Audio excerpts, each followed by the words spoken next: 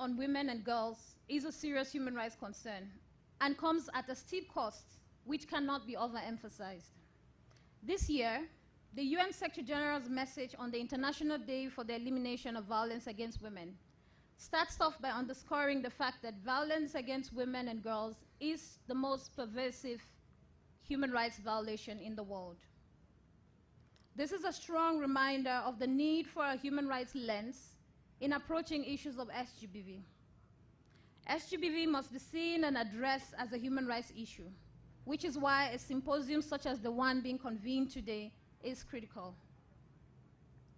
Ladies and gentlemen, Uganda's international and regional human rights commitments, including under the Convention on the Elimination of All Forms of Discrimination Against Women, including specific protections against sexual and gender-based violence, and a fundamental obligation for states to establish safeguards against sexual and gender-based violence that result from gender-based discrimination, is accompanied by other regional instruments such as the African Charter on Human Rights, Human and People's Rights, and its Protocol on the Rights of Women in Africa, all of which focus on issues around the dignity of women and their protection from sexual violence. It is important to recognize the efforts made by the government of Uganda to adopt laws and policies which also integrate these human rights also and sexual and gender-based violence. This to us signals the commitment of the government to ensuring the promotion and protection of the rights of women and girls. As the Constitution of Uganda provides for equality and freedom from discrimination, such as the Domestic Violence Act 2010, the prohibition of female genital mutilations against women and girls, fundamentally contravene these human rights principles of dignity, equality, and non-discrimination, contributes to the full realization of women's rights, including by ending sexual and gender-based violence.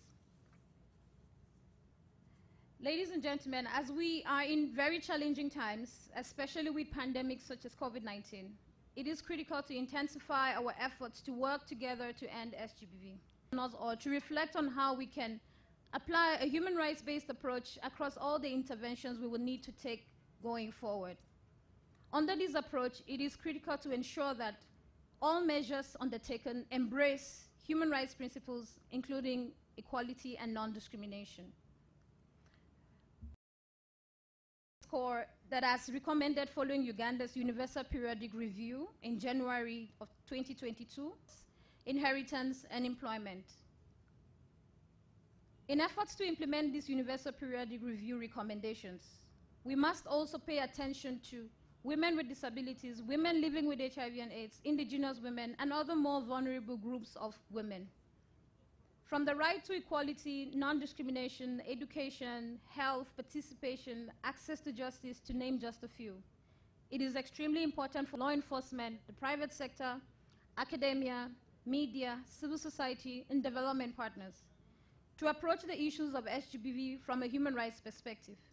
And the critical role played by women human rights defenders is equally an important area we must continue to build on. It is my hope that by the time we have another opportunity to reconvene, things we would have made in addressing SGBV as a human rights issue. As I conclude, I want to once again thank the Uganda Human Rights Commission for its great efforts in organizing the symposium, and to recognize again the generous contribution from our donors that has made this work between the Uganda Human Rights Commission, the UN Human Rights Office, UNFPA, UN Women, under the UN Human Rights and Gender Advisory Group possible. I would also like to again reiterate the commitment of the UN Human Rights Office in Uganda to continue working together with all stakeholders towards enhancing the promotion and protection of the rights of women, including by ending SGBV in Uganda. Thank you all for your kind attention, and I look forward to the fruitful deliberations.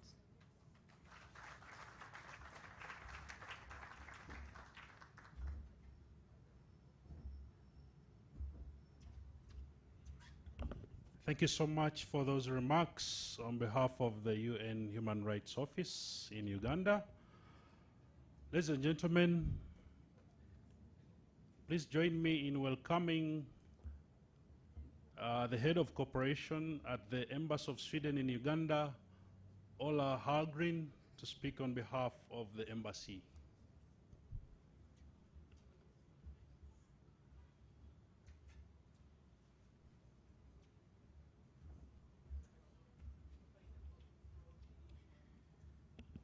Thank you so much. Right Honorable Anita Mong, Speaker of Parliament. Right Honorable Betty Ongong, Minister of Gender, Labour and Social Development. Right Honorable Lady Justice Okalanji, International Crimes Division of High Court of Uganda. UN Resident Coordinator Susan Ngongi, along with country representative and deputy representatives of UN embassies. Representatives also from Uganda Human Rights Commission, and we also heard that there were regional directors present in the room. Government officials, civil society, private sector representatives, academia, members of media, ladies and gentlemen. Since I arrived here in the country 4 years ago, I learned a very good word, namely all protocol observed. I will take that back to Sweden when I return. My name is Ulla Holgen, and a good morning to you all. Well, as we've heard, today we have come together at this high-level symposium on sexual and gender-based violence that is key to commemorate the International Human Rights Day that we also have heard is tomorrow. But for being a Saturday, this event is held today.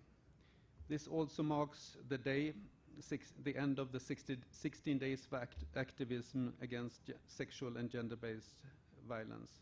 And I think if we ever needed a reminder why this theme is important, and the theme also here, SGBV is a human rights concern, we got that in the very impassioned, insightful and clear-sighted keynote address that we all heard earlier. This year, this period of activism have included a number of high-level meetings and engagement with Parliament of Uganda, with important discussions on GBV. A strong focus has been on the high incidences of teenage pregnancies and child marriages in Uganda, especially during and as a result of the COVID-19 pandemic. One sign of the commitment of Parliament is, I think, the oranging of the Parliament that you might have seen in the press. And earlier this week, we were also heartened to note that the Deputy Speaker of Parliament pledged to ensure funding from government towards shelters for protection of GBV survivors. Currently, yes, worthy of an applause. Currently, I understand Uganda has 20 shelters supported in partnership with the government of Uganda and the Ministry of Gender, Labour and Social Development. Shelters are but one part, but a very critical part of a holistic approach to when addressing violence against women and girls. Really important step. Sweden, as part of Team Europe, has for decades been a large donor to Uganda in the areas of democracy and human rights, health, gender, and economic empowerment, very much including women's economic empowerment. Between 2016 and 2019, according to the Uganda Annual Crimes Report, we could see a relatively steady decline of sexual and gender-based violence cases in Uganda. However, as we all know, 2020 and 2021 presented unprecedented incidences of gender-based violence, with domestic violence increasing by as much as 29% and defilement by 3.8%. While these incidences presented a challenge to the government and all stakeholders, I think there were also a call for action. It presented an opportunity for us all to reevaluate our approaches and ways of working together to eliminate gender-based violence. One obvious conclusion, not a new conclusion, but reaffirming rather a conclusion, was that eliminating gender-based violence requires not only a dedicated approach, but a holistic approach, a multidimensional approach, and a multi-sectoral approach. Something that, again, was very, very well put in the keynote address, I think. With this in mind, allow me to thank all stakeholders across various sectors, including the justice, education, and health sectors that have worked and continues to work tirelessly to address gender-based violence cases and their impact. In particular, I would like to commend the judiciary and the Uganda police force and the ODPP that have investigated, prosecuted, and presided over GBV cases, providing justice to survivors and sending a strong message to perpetrators. With support from the UNFPA, a total of 14 sexual and gender-based violence sessions were held, through which 700 cases were handled.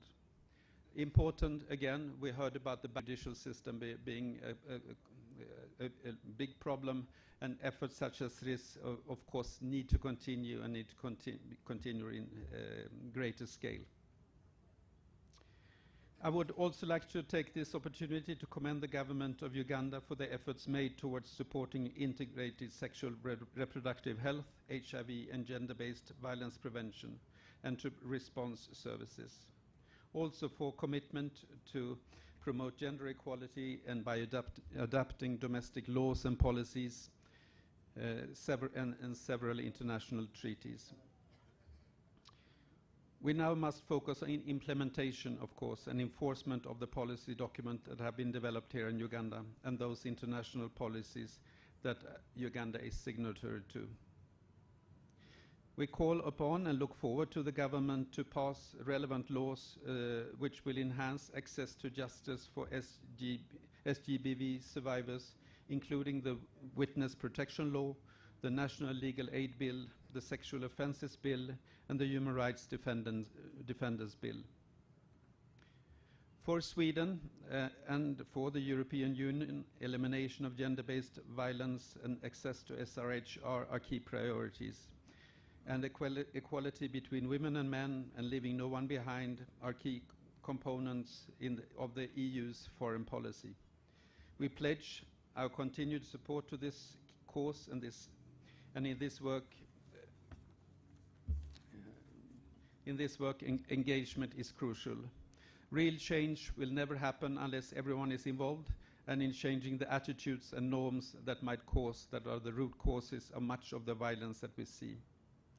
Ladies and gentlemen, as I conclude, I would like to thank the Uganda Human Rights Commission for the work it does to ensure the protection and promotion of human rights for all in Uganda.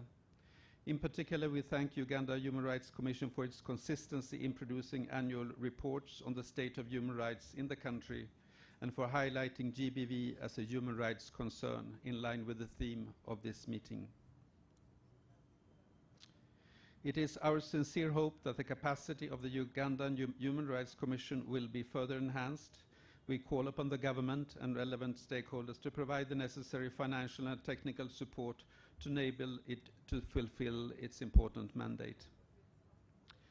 Last but not least, coordination. Sweden and the European Union will certainly continue its extensive engagement in this area in the years to come, and we look forward to work together with each, and I think there was a very good expression used in the keynote address, fellow combatants in the war to bring an end to all forms of violence against women and girls by the year 2030, as stipulated in the SDGs. We look forward to the deliberation. Thank you so much for your attention. Thank you.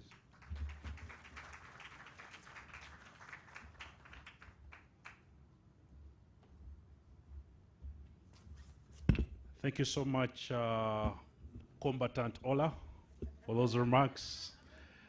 Indeed, we are all combatants from here. We go face the war head on.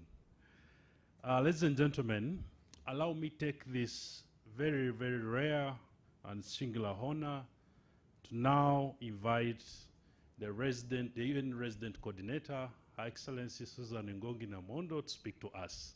Your Excellency, you're most welcome.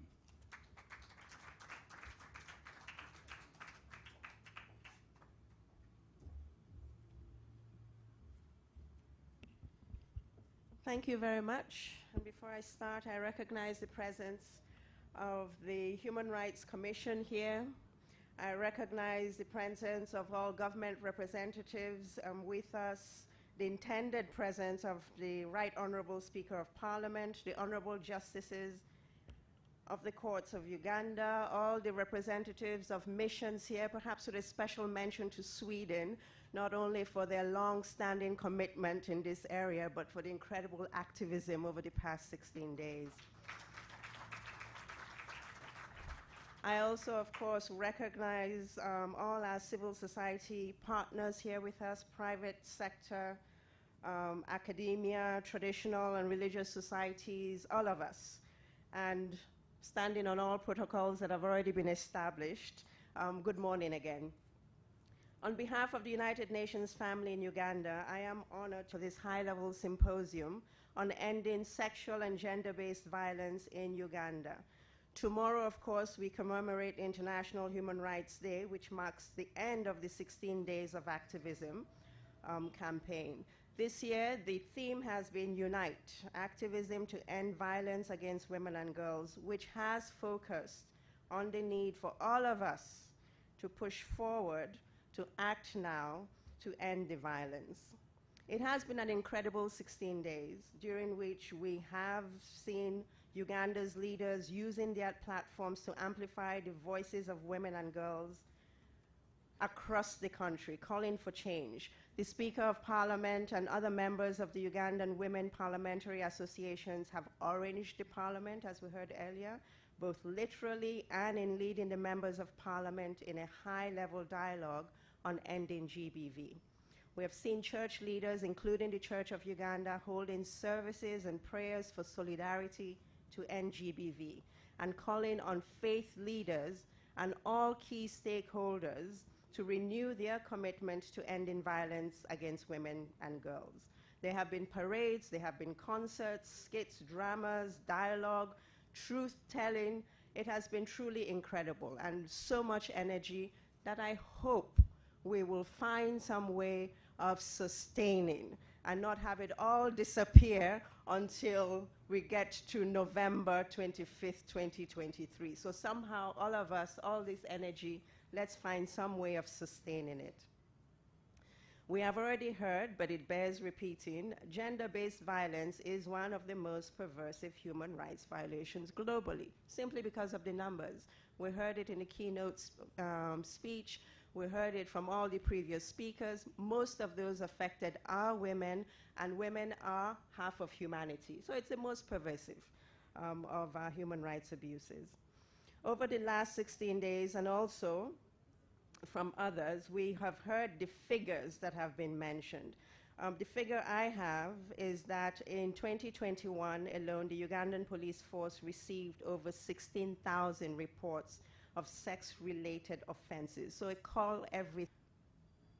And I think we've talked about also the impact of this violence. But something I want to stress is we know that violence is a reaction.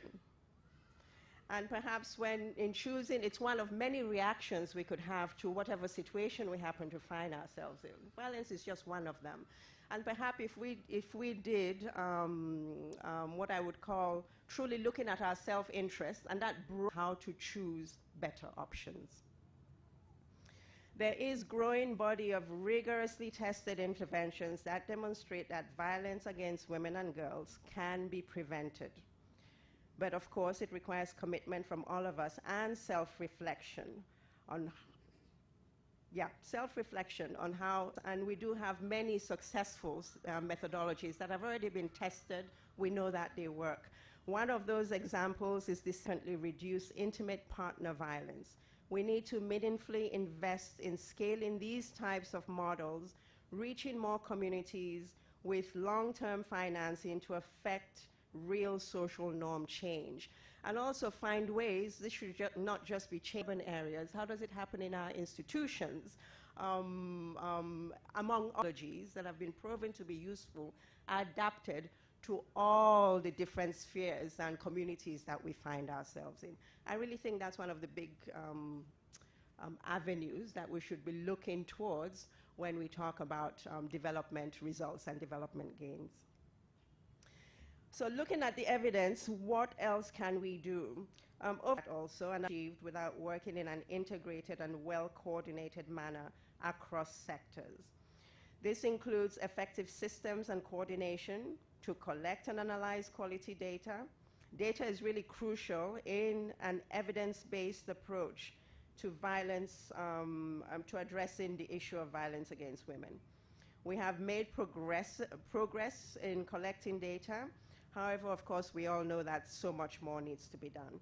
And at the UN, we have prioritized this in our joint flagship area, data, working with UBOS and other national institutions. Over the years, we have also increasingly begun responding in a victim-centered way, and we should, of course, continue that. We need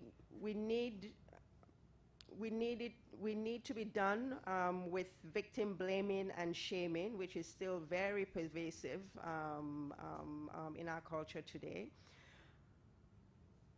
We need, every time we listen to a survivor's story, I think we all need to just automatically find ways of orienting ourselves towards listening deeply, believing that which we hear, and finding ways of supporting the individual. And this especially applies, of course, to those in the front line. How women and girls are received can really impact the quality of the service they receive and access to justice, which is key to ending impunity. The reception they receive can also be an incentive or disincentive, if mishandled, for future victims to come forward. I hope that many of you would also engage in the What Am I Wearing exhibition during these 16 days of activism. We have it here today, and we've seen it periodically through these 16 days. And really, it's just the belief that clothing, very false belief that clothing is a contribution to sexual assault. We need to foster activism in our communities, organizations, and institutions by encouraging a speak-up culture, to speak up when we see harassment, call out misogyny and abusive practices, speak up when we know that, there's abuse happening in a neighbor's home. Perhaps even more importantly, speak up when there's abuse happening in our home, because it's always easier to point to the neighbors and not really to talk about what we might be going through. Because as was mentioned before, all the problems that we see out there in society, of course, are reflected here. So a number of us are going through some of these challenges. We should just assume. Speak up and hold our institutions to account when we see systemic violations of the rights of women and girls, as we heard in the keynote address. Speak up when legislation comes before us that perpetuates stereotypes and inequalities, or when budgets don't match our rhetoric or values. There's a lot of power in speaking up, so hopefully we'll all find better ways of speaking up. The United Nations in Uganda has prioritized a holistic approach to eliminating violence against women and girls, as articulated in the UN Sustainable Cooperation Framework. And this is our framework jointly with the government of Uganda, 2021-2025.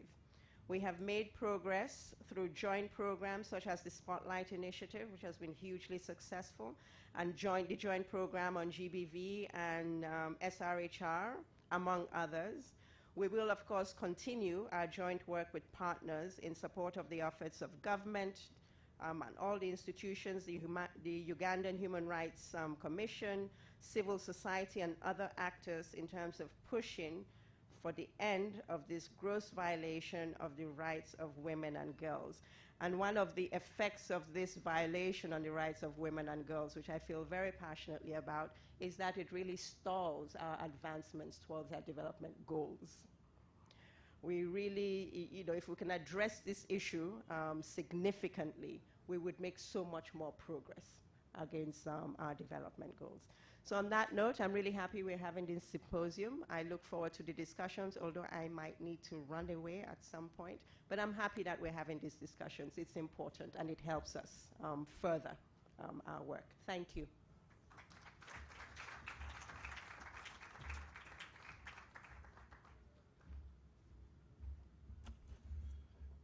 Thank you so much, Your Excellency, for those remarks. And indeed, we appreciate the partnership between the government of Uganda, CSOs, and the UN family. Ladies and gentlemen, we're now ready to go into the panel discussion. And to moderate this session of our first panel discussion is the Honorable Dr. Miria Rukoza Koburunga Matembe.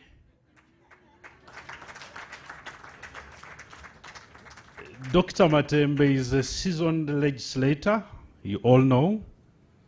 If you didn't know, she has a bachelor's in law from Makerere University and a master's in laws from the University of Warwick. And she's been around in terms of human rights activism. Very prominent there. The doctorate. Oh, yes. And of course, the doctor comes with a doctorate in laws in that area. Please welcome our moderator, Dr. Matembe. You're most welcome. Here, Honorable.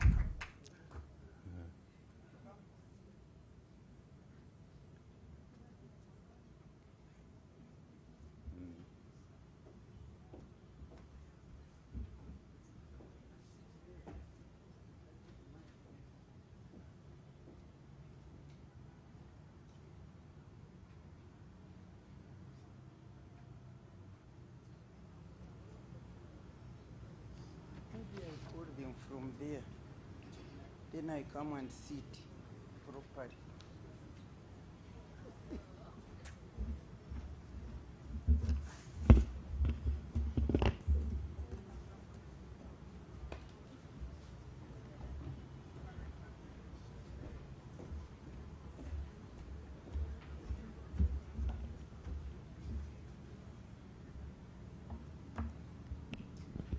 Good morning, ladies and gentlemen.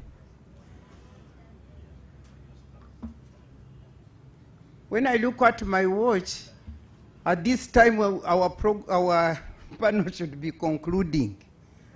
So in view of that, I want to recognize all the extensive protocol that has been clearly addressed by the previous speakers. And I want to welcome all of you at this important symposium. I want to thank the Human Rights Commission for inviting me to participate,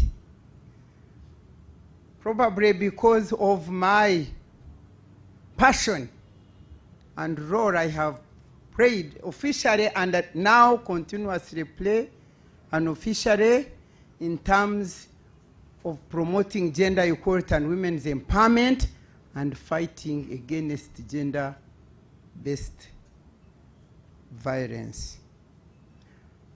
For those of you who are my age, or probably older than I am, may remember around 1980s, when I actually called for castration of all those rapists and fighters, and for criminalization of marital rape. At that time, I tell you, men hated me. Men rose up, they really hated me, were angry with me, and in fact, including my colleagues in Parliament, I remember the Honorable Butajira called for my confinement in the mental hospital in Butabika because I could not have been normal, to say that. And what hurt me most was that in that parliament, my colleagues, the honorable women, nobody stood up to defend me. And you know, I was calling them saying, they were so scared to stand up and defend me. They only wrote small sheets. Be strong, we are with you. Just that. And when I walked out, they came running, Honorable, we are with you. I said, go and hang. How can you be with me and support me in quiet words when there is no action or loud talk? Eh? And the whole week, they would say, Matembe. They would put it there in these papers. You know, I have suffered media violence. The next day, they would say, you know, Matembe, who never keeps quiet. This time, she kept quiet, although all eyes were at her. The next paper would say, she said it, even if she keeps quiet. And the thing was so, people were so annoyed that for the first time, my husband also was not happy. So when I reached home the next day, she said, you are also becoming too much. I said, too much on what? He said, this castration. I said, you. I thought you are supposed to be my shield to lean on, my shoulder to lean on. Now you are also joining those who are traumatizing me. So poor man, he kept quiet. He talked because at office, he was also harassed. Your woman is becoming too much. And then, whenever you'd go to like Kampala Club here, the moment I walk in, men are so angry. They say, look at her. That's when I learned that actually men, all men, could be potential rapists or defilers. Otherwise, why were they angry when I'm talking in defense of their daughters, their sisters, their mothers, and that kind of thing? So, but I knew how to fight it through. So whenever I would enter into somebody's office, we talk after, I say, but you also, you scared us. I said, how did I scare you? Say, you wanted to castrate. I said, are you a rapist? No. And when it came to the next campaign, women rose up. Imagine women I was trying to defend. They were the ones who rose up. You would say, this one wants to castrate your husbands. And people are so angry. We can't vote her. But you know, God gives me strategies. And so I would see a huge man. I would ask, who has a daughter of 4 years, 5 years?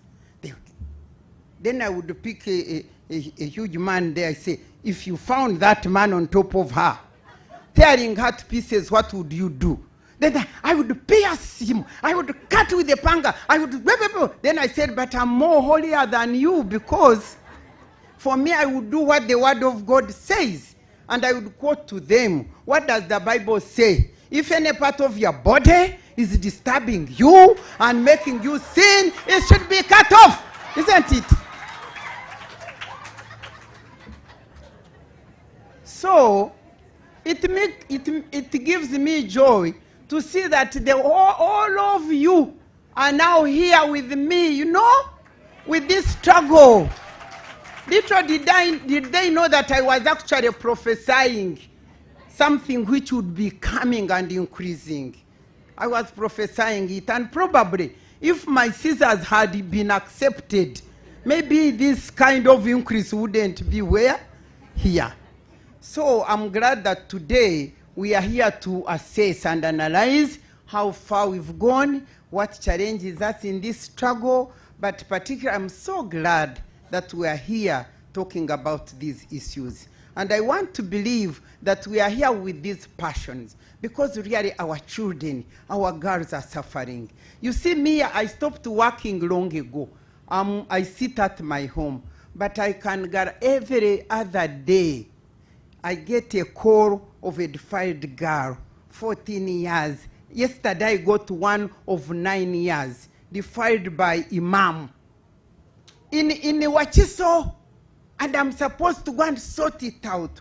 And when I try to sort it out, the corruption, the policemen, they bribe, the right and left, and it is so frustrating. I'm actually emotionally traumatized by these sexual things.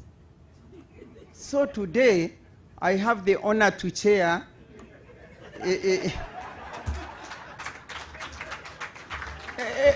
a session which is going to help us see how far we've gone. And I'm going to call my panelists.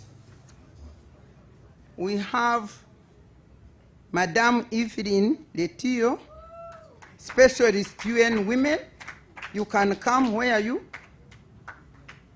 She's coming to talk to us about social norms as a pathway to ending sexual gender-based violence. You are welcome. Then we have Honorable Safia Narure, who is coming to address us. She's a chairperson of Equal Opportunities Commission.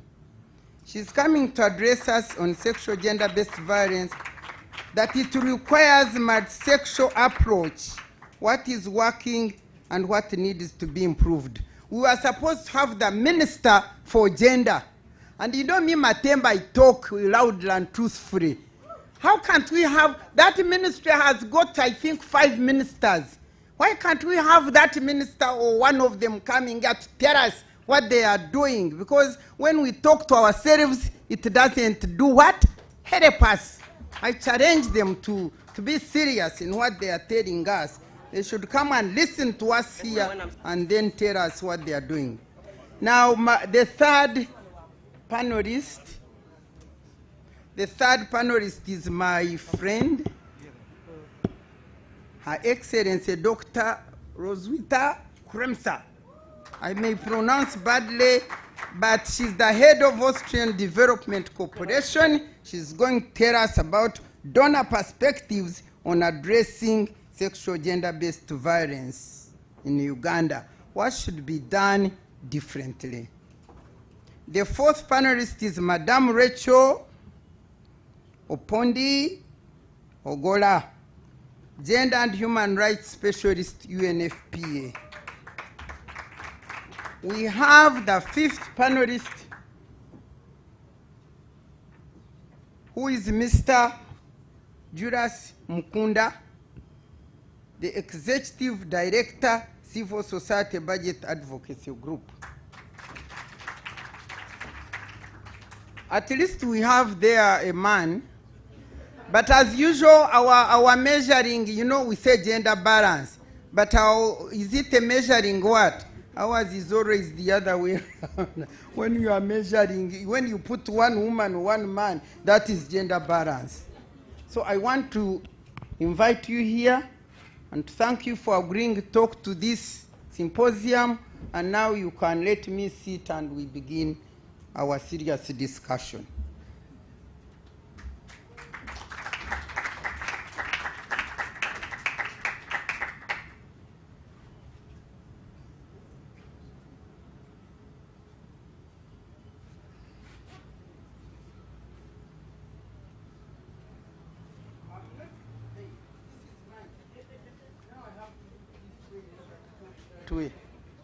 Okay. Now, you are most welcome here, and you are so many, but your time is so limited. I think when I divided it, it is like 15 minutes per person, and we are already beyond hours, but it is not our fault. We must exercise our right to use the necessary minutes. And so I would like to begin with Madame Honorable Safia Narure, because she's running away for an engagement, so I'm not following this order. Honorable Narure, please, want you to tell us and want you to fit in the feet of the minister, because you are representing this minister, and we want you to tell us the multi-sexual approach that addressing sexual gender-based violence requires a multi-sexual approach. What is working and what needs to be improved? We're going to tell us what has worked in Uganda and how it will be improved. Our guests are all protocol observed. How do I put it off? I'm delighted to be part of the panelists today when we are celebrating the UN Day, the 16 days, the climax of the 16 days of activism, and the Anti-Corruption Day. Personally, before I joined Parliament, I felt like I missed Honorable Matembe, Because when we were at university, you know, the way Honorable Matebe was talking about issues, you know, she was like, you know, breaking through the wall. Then I said, oh, is this what activism means? So when I joined Parliament, I tried to fall into her footsteps, but I think I didn't measure up to the... Continue, don't worry. So today, the topic I'm going to talk about under sexual, gender, and gender-based violence. You know, you have known me for always adding the word equity whenever we talk about gender. Basically because when you talk about gender, men and women, these are not homogeneous groups. They are so heterogeneous that we need to look at the nitty-gritties and the details, concerns of the different groupings of women and the different groupings of men. With the multi-sectoral approach, I would like to recall when I was doing my master's degree in human rights, one of my OGs is there. One of our professors was telling us that he was teaching us philosophy, that if there is peace in the village, there will be peace in the other levels, parish, sub-county, district, national, and international.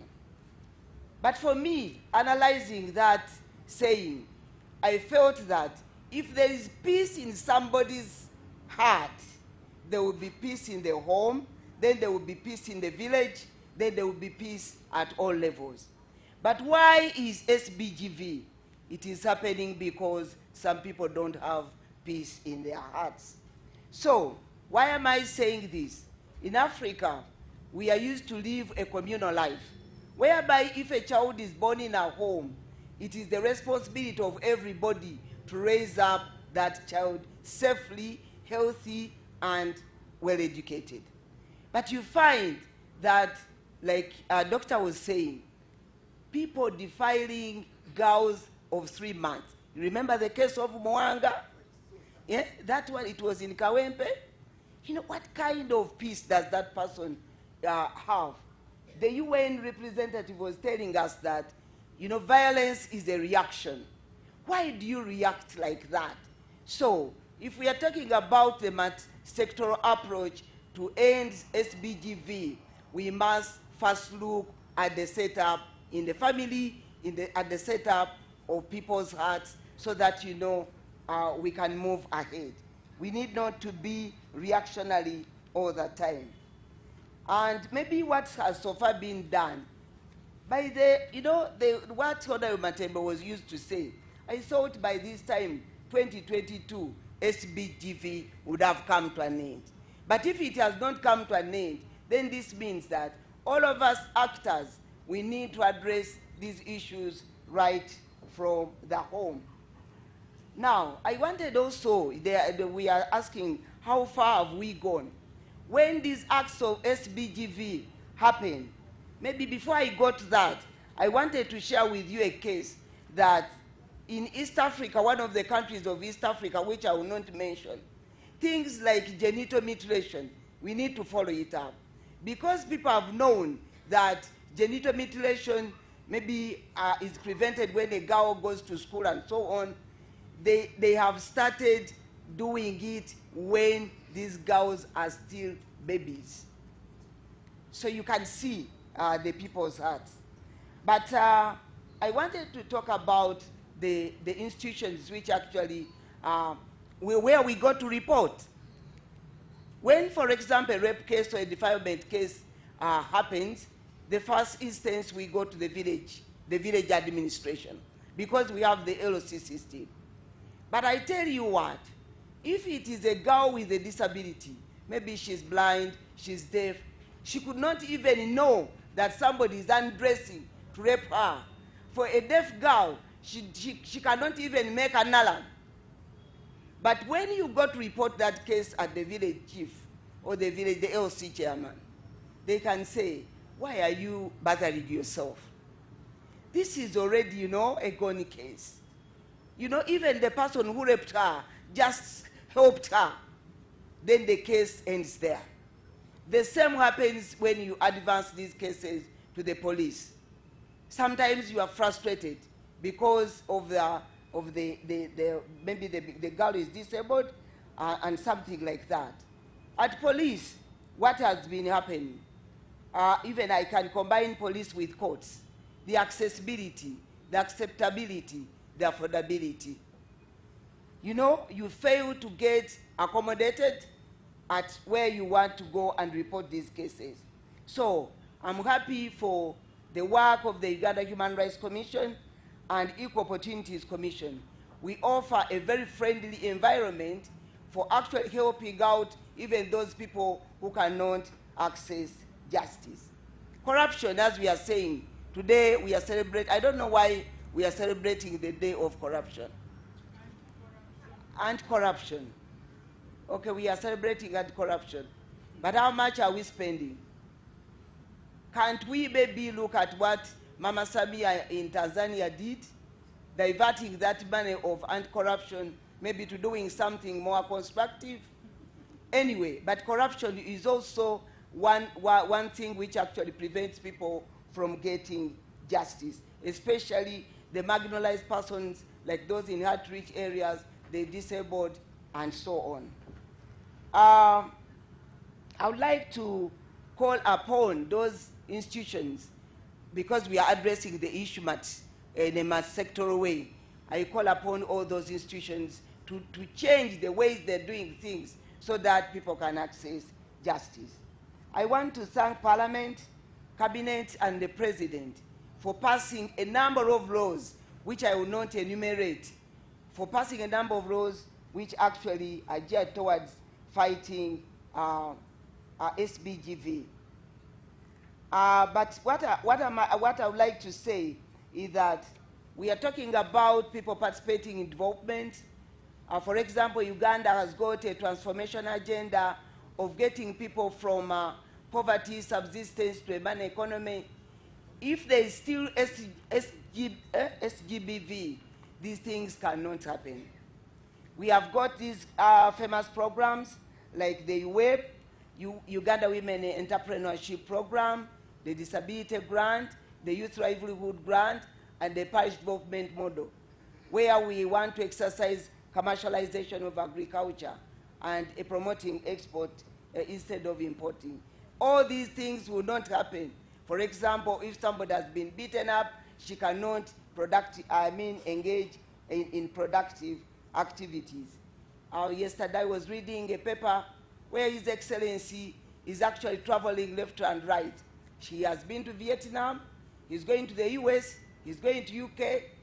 He's also exploring a market, just to explore market outlets for our products. But I'm telling you, SBGV still are staying with us, or people will not be productive, and these markets will not be exploited.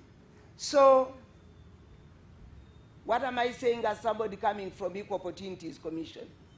SGB is one of the things which is seen as like small, lying in the details, but I'm saying one of my recommendations, because I'm not going to be here until the end, is that issues to do with SBGV must find their way into the plans of government, right from local government, MDAs, that is ministries, departments and agencies, and they must find their way in the plans and the budgets. Because unless we plan and budget for addressing these issues, they will never be handled. For us at the Equal Opportunities Commission, you know, right from as provided for in the Public Finance Management Act, we are the sole agency of government which does assessment of government plans and budgets to check on their gender and equity sensitivity. So I'd like to call upon all people who are deliberating here that kindly come up with those recommendations which can actually enrich our assessment tools so that we can address this issue of SBGV. I would like to end by thanking the Uganda Human Rights Commission for organizing this function and to give me an opportunity to talk to you. I thank the government of Uganda. I thank all of you, the participants, And I thank the people who actually fund our programs. Long live Uganda, long live Uganda Human Rights Commission, long live Equal Opportunities Commission.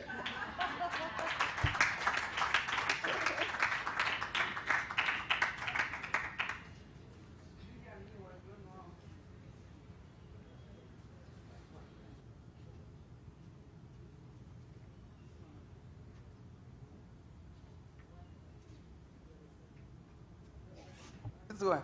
Okay, that one will talk. Yes, Madam Safia, we have listened to you, but I would like to hear something more, because your presentation is what has worked, what has worked. Because I note that you acknowledge the passing of these laws. But for me, as a person who continues to face the fighting in practical terms, because people come to me, to what extent are these laws enforced? Because as far as I'm concerned, or I see, the laws are there, but they are not enforced. And the mechanisms for enforcing them and the funding for enforcing those laws to fight the virus is not done. So according to, what do you say? You can say, we've done this and it has worked, we've done this and it has worked, this has worked, but we still need to do that. I heard you say what we still need to do. But what we have done and has worked, I haven't got it clear. Okay, I would like to start by saying that we have the progressive laws. We have also agencies like, I've seen somebody, Mr. Nsubuga, who works with the torture agency. We have institutions in place, which actually both are government and private. We have them in place to fight this SBGV. We have got, like under Ministry of Gender, we have got shelters to shelter those people, but they are still very few. That's why, Honorable Doctor, I concluded by saying that we have done something which I cannot enumerate exhaustively. But what I'm calling for is getting all these concerns in the plans for local governments, because I started by telling you that the initial reporting of the cases is at the village level. Let us get the issues planned before in the plans of the local governments, in the plans of the MDAs, and they are also budgeted for, because anything which is not budgeted for will never be implemented. And that's why you have seen that we have had very good progressive laws, but they have remained on the law books without implementation. I remember sharing with you, when I was in Parliament, for me, one of my initiatives was that let us get a provision in a law requiring gender and equity planning and budgeting. That, for me, that's, I see, one of the solutions.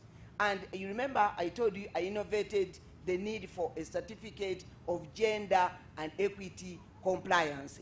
Let us use that provision in the Public Finance Management Act and in the Treasury Instructions of 2017 to make sure that we do not only talk about these issues and they remain here and they remain on paper, but let these issues get into the plans and the budgets, and then we follow up on the implementation. That's what I can say. Thank you very much. Clap for her. She has defended the cause. Now I would like to invite Evelyn to talk to us on social norms as a pathway to ending sexual gender-based violence. And I want to guide it this way. Why is addressing social norms critical for GBV prevention and response efforts in Uganda? And number two, what are some of the ways in which UN has promoted change in social norms that perpetuate this vice? Thank you very much, Honorable Matembe and fellow panelists.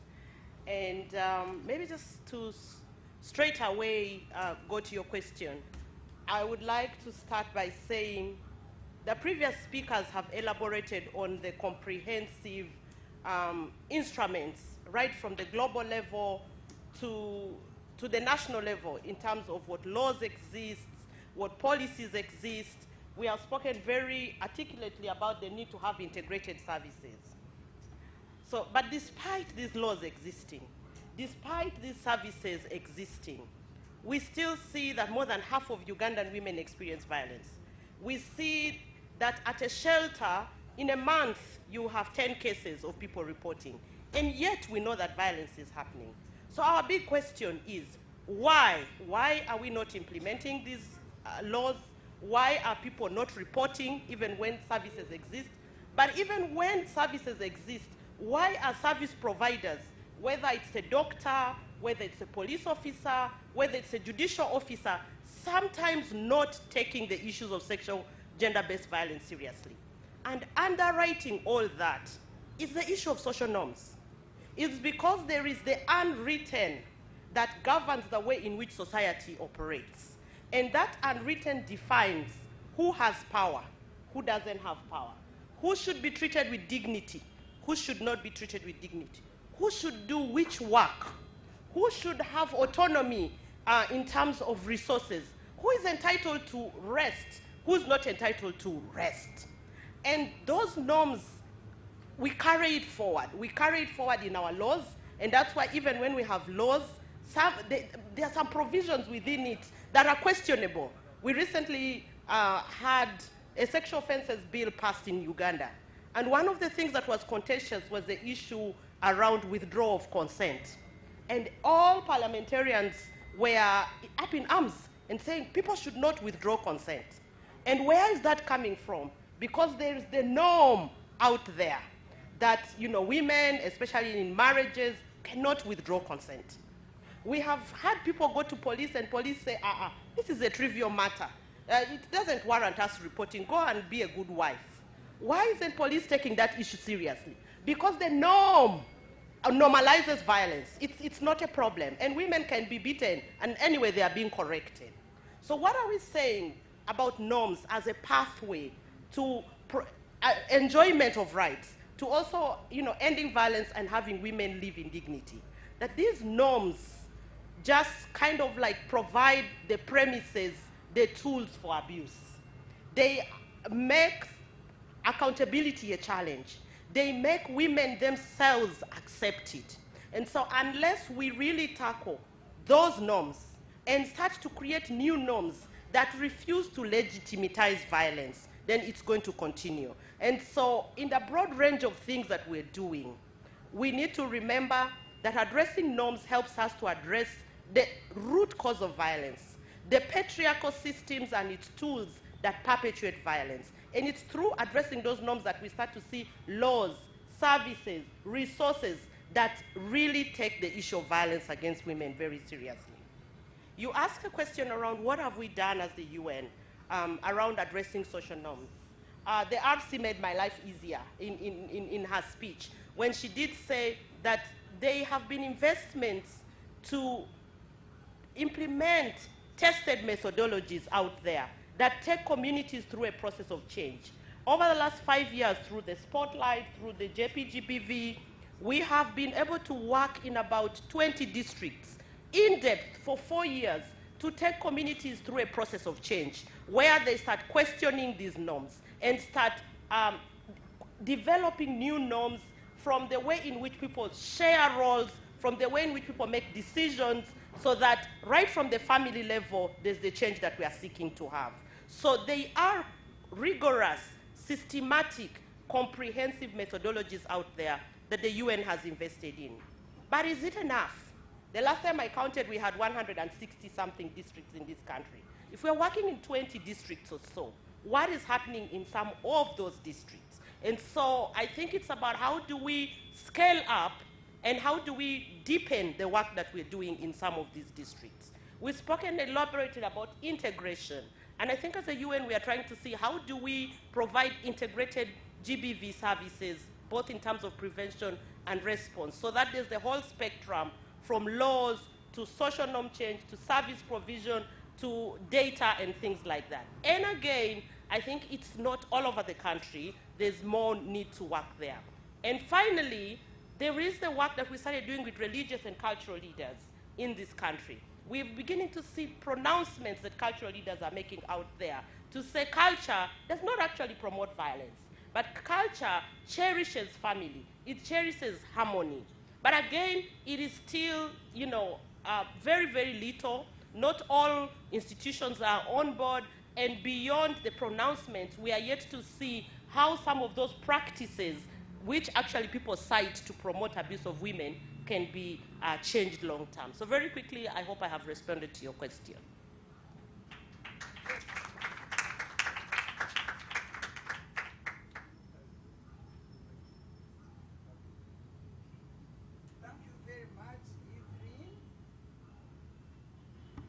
Thank you very much, Evelyn.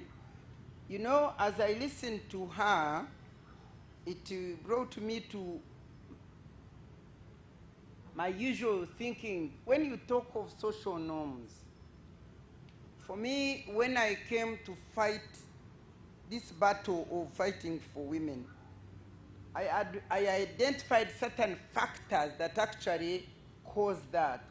And one of those big factors actually that affects us and undermine our equality issue is customs and cultural practices, which are embedded in people's minds.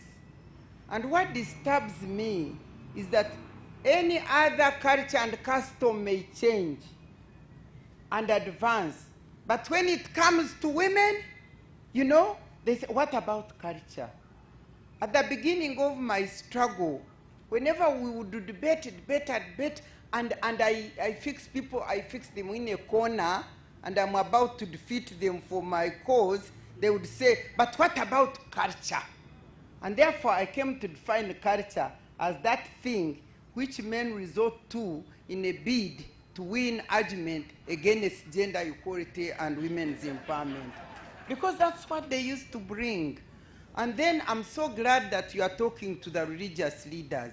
Because the second offender of women that causes us to suffer all this we are suffering is religious misinterpretation and misapplication.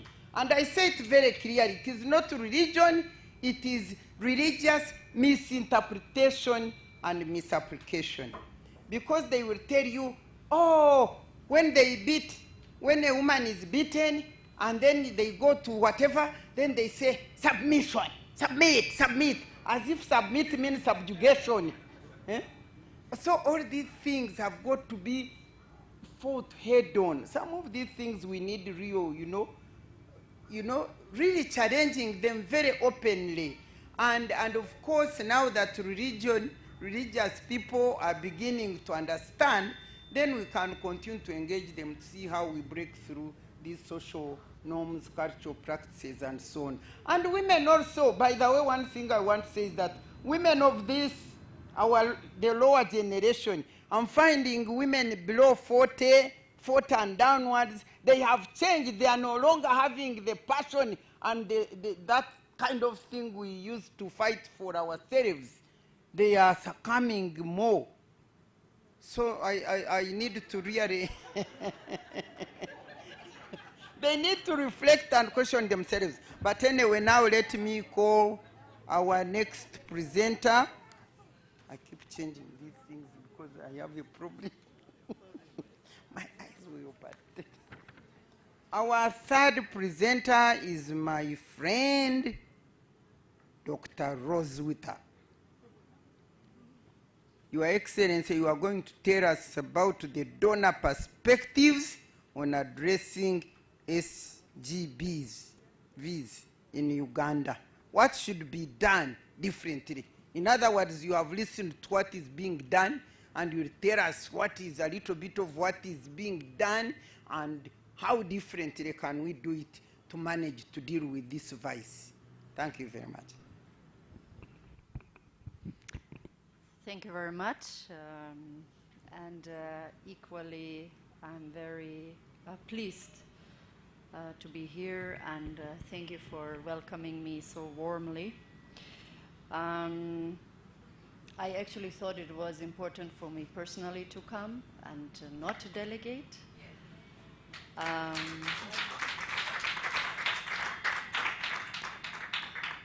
You also see that I don't wear an orange scarf, because fighting against sexual and gender-based violence, I don't do it only 16 days, I do it 365 days. So you already see in my introduction that probably what you thought is not what you're going to hear. Austria, and so my task was to talk about the donor perspective, and as Austria, I can just say we're passionate about contributing to gender equality, empowering women and girls, promoting just, peaceful, and inclusive societies. And we do that because of a singular reason. It's in our constitution. In our constitution, in Article 7, it says, we, as the Republic of Austria, are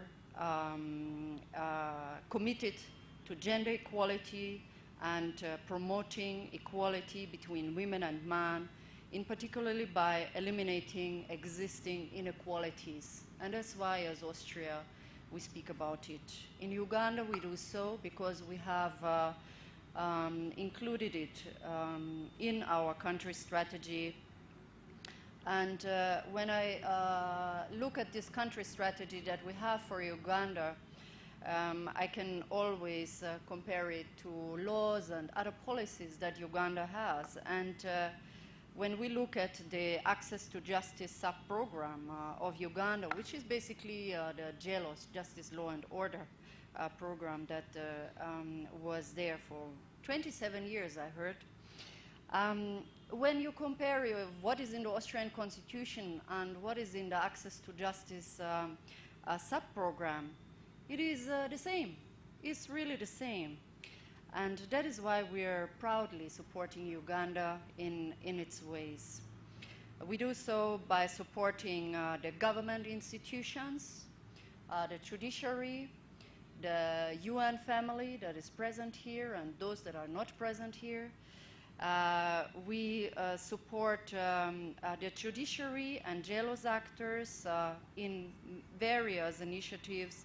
And just one example is that we're supporting them with organizing specialized SGBV court sessions and the institutionalization of a specialized court system. And we do that actually with the 2 UN agencies that are sitting on this panel as well. We are really proud that this is the case.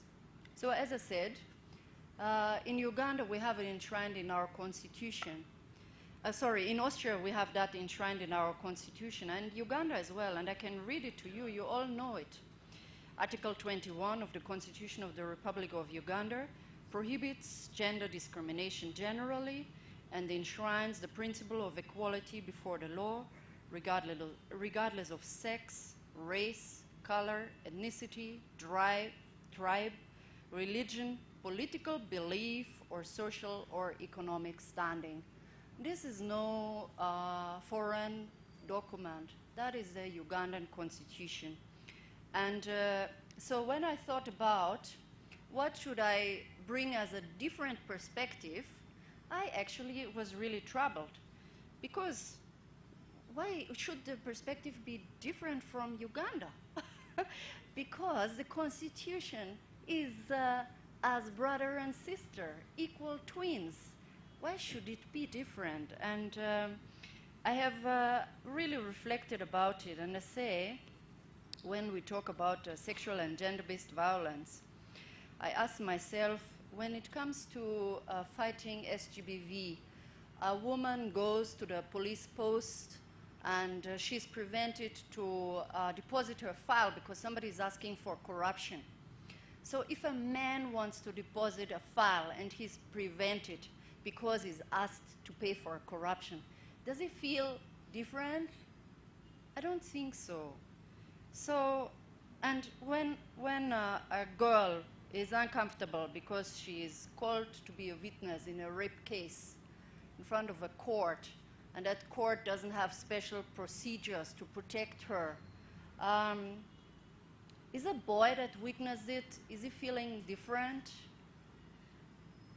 And if a woman, for example, is prevented access to family planning because she says, I already have 5, and it's difficult for me to bring food to the table every day, is the man feeling different if he doesn't get his treatment? So I'm really thinking about it, and I was thinking about it, why and what is the difference that I should bring? And I was really struggling. So for me, and that's why I'm such a strong defender of women's rights, is because while you defend women's rights, you defend the rights of everybody, as you have also said. So really, you see that I truly had a struggle in bringing that different perspective. So personally, I am looking for passionate partners. This must be a passion. You look for partners that share this passion for women's rights, for human rights, and we have found them in many Ugandan institutions, civil society organizations, individuals in their own capacities, and we look for them, and that is how we try to bring change. Certainly there are still challenges, and I've talked about them. For example, how can we curb corruption that prevents women from depositing a sexual assault claim? How can we do that? Or how can we ensure women get access to justice? Which laws need to be amended? We have the Witness Protection Bill pending. We have the Legal Aid Bill pending. We have the Transitional Justice Bill pending, long overdue, acclimation of some of the darker times of Uganda. And first and foremost, we certainly have to end the cycle of violence against women and girls, and that is by bringing an end to impunity. We must stop impunity. And this is not only to support victims of crime, but is to bring the perpetrators to book, because that is how you end the eternal cycle of impunity. Now then, while you see me on this panel, obviously very different from others, we also have to think cultural norms. What are the cultural norms that we have that prevent us from moving forward? For example, child marriage. And I want to really challenge the perception that cultures must clash. I've been to all corners of this globe in my official capacity and as a tourist. And when I see a woman that is sad, is she sad in any way different in Tokyo than in Kampala? I don't think so. So we have to challenge that perception that cultures are not compatible. I think they are compatible because the feelings of human beings are the same. And that's why the perspective also of a donor must not necessarily be different than from the perspective of a Ugandan. So as you see, I'm avoiding the question that you put in front of me of what can be done differently. And so at the end, really, what we want as a donor and as Austria, because obviously I can speak only for myself, is we as Austria want to support letter by letter, comma by comma, what is in the Constitution. And that is what I read to you. That is what we want to support. And I can see that when I read the Constitution, it is even more daring than the Austrian Constitution. Speaking of, thank you. It is daring, and that is really what we want to support. And when I simply say is we want to support the women and girls. We want them to be empowered. We want them to reach, together with Uganda, the middle income status. And there is one statistics that I always quote, is you have 2 teenage pregnancies, whether it was consensually or non-consensually, but you have 2 teenage pregnant girls. And one of them will never make it beyond digging in her own small garden. She will not be able to contribute to Uganda's vision. She will not be able to put all of you together to the middle income status. So that is what we want. I think we want the same thing. I think sometimes we put it in different words. And what I can say is what is in the Constitution, that equality in all those sensitive aspects that I have read to you, is that I can say there's no difference in the donor perspective. Thank you very much. Thank you very much, Rosa. When she continues to talk of this constitution, I'm one person that feels so broken down. Because besides being one of the 21-member commission that collected all the views from Uganda to make a draft constitution, I was one of the CA delegates that really worked on that constitution. And I was finally one of the 20 members that legal and drafting committee that made sure that all I wanted for women was put in that constitution. And I want to tell you that women in Uganda, in the whole country as we traverse the country, were the 3rd enthusiastic group that made this constitution with all the enthusiasm, because they saw the constitution as is it the knife or the scissor that was going to cut the chains that tie them and keep them in bondage of suffering. But alas, once the constitution was made and finished, I tell you, that day I received that copy from the president, I almost did like that man Simeon in the Bible who said, God, I can go now, die in peace. But then like a woman, I remember that woman Hannah in the same scripture, who instead of dying in peace, she said, I will go and mobilize people about Jesus. So me, I said I will stay and make sure that laws are made to translate this constitution into practice. But alas, the disappointment that I got, beginning with the land law, co-ownership clause, then going on marriage. Can you imagine? More than 60 years, women of Uganda, or people of Uganda for that matter, cannot secure the law of marriage and divorce through this parliament. Why? Because that is the very law, actually, that will determine the rights for the girl, for the woman who is married, the rights and responsibilities. It is fundamental to the whole issue of equality and women's empowerment. I don't know whether we shall ever see it through that parliament. And assuming we see it through, shall we see it implemented? So, Madam, Your Excellency, what should be done differently here is the enforcement and the implementation of the Constitution and the laws made thereunder. And what is lacking is the political will to ensure that that is done. And what he's telling us, actually, as long as women are not treated as full human rights as their counterpart, the men in this country, the violence, the whatever, will continue. But she tells us that if you people cannot come up and be passionate, if it comes breaking into wherever, then we could make a difference. Thank you very much. Rachel, please, can you come and tell us? Let me see what she's going to tell us.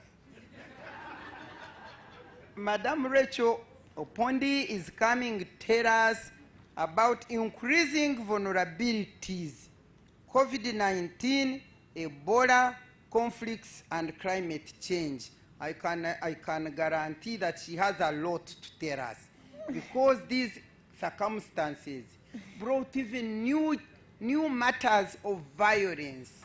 New matters of violence. When you have spoken, I will see what I can comment. But please tell us. Thank you so much, Honorable. I'm happy you like my topic. And so I have an ally, so I'll not struggle to labor to say much. So once again, my name is Rachel Apondi, as she has said. And I'm sure many people keep wondering, why do we talk about climate change when we are talking about sexual and gender-based violence? Maybe people are thinking I came from COP27 or something, but I didn't go there. I was just here in Kampala. Yeah, so while climate change really affects each and every one of us, it affects everybody. And I'm sure people in this room know that climate change affects people, but the impact is not gender neutral. The impact is different. So people who are most vulnerable are more affected by the impact of climate change, conflict, and pandemics. So these are three huge things. You know, you can just discuss about impact of climate, impact of COVID, impact of conflict, but I try to put them together because while, as Evelyn mentioned, that the root cause of sexual and gender-based violence is based on inequality and unequal power dynamics, the issue of climate, conflict, and pandemics, they contribute to increased vulnerabilities. They exacerbate the sexual and gender-based violence. And how? Because, you know, most of the time, women and girls are responsible for taking care of families. How many of us here have come from a village? If you've ever come from a village, just raise up your hand. So it's like almost all of us came from a village, so meaning Kampala is not a village. Yeah. So, you know, most of the time women are involved in, you know, fetching firewood, fetching water to bring at home, or going to get vegetables from the garden. And when climate change issues affect this, then there is no water, there is drought, they have to walk long distances to get this water, and this really put them at risk. Imagine a 10-year-old girl who has to go and fetch water maybe 15 kilometers away from her home and then bring back, you know, water for her family to use. This girl is exposed to violence. You heard our moderator saying here how, you know, the way is not really safe for women, yeah? So they get exposed, they get violated. If this girl is violated, her chances of getting pregnant have also increased. When she gets pregnant, her chances of dropping out of school have increased. She's most likely to drop out of school because she's pregnant. Now she's an adolescent mother. And so as a result, even her chances of, you know, having meaningful or gainful employment in future have reduced. So that's climate change. Same to conflict.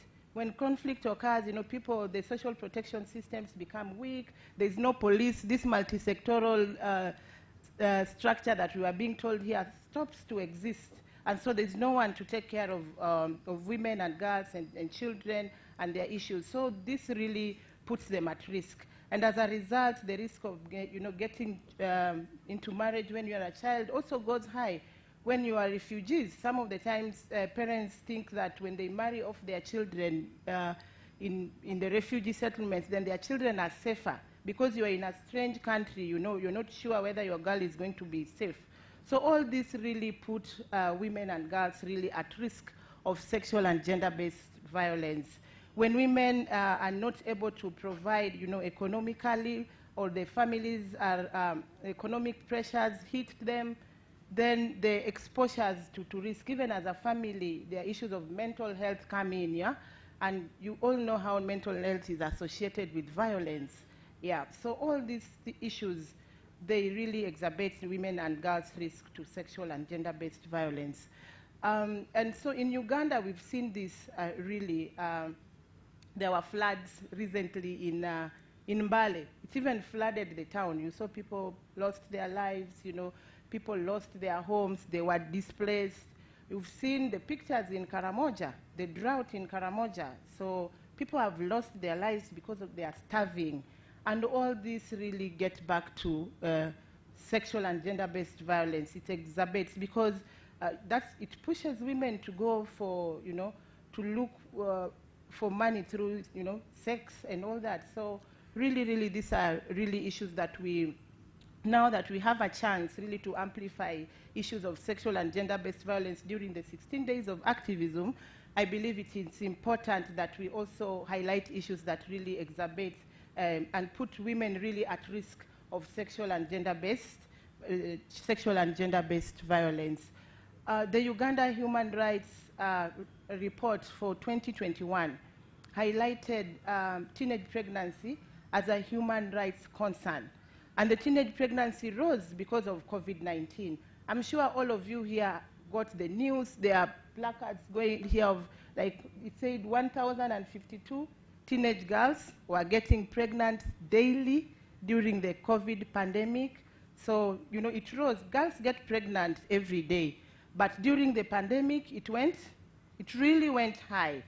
So, yeah, so we need to really, as we talk about these issues, we really need to think about what are these issues that really put women and girls at a higher risk of sexual and gender-based violence, and what can we do really to protect women now that we know? What can we do to build resilience to protect women and girls from gender-based violence?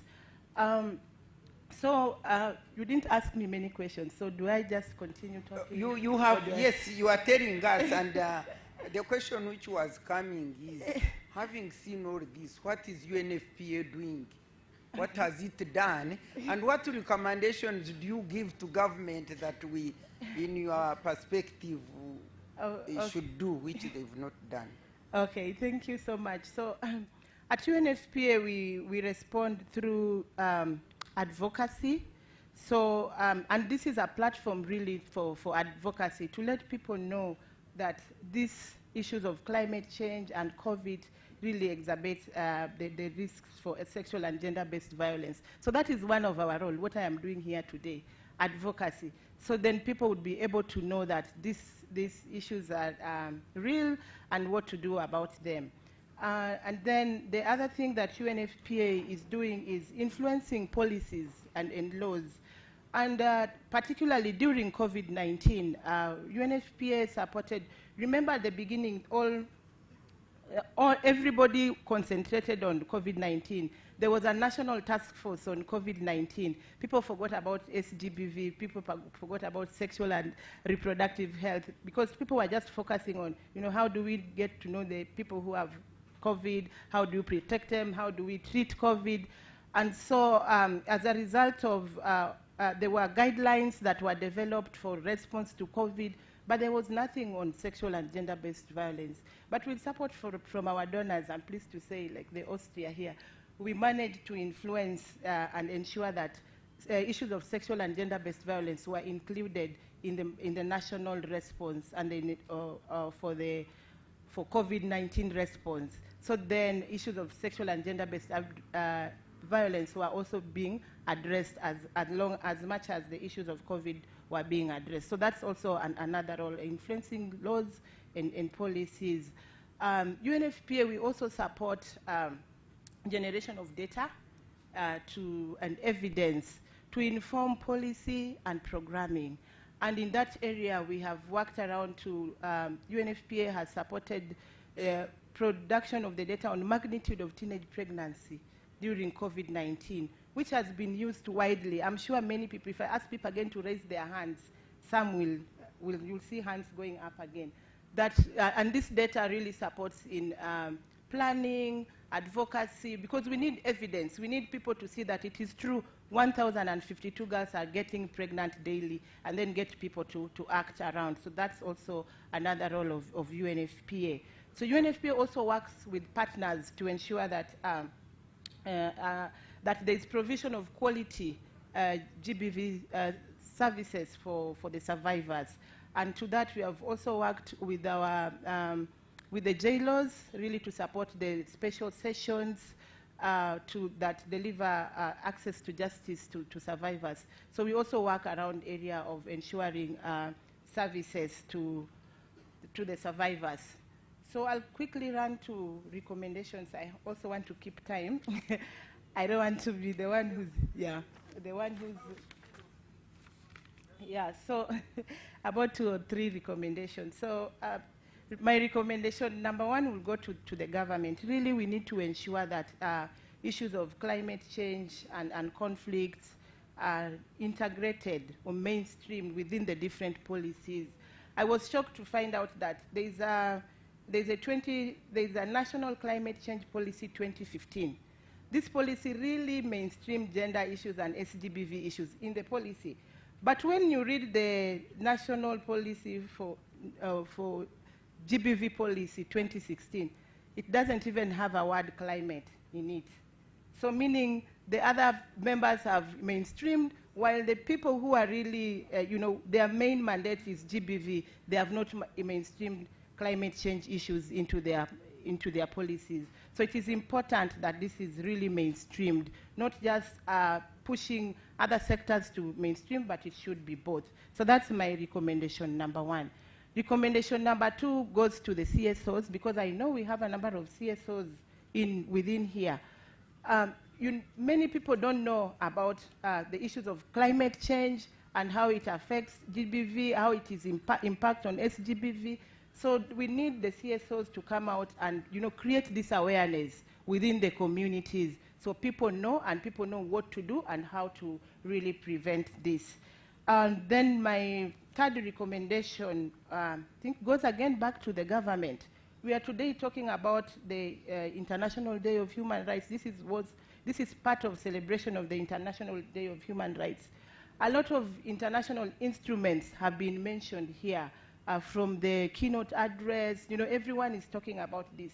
But one thing that just needs to be done, if the government really can fulfill the commitments to human rights, the commitments that the government has made, then most of these things we will not be talking about them. So really, there's that need to fulfill the commitments. I know the commitments are known at national level, but at the decentralized level, really they don't know much. Does the district local government know about these instruments? Do they know about these policies? So really we also have a role there to build their capacity and to ensure that they know this and they are able to implement. I think those are my key 3 recommendations. Thank you. Thank you very much, Rachel. I think you have heard as to how these circumstances, changing circumstances, also affect the issue of sexual and gender violence. But I want to emphasize the COVID, what COVID-19 did. I don't know. While the other people were giving us addresses every day on the issues of COVID, I personally, with no job, with nothing, but I was suffering almost every day running. We even established to Uganda a shelter where by the end of COVID, I think we had 200 women through there of gender-based violence, and then young girls, being this thing which has come, which we must have a new recommendation. I don't know. The Ministry for Ethics and Integrity should have been here. I don't know where they are. Because surely, talk of norms, the values, human values of human beings have gone. I don't know what has happened. But many of the cases we are getting at that shelter, and which I continue to get now at my own home, no office, but they always come, and I have to run up with them, are the issues of incest. I don't know what has happened to the fathers. I don't know what's wrong. I don't know. At times I tell men, when I look at such kind of things, forgive me, men. By the way, I'm married. I have a husband. Don't think I hate men, and I have 4 sons. I never got a daughter, therefore I love men. But at times I wonder, when one time I was wondering why men can really do such a thing. somebody sleeping with a daughter and making her pregnant. I looked at the Bible and I found actually that men were created immediately after creating animals. And I thought that something, somewhere, I think, they were nearer there and it entered them.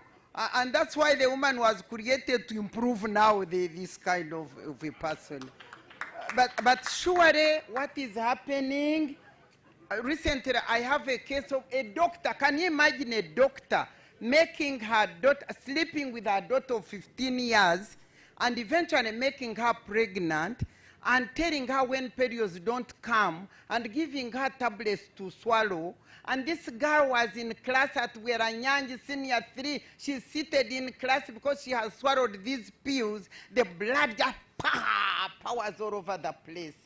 And poor girl is taken to the hospital, and poor girl, and then the other Simanyi stepmother comes and they stand surety for this man, and corruption takes place, and the man is released on bail. And you can imagine if this man is a doctor, gynecologist, how many women has she raped in terms of, you know, testing them. Some women are raped by gynecologists, but they keep quiet.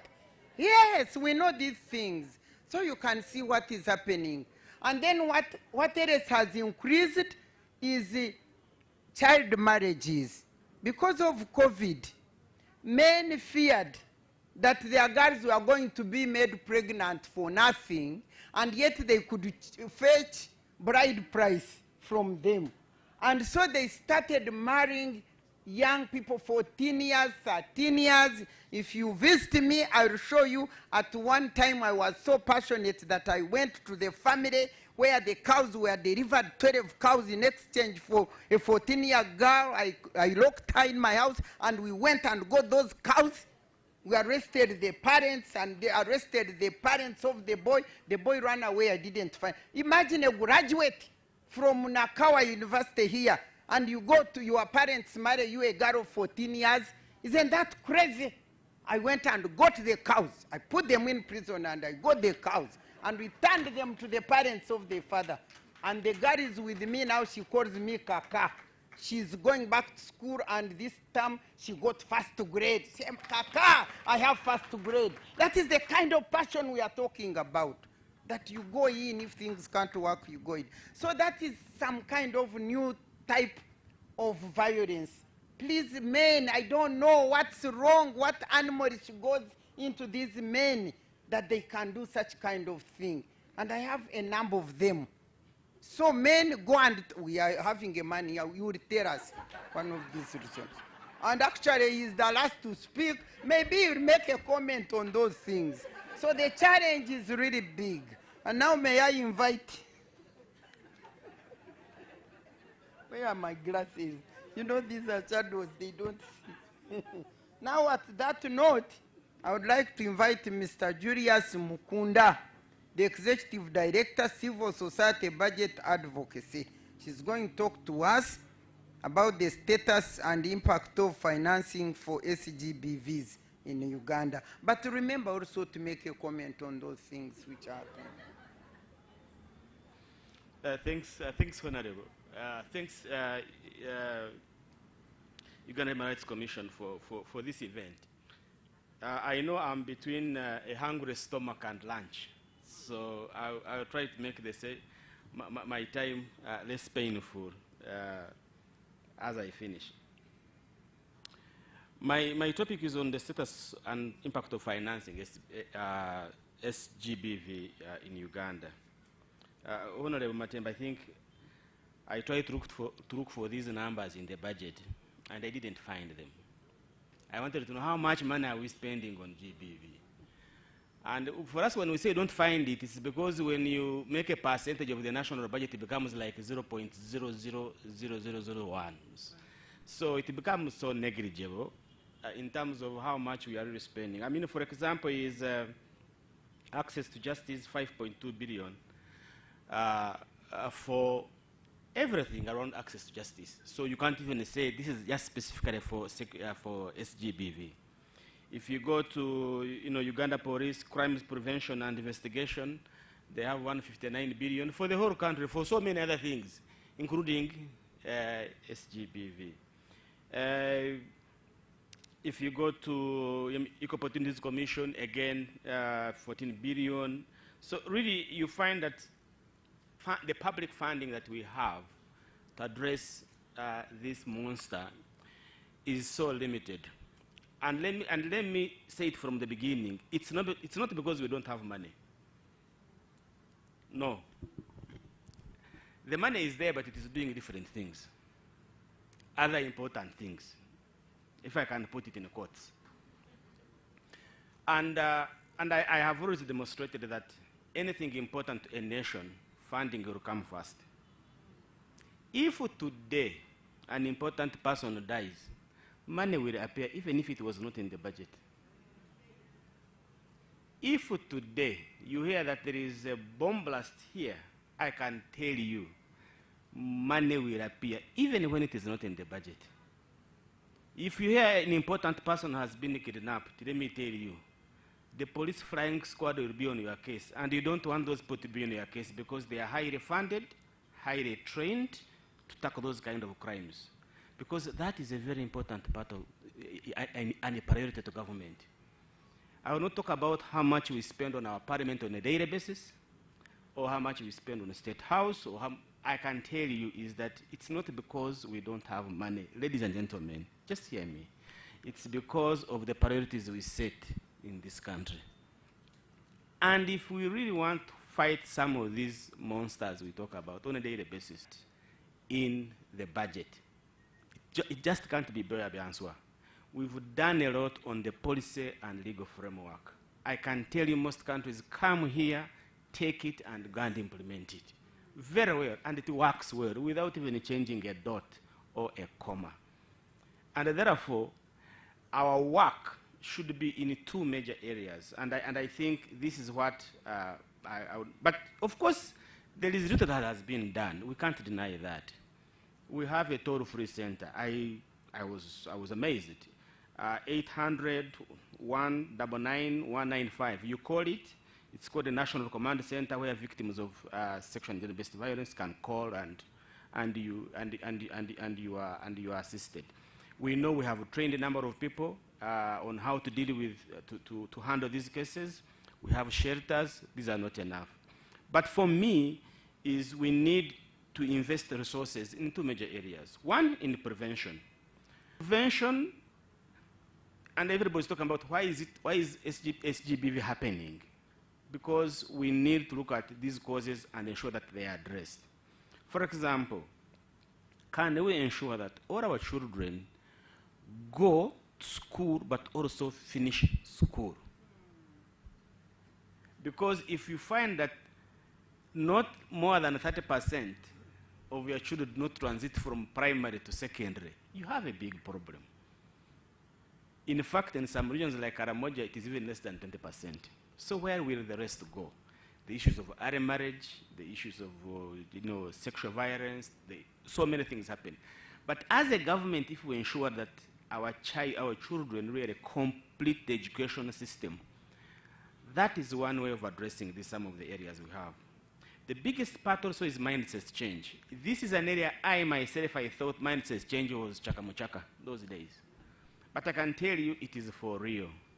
Educating our parents and the cultures we have been talking about, the misinterpretation of the Bible we have been talking about, the changing of mindset among our communities is very critical. We need resources in that particular area.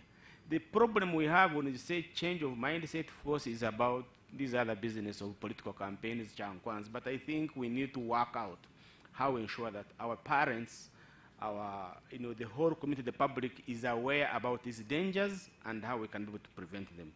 Economic empowerment, and this is just one example I give.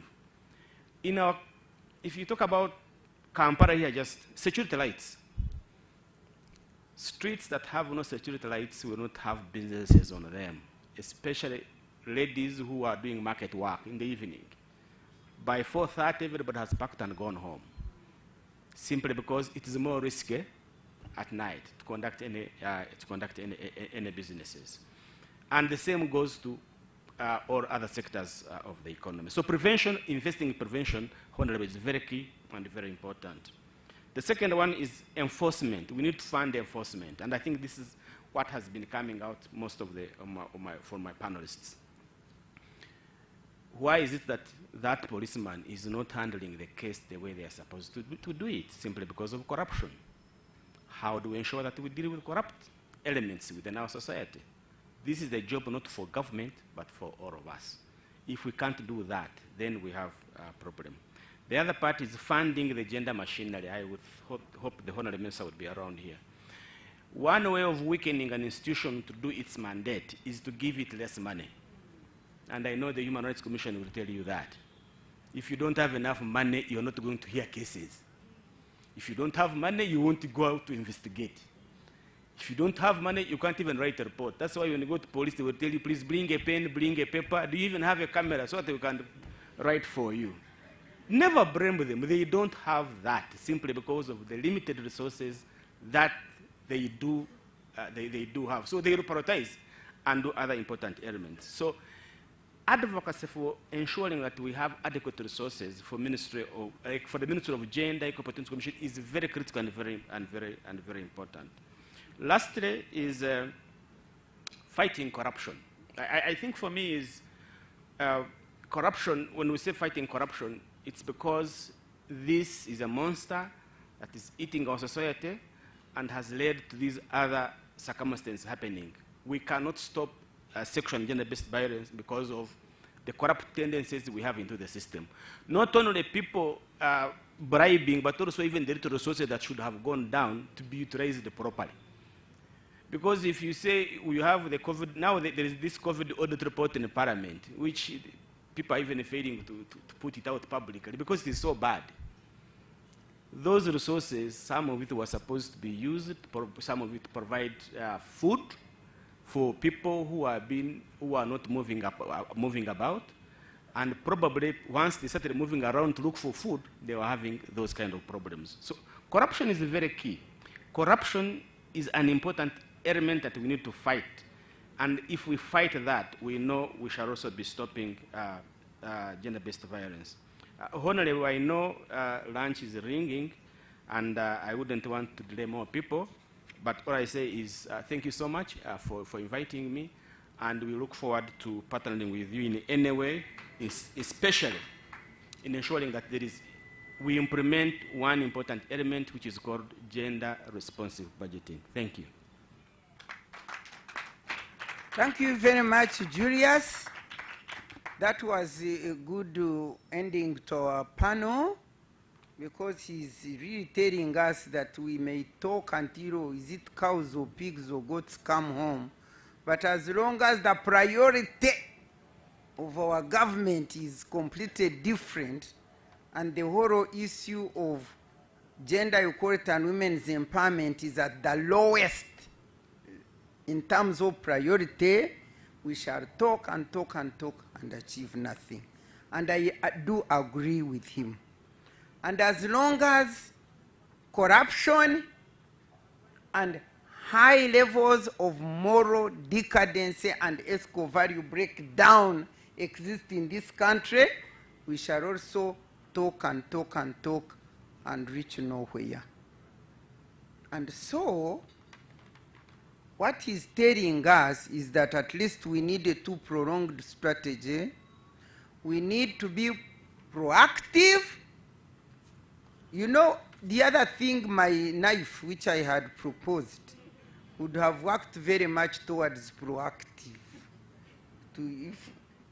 These men, the way they like their thing, when they thought of castration, I tell you, they were mad, like they are losing themselves, that they are losing their manhood, and yet they know how to make us lose our womanhood by raping and fighting us. And they don't know that that destroys the total integrity and dignity of a girl or a woman. And yet for them, theirs, because like that they think it is, you know. So he's saying prolonged strategies. One, proactive. If we can do what we can do to prevent the happening, And then number two, of course, as even Rosa had said, reactive, punitive, as long as the culprits are not punished. For instance, we are talking of, is it 14,000 girls who were defiled and some raped.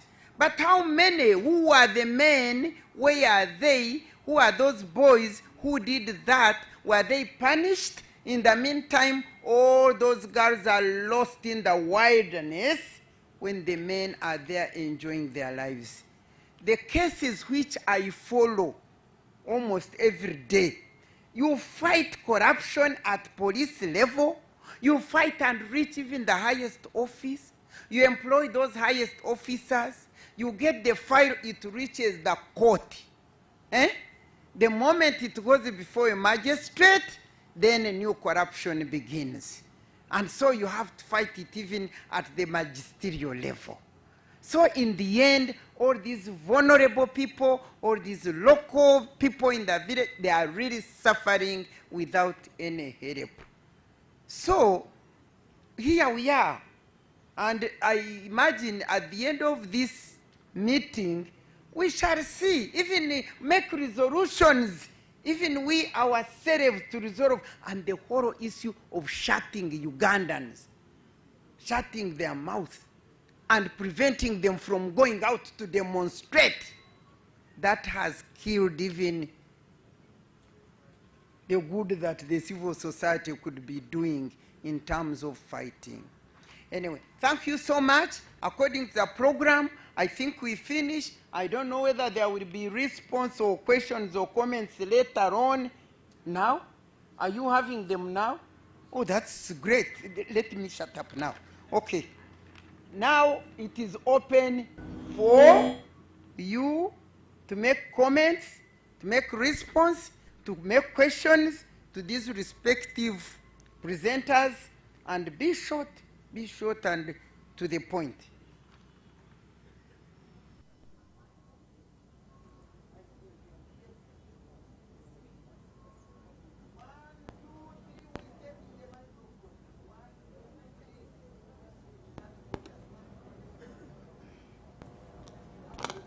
Hello? Wow.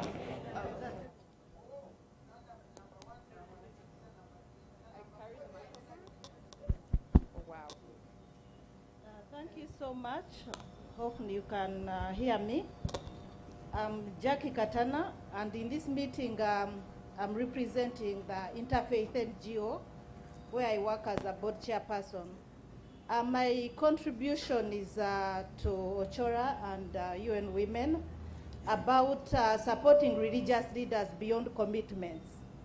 From experience, I've got to understand that if you're to change the barriers and the way culture and religious leaders think, it's better to work up to the grassroots level. Because that way, you're able to build championship, and those are the people who stay in the communities where these people stay. But when we are concentrating on commitments, just like we are here in the boardroom, and it's unfortunate, I was talking to Priscilla, that next time we need to have cultural and religious leaders in this room. Yes. So that when we are discussing, and you can only get them when you train them as champions, and they are speaking from the informed point of view. But if we are going to be picking religious leaders, like I see in meetings, and we take pictures to say we had religious and cultural leaders in the meeting, and thereafter there is no business, then we are not going to address these issues you are talking about. That's how we tackled family planning, and we can do it with every aspect in the community. And I'm talking from experience of a little organization that I represent, but also I've worked with IRCU and many other agencies for years. Now, as an advocate for reproductive health, again, based on what we've done in family planning and reproductive health, I think SGBV, we need to adopt what Julius, very well, innovative financing approaches. And we can handle it if we look at it in domestic financing for a little budget to do the preventive again, because I'm an advocate of local action. I'm an advocate and I'm a policy person, but I don't like it when we come in boardrooms and issues end in boardrooms. Can we look at how we can shift this conversation to the communities, and those local actions will be able to change behavior, and we see improved performance. And one of the recommendations is the parish model, parish development model. How can we align our interventions and advocate to make sure that we get resources that will help us in this area? Thank you. Thank you for parish model. I don't know whether the resources are there. Let's go to the next person. But those were very good recommendations for all of us, actually, and you people. Thank you very much. Hello, hello. I don't know if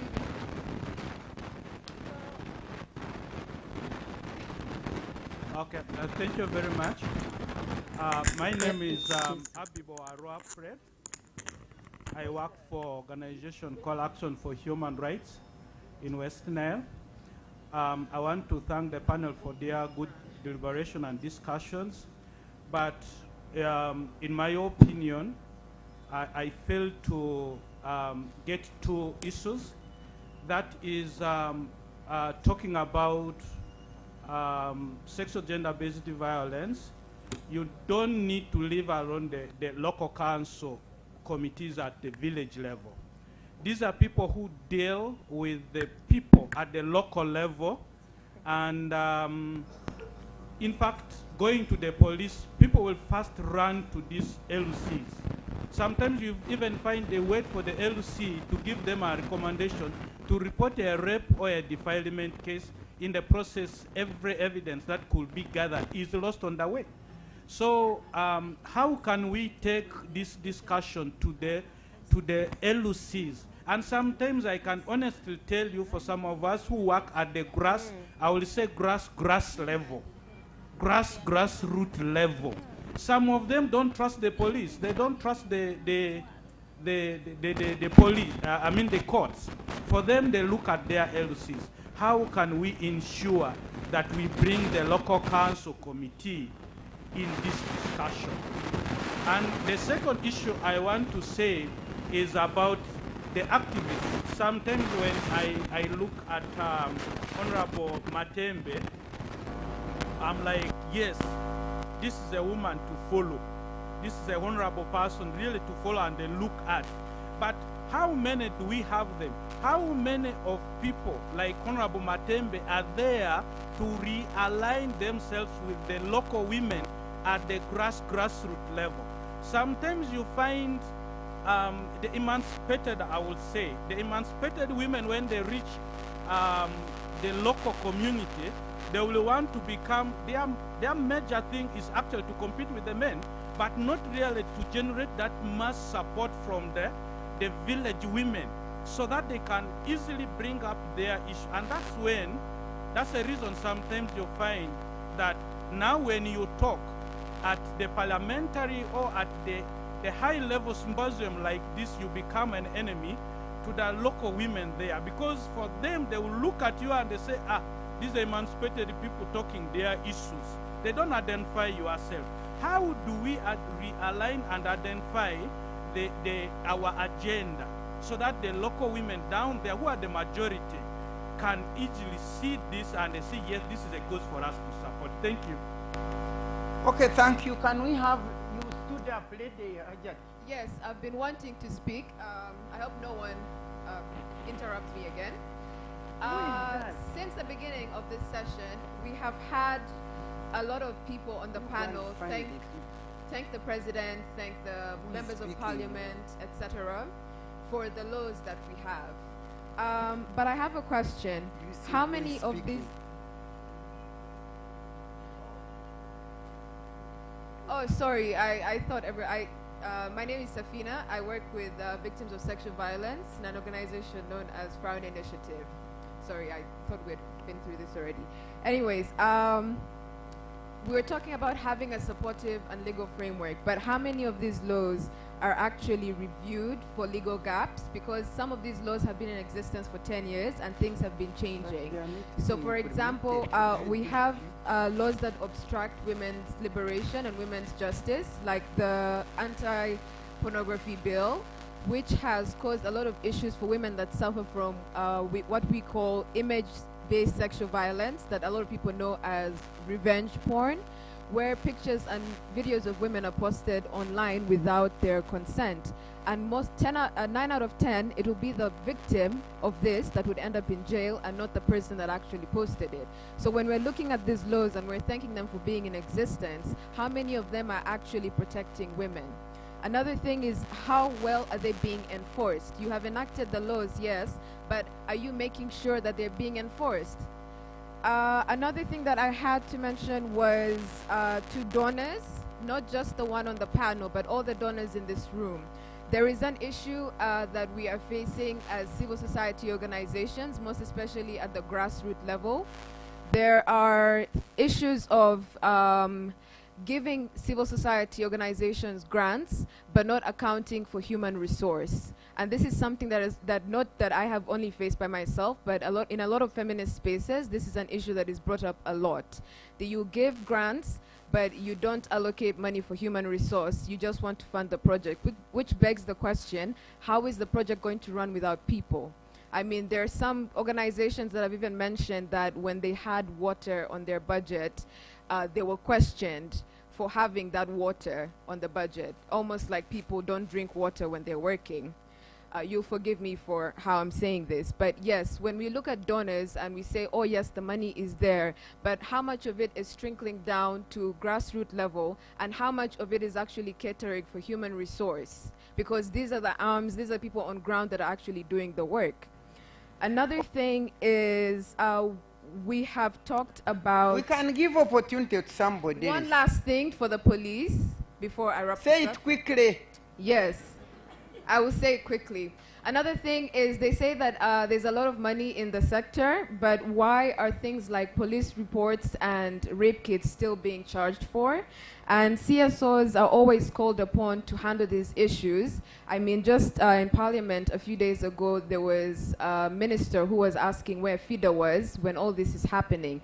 But how many of them are actually supporting and funding these organizations? And why do we still have to pay for things like police letters and rape kits, yet I believe these are being funded by donors through Ministry of Health? Thank you. Because of priorities. Can we go to this side? This side, I think you stand up and I see you two, then the other two. Otherwise, people whom I have not appointed talk. You two talk, and then I see somebody there at the end.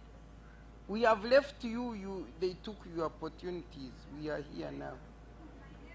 We shall give you a chance at the end. Ajat. You start, talk. My name is Veronica. Microphone.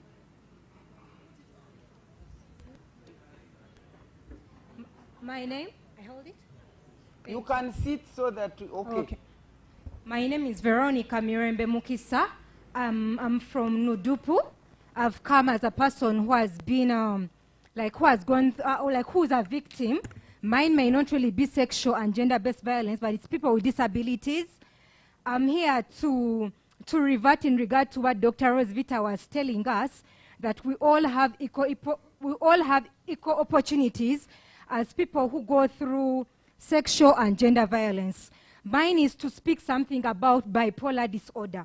Personally, I've been through bipolar disorder for the last 20 years, and I've been on psychiatric medication. I give hope to bipolar patients. I like what I want to revert to what Dr. Rosvita said. She said all of us have equal opportunities. But when you look at the human rights in Uganda, you lose a job because someone knows you go to Butabika. How can that be addressed in such a symposium? Thank you very much.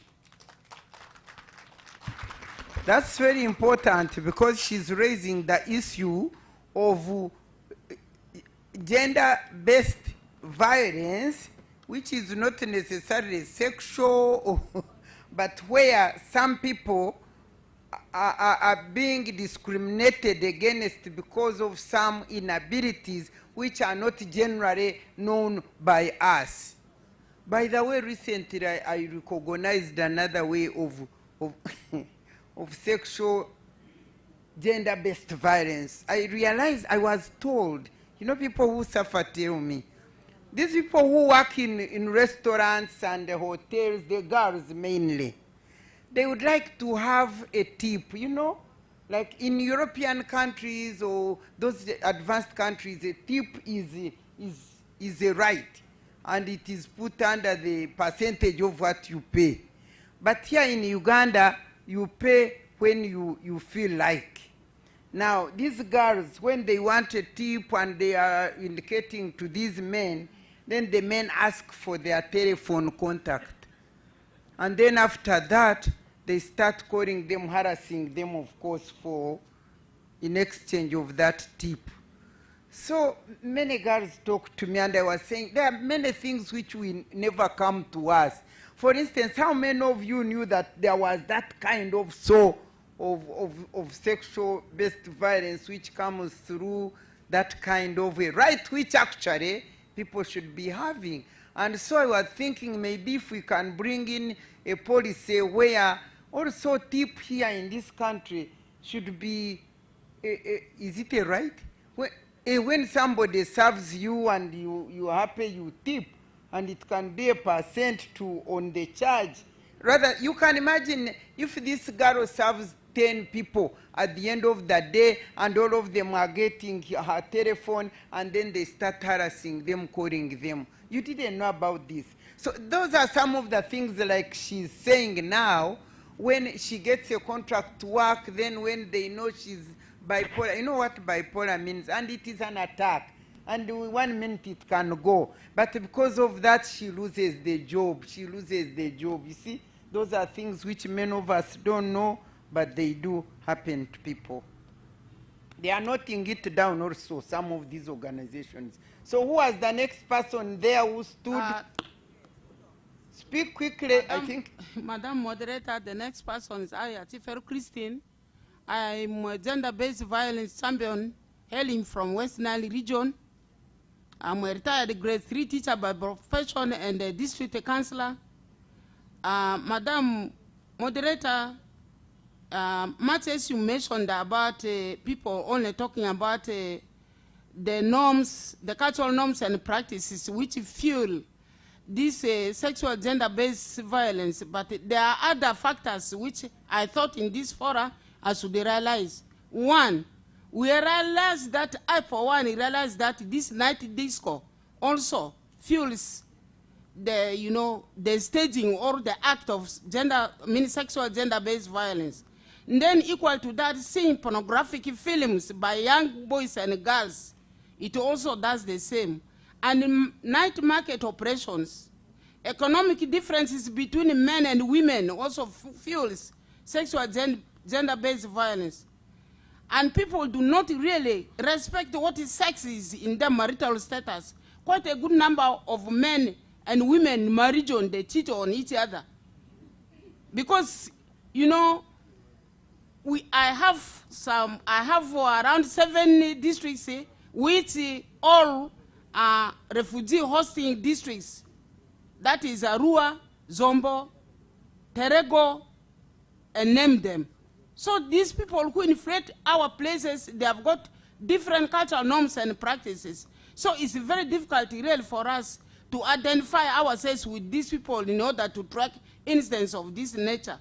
And then lastly, the dressing code of today is so terrible. I must say that. I know it is a human rights that has given the provision to have that, but I have not come over to stop that. It's more or less like you have cooked meat in a pot, and if you leave the pot open, what happens? Why can't I say this? No. So these are one of the issues that fuels. Thank you very much. Please, Madam Moderator, I have a bit of your blood in me. These women who are saying no. Where are you, by the way? I'm here. We're here. There's an exhibition. I'm about to say stop there. You conclude. Okay, conclude. One statement, one sentence on, and you finish. I have concluded by dressing modestly. That's all. Okay, thanks. Thanks very much. I'm going to have Hajat here, and then we finish. These people will respond. Thank you so much, Madam Chair. I'm Hajat Fatuma Chomhanj, Executive Director, Women and Girls Core Initiative. I come from Shema. I work in Shema District and Gantone District. where most of the things that have been talked about are happening.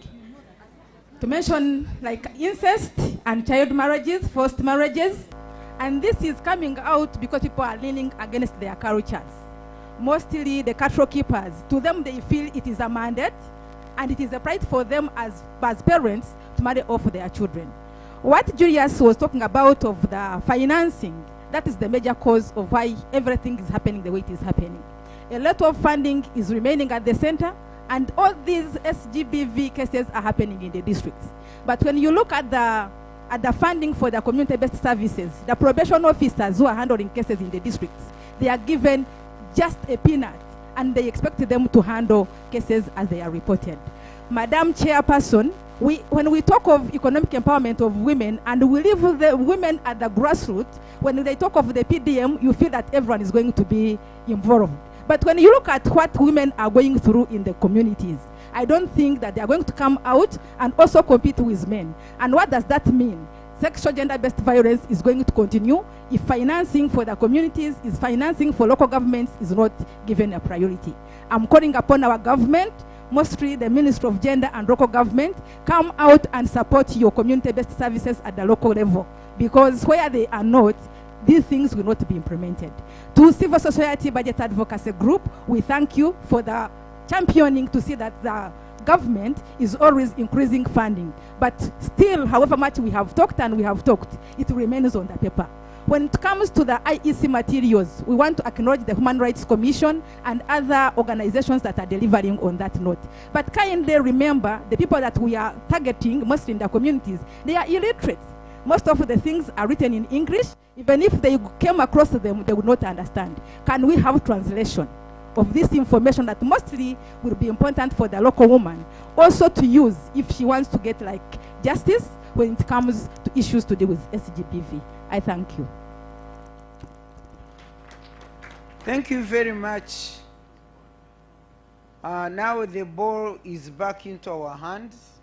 Panelists, beginning with Rachel. If you have any comment in response to all these issues raised, please do it, and we are going to do it within 10 minutes. Each 10 minutes are divided. Amongst us. Two.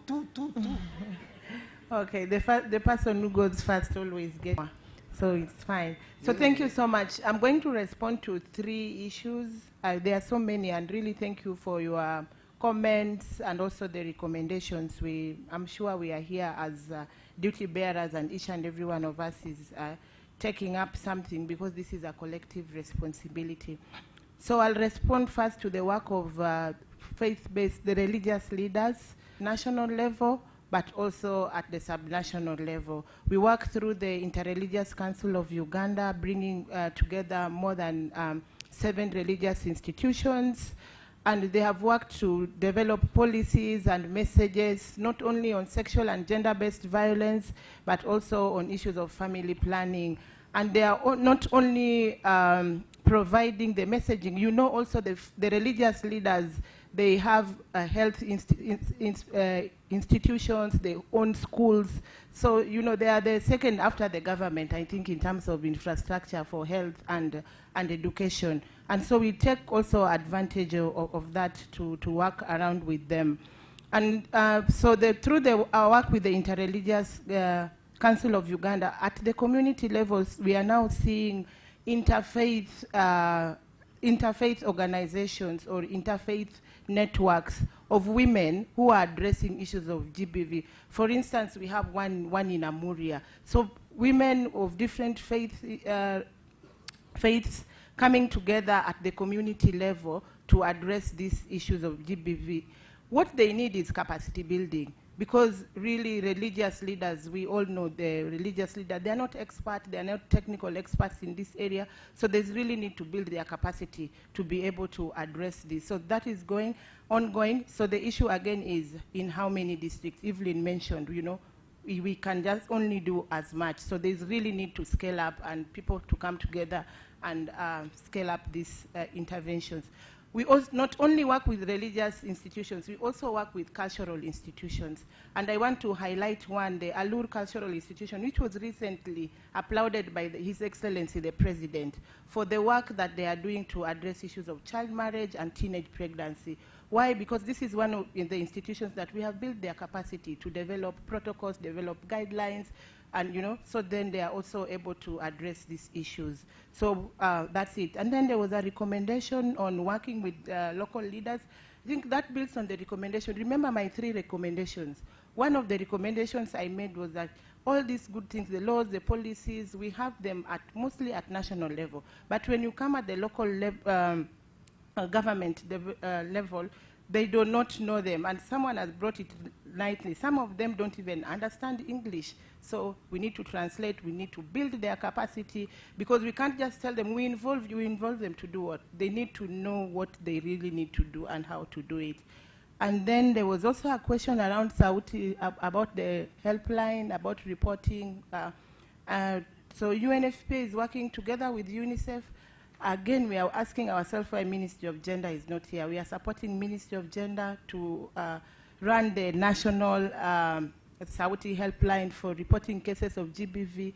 So there's a national helpline center here in Kampala, but there are also call centers within different districts where people can report cases, then they are linked to services. They are referred for services, whether it is access to justice you want, whether it's psychosocial support. So already supporting, but the need is just to scale them, but more of them. So I'll pass over to my other panelists. Thank you. Okay, thank you so much. And of course, the challenge now goes to the very supposed implementers whom you are working with. When they disappear on a day like this, do we take it that they are serious or the priorities are different? Madam Excellency Roswitha. Thank you very much. And Kampala, it brings the voices from far away. And it is very good to hear those voices also on TV for others to hear. The question on the cultural leaders and that within the justice, law and order programs, the support to these local community courts is there, but it needs much more funding. We heard it from CISBAC. So we need government funding. We cannot funding it. There has to be the government that funds the priorities. On the other side, I have to also say that what I'm sometimes wondering is where are the private unpaid initiatives? In Austria, we have actually so many. And I can also see that so many of you are engaging, when I listen to you, are engaging in side activities for your own passion. We need to hear more about them, and we need to motivate others to work for free if they're passionate about certain things. Why I'm stressing funding is because I see some of our good friends of the police here, just one figure. Why is the police not everywhere with 200,000 shillings for fuel? Again, funding. We really need funding. The last point that I want to say is we have to have a protected space where we can talk. Not for me, of course, because I'm protected specifically by the Vienna Conventions, but we have to protect the activists and the human rights defenders so that they can speak out. And we don't want to only protect them here in this tent. We want them to be protected in the local village, in the districts, at the sub-county level, because there also some of these human rights violations and preventions, they are preventing from speaking out at different levels. So when it comes to the recommendations, we have to really look into the challenges of the implementation of the Bill of Rights.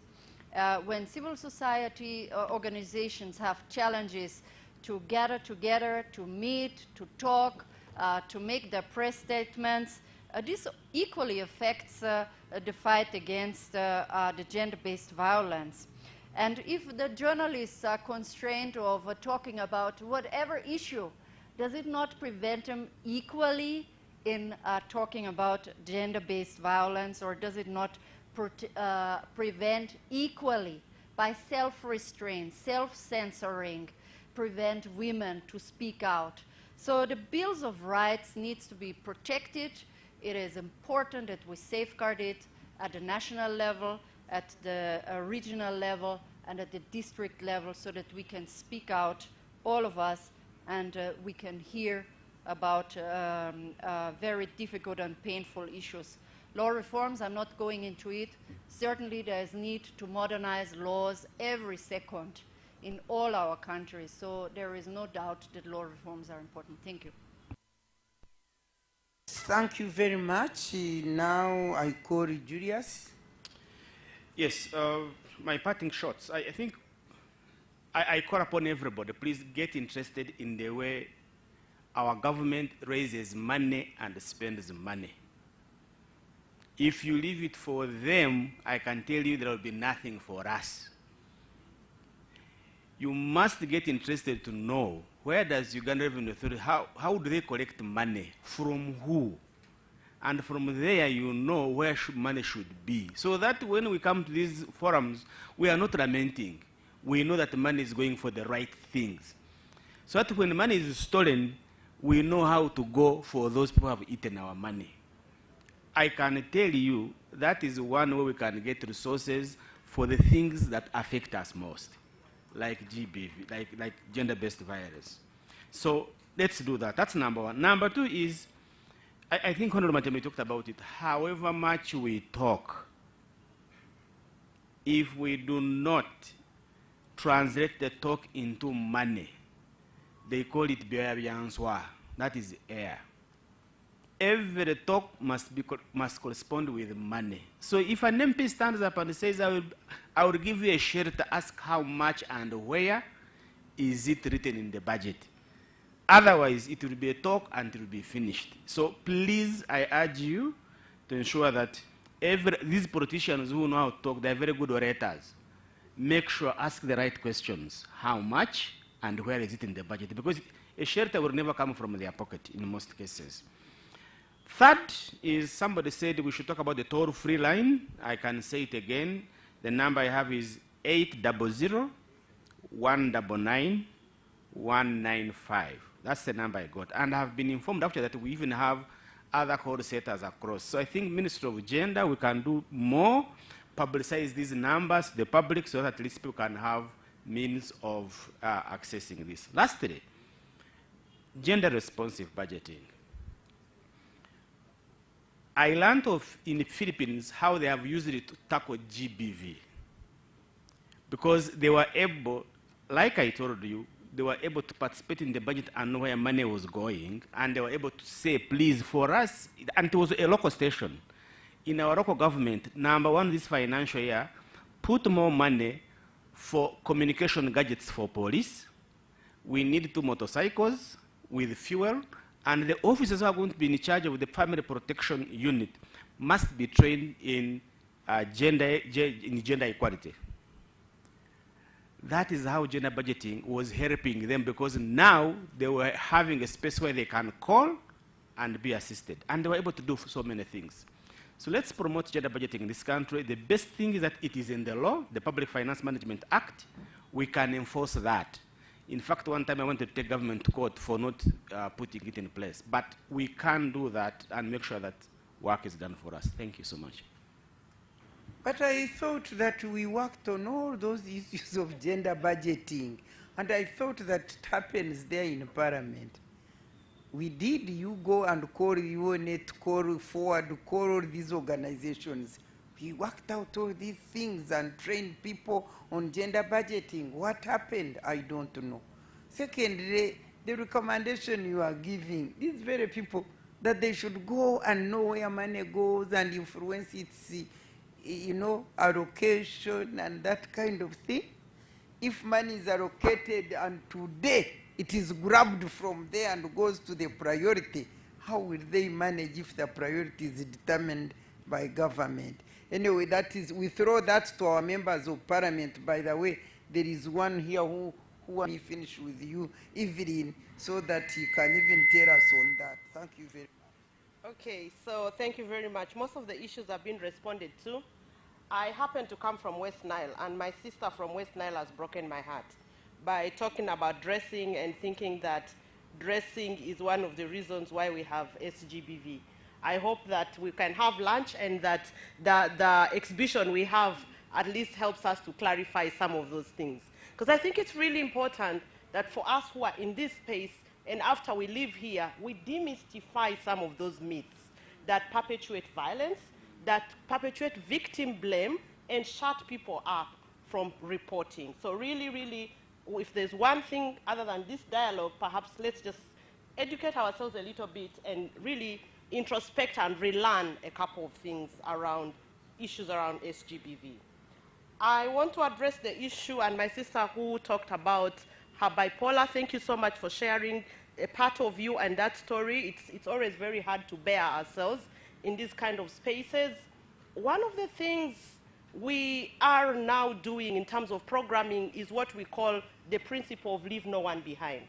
And in that principle, what we try to do is to ensure that people that are traditionally excluded in terms of our programming are paid particular attention to. Actually, the principle says, leave no one behind and start from the farthest behind. And so we will find ourselves that when you're talking about SGBV and women, they are not a homogeneous group.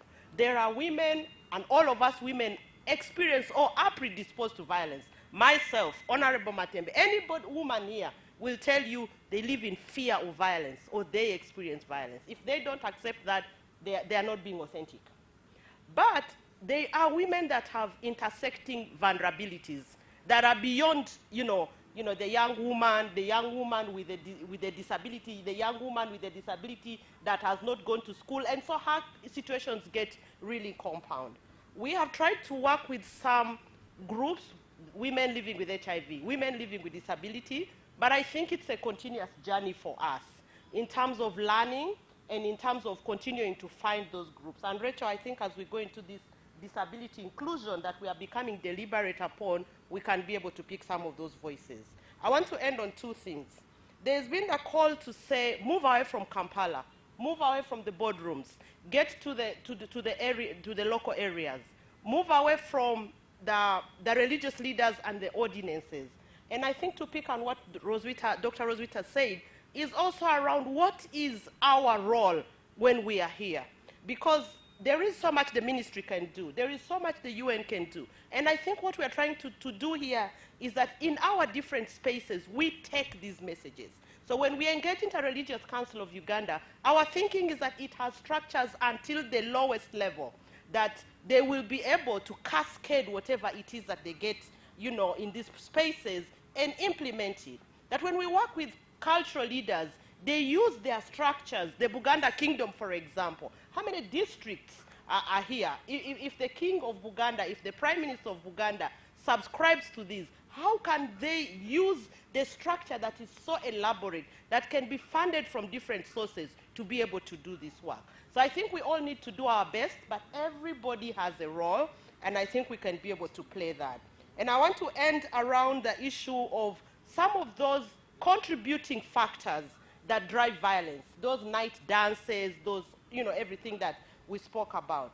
We have found it powerful when districts also pick up some of these and develop district-based ordinances that address those specific issues that they experience. So if you're from Arua, if you're from Yumbe, and the challenge we have is in that context, how can the districts take up some of these interventions and localize them to be able to address the factors that drive them along that?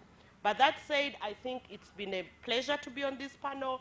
We have listened, I have personally learned, and I hope that it changes the way in which we engage and that together we can create a world that's free of violence and safe for women and girls. Thank you. Thank you very much, Evelyn. We would have ended here, but down the road I got a request from an MP from Gwene County who would like to say something. I want you to be brief and tell us what you want to say in relation to what we are saying.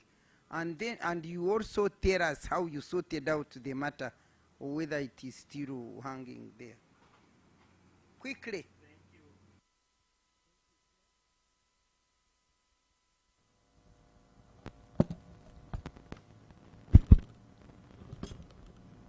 Thank you, Chair. My name is Ekudo Tom Julius, Member of Parliament, Gweri County in Soroti District.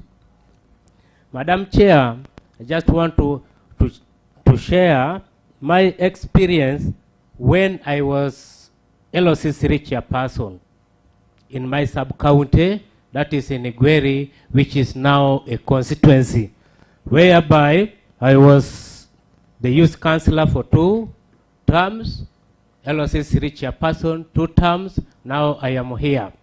Madam Chair, it is so happened that at one point, you know, drinking is bad. A man went back home and asked his wife, I want sex. The wife said, no, my husband, I am under my periods. The man said, what? I want it. So what happened? The man picked a hoe and hit the lady here once and she died. But before she died, we were able to know what exactly happened. You see, we lost her. She had a baby, but even the husband up to now is still in prison.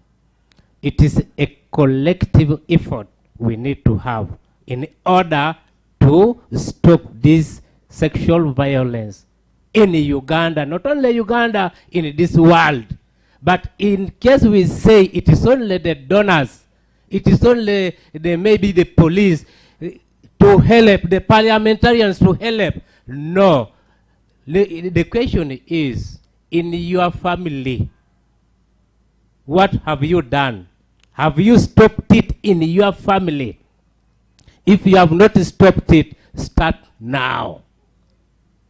The other thing I want to add to my brother, I have forgotten his name, is the issue of involving the community themselves at village level.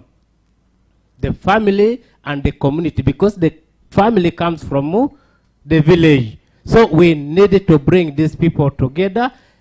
The policy is LOC3 structure has to have a vice chairperson who is going to be a female in that committee who will handle the issues of women. But sometimes in some villages, the law is not followed. But it is us now here to say, what do we do about this? To sensitize and pass the message down. You know, these people stay with these people, so we need to give them the information so that they pass the information. Madam Chair, we still have other MPs here, but I don't know whether you allow them to say something, but they are here and they are eager to say something. Thank you. I am also not in control of this whole program. I was in charge of this one, but I want to thank you. I hope the members, since this is Friday, I think the MPs can still stay with us as we discuss, because we have also the afternoon, because we would like to really listen to you, because I want to appreciate you in that statement you made. And it is fitting in very, very well with what we've been saying here. We've been saying priority, the challenge, the funding, and that kind of thing. And then people are saying, you come down and reach here, but you have come out concluding it saying, you people, if we can make the whole issue of fighting against sexual and gender-based violence an issue for all of us, if we can look at it as a very bad thing that is deterring our country from developing, and it is deterring human beings from being who they are to realize their full potential, that we must all fight it. That if all of us Ugandans, that right from the family level, can acknowledge and recognize that the whole issue of sexual and gender violence is very bad, because it undermines human capacity and ability to display their potential and utilize it, and we are able to make sure that we fight it, then we can manage. You have given me a very good answer, because I was hearing people, they always say, you people, you are speaking in Kampala, but we have invited you here. We are telling you what you should go and do. Because unless we make it as a real personal issue, the word of God says, love your neighbors, you love yourself, and protect your neighbor. I was looking during the COVID, I couldn't understand, and even before COVID, you see a woman or a man is outside there beating a woman, and the people, the public, the community, they are there laughing. Nobody is protecting. I was dying. I say, what sort of people? What has happened to our hearts? If you see your neighbor beating a wife and you are there smiling also and say, hey, instead of going to defend. So we need to look into ourselves and say, okay, the priorities of government are not reaching us, the money we don't have, but we have ourselves. You know, you remember when God asked Moses, what do you have in your hand? What do you have in your hand? I'm sure each individual here has something in their hand to really contribute towards fighting this vice of sexual and gender-based violence. And if we can really take it upon ourselves and say, let me play my part, at least in my neighborhood this will not happen. Or if they defile a girl and you get up and say, I must work with her to make sure I help her, then we can do better than when we focus on the funders and on the government instead of focusing on ourselves. And I'm reminded of this issue. Her Excellency has said, protective space. Ugandans, I don't know the kind of fear that has gripped her. I will let you know that it is so ashaming or embarrassing that members of parliament, some members of parliament, ring me and send me cases of this sexual harassment to be the one to deal with them, because they are fearing for their political positions.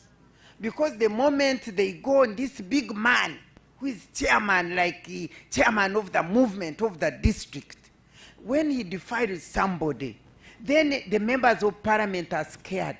Because if they go against him, they will lose their position. They dump things to me, as if for me, I cannot be also. But for me, I take it up whether I die or not. As long as I die in defense of somebody, I would rest. But anyway, thank you so much. This has been a very beautiful conversation, and I'm sure many people have learned what they did not know, and they will continue to learn. But let's move down knowing that the challenge is each of us must play their part. As long as you play yours towards your neighbor, then the rest will be, we may overcome. Thank you so much for this information and for debate, and I'm happy to have chaired you. Wow. Much Evelyn Letio from UN Women. Thank you, Dr. Rosisa Krimza, Head of Australian Development Corporation. Thank you, Rachel Ogola, Gender and Human Rights Specialist, UNFPA. And of course, thank you, Mr. Julius Mukunda, their Executive Director, CSBAG. And we appreciate the Honorable Safia Narole in absentia because she had to rush away for another engagement.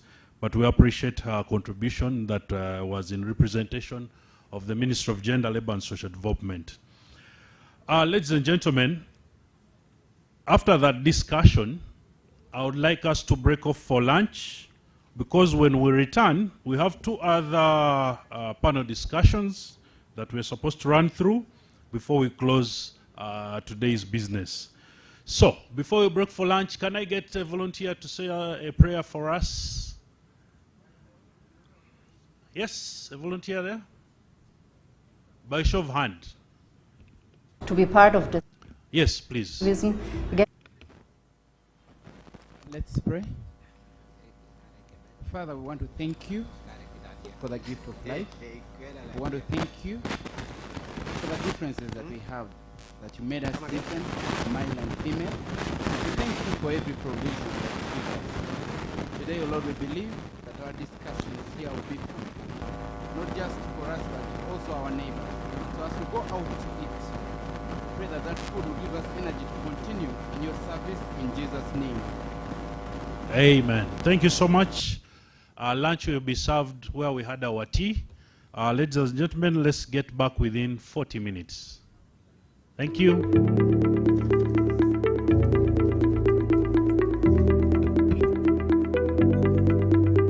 I'm very happy and proud to be part of the 16 days of activism against gender-based violence.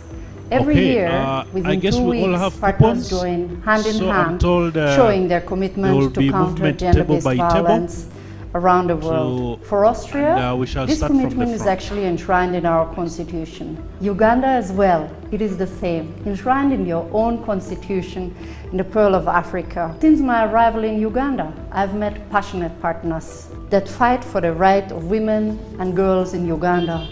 And even so, I have to say, some of them were men in very senior positions. Can we say we're doing enough? No. We definitely have to say no. We have to do more. It's time to involve everybody in this fight. We have to involve the policeman that needs to show empathy to the women victims.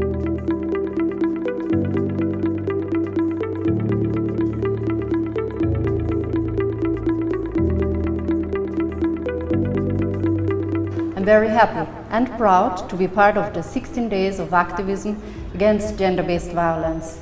Every year, within hand in hand, showing their commitment to counter gender-based violence around the world. For Austria, this commitment is actually enshrined in our constitution. Uganda as well, it is the same, enshrined in your own constitution in the Pearl of Africa. Since my arrival in Uganda, I've met passionate partners that fight for the right of women and girls in Uganda. And even so, I have to say, some of them were men in very senior positions. Can we say we're doing enough? No. We definitely have to say no. We have to do more. It's time to involve everybody in this fight. We have to involve the policeman that needs to show empathy to the women victim that comes and tells the story. We need to find the understanding lawyers and the understanding judge, and even the understanding prison officer that maybe has to reintegrate the perpetrators back into the society. So overall, what can we say?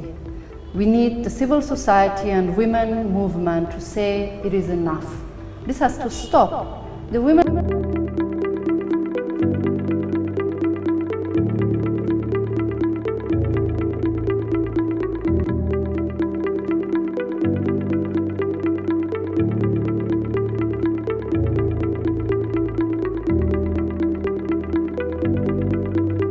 I'm very happy and proud to be part of the 16 days of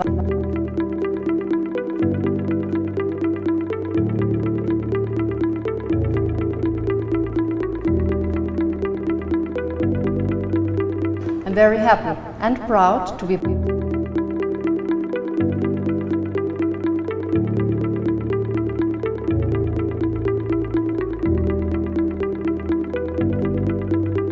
I'm very happy and proud to be part of the 16 days of activism against gender-based violence.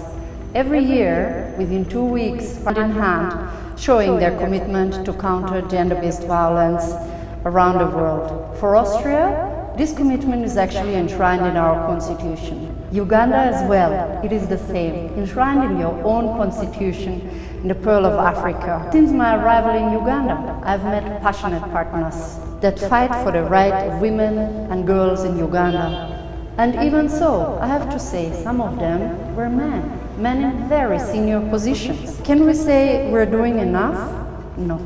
We definitely have to say no. We have to do more. It's time to involve everybody in this fight. We have to involve the policeman that needs to show empathy to the women victim that comes and tells the story. We need to find the understanding lawyers and the understanding judge, and even the understanding prison officer that maybe has to reintegrate the perpetrators back into the society. So overall, what can we say? We need the civil society and women movement to say it is enough. This has to stop. The women around the world need to send the same messaging, not only to the population where the perpetrators come from, as well as the victims, but also we need the speaking within the members of the judiciary, police and jailers institutions. We have seen a lot of progress in the last years. We have seen today many female heads of jailers institutions, including the DPP, the chair of the Human Rights Commission, the chief registrar of the judiciary. We have seen the female heads of NERA and URSP, and the heads of the Uganda Leadership Tribunal, just to name a few. Is this enough? No. The clear answer, really. We need more women in senior leadership positions, and we want them not for the statistics. We want them to be deciding. We need them to have bringing the female perspectives to the table when important decisions are being done. Let us therefore celebrate our successes in these 16 days of activism against gender-based violence. But let us prepare already for the next year. We need to do more, and we need to do it together. We need to involve the women and the girls, and we need to involve the men and the boys.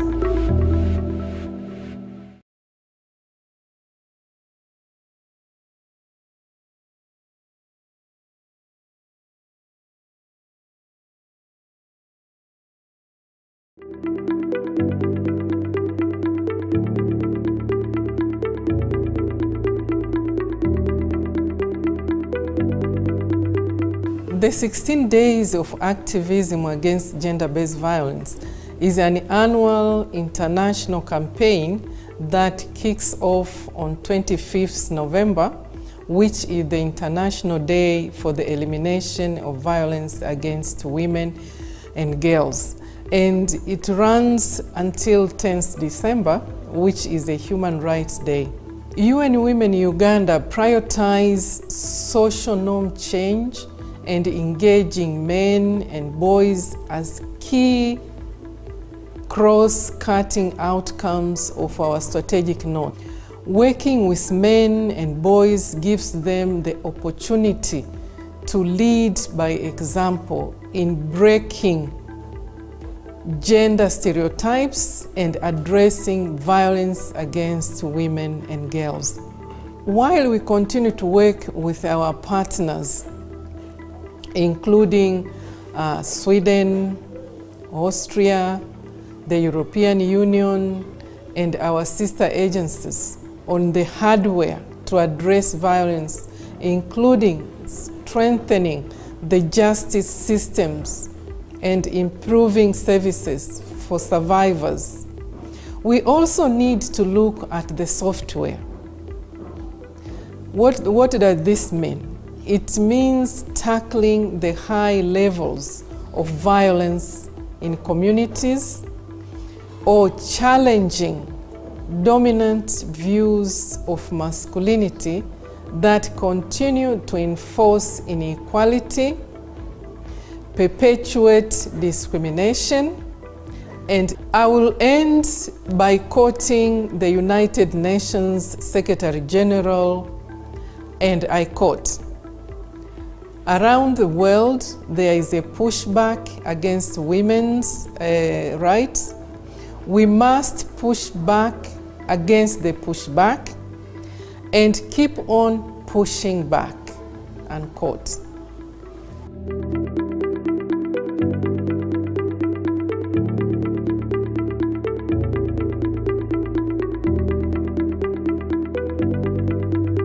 I regard myself as a dedicated activist against gender-based violence. The objective of this campaign fit exactly in our own priorities, in which we aim to end gender-based violence, achieve gender equality, and live up to the promise to leave no one behind. And it is my hope that the 16 days of activism opens up momentum for reflection in which we, as individuals and as governments, realize that we all have a role to play to ensure our fight against GBV is not stalled. Uganda has strong laws and policies on ending violence against women and girls. However, it's essential to step up implementation. GBV remains high, with a majority of women in Uganda have experienced sexual and/or physical violence. Teenage pregnancies have reached pandemic proportions, averaging 32,000 pregnancies a month, and that's more than 1,000 a day. And this has devastating impacts on women and girls, their health, well-being, educational aspirations, livelihoods, and future social-economic productivity. And to address GBV, we need to lay bare and tackle the root causes of gender inequality, but also our lack of progress. And it is therefore that we, the Netherlands, is working together with the Ugandan Parliament to put the spotlight on GBV and to demonstrate our combined commitment in the fight against GBV. And we owe it to the hundreds of thousands of women, girls and marginalized groups out there to act, to support, to protect and to empower them.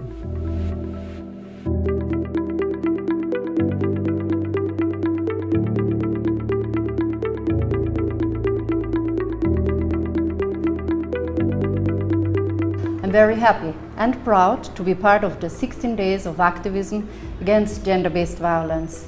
Every year, within 2 weeks, partners join hand in hand, showing their commitment to counter gender-based violence around the world. For Austria, this commitment is actually enshrined in our constitution. Uganda as well, it is the same, enshrined in your own constitution in the Pearl of Africa. Since my arrival in Uganda, I've met passionate partners that fight for the right of women and girls in Uganda.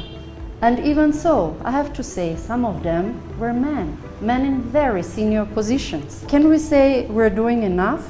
No. We definitely have to say no. We have to do more. It's time to involve everybody in this fight. We have to involve the policeman that needs to show empathy to the women victim that comes and tells the story. We need to find the understanding lawyers and the understanding judge, and even the understanding prison officer that maybe has to reintegrate the perpetrators back into the society. So overall, what can we say? We need the civil society and women movement to say it is enough. This has to stop.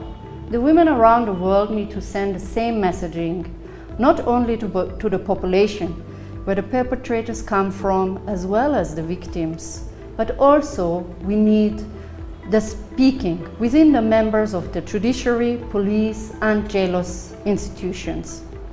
We have seen a lot of progress in the last years.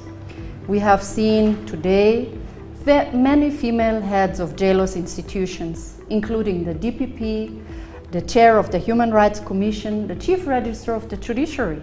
We have seen the female heads of NERA and URSP, and the heads of the Uganda Leadership Tribunal, just to name a few. Is this enough? No. The clear answer, really. We need more women in senior leadership positions, and we want them not for the statistics. We want them to be deciding. We need them to have bringing the female perspectives to the table when important decisions are being done. Let us therefore celebrate our successes in these 16 days of activism against gender-based violence. But let us prepare already for the next year. We need to do more, and we need to do it together.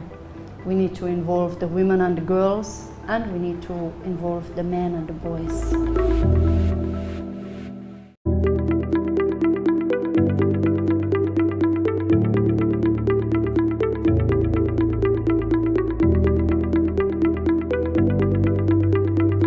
Gender-based violence is the most extreme form of gender inequality, and that's why for Sweden, combating violence against women and fighting gender inequality is a top priority. Evidence shows that the existence of strong women's rights movement is a critical factor, both for the legislation ensuring the women's rights, but also for the implementation of such legislation. We also know that women's rights movement have lots of experience and deep knowledge of factors relating both to the prevention but also to the support of victims of gender-based violence. That's why Sweden is very proud to support the women's rights movement in Uganda through UN Women. But we also need to look at the prevention of gender-based violence, and that's why we also need to engage boys and men. Women's rights and gender-based violence cannot only be a women's issues. We have to target men. They are both actors of change. We have to look at the norms in our society, but we also have to see the fact that men both can be perpetrators, but men and boys can also be victims of violence. And this is why we have to have a more holistic approach to the issue. But I think time now has come to walk the talk. Words are important, but ultimately only action will change things. And it's more urgent than ever to prevent and respond to the horrific crimes that we see against women and girls in Uganda, but also globally around the world. Sweden, we are committed to continue the fight against gender-based violence and to strengthen the rights for women and children. And we hope you will join us. We can all be activists to stop the violence against women and girls.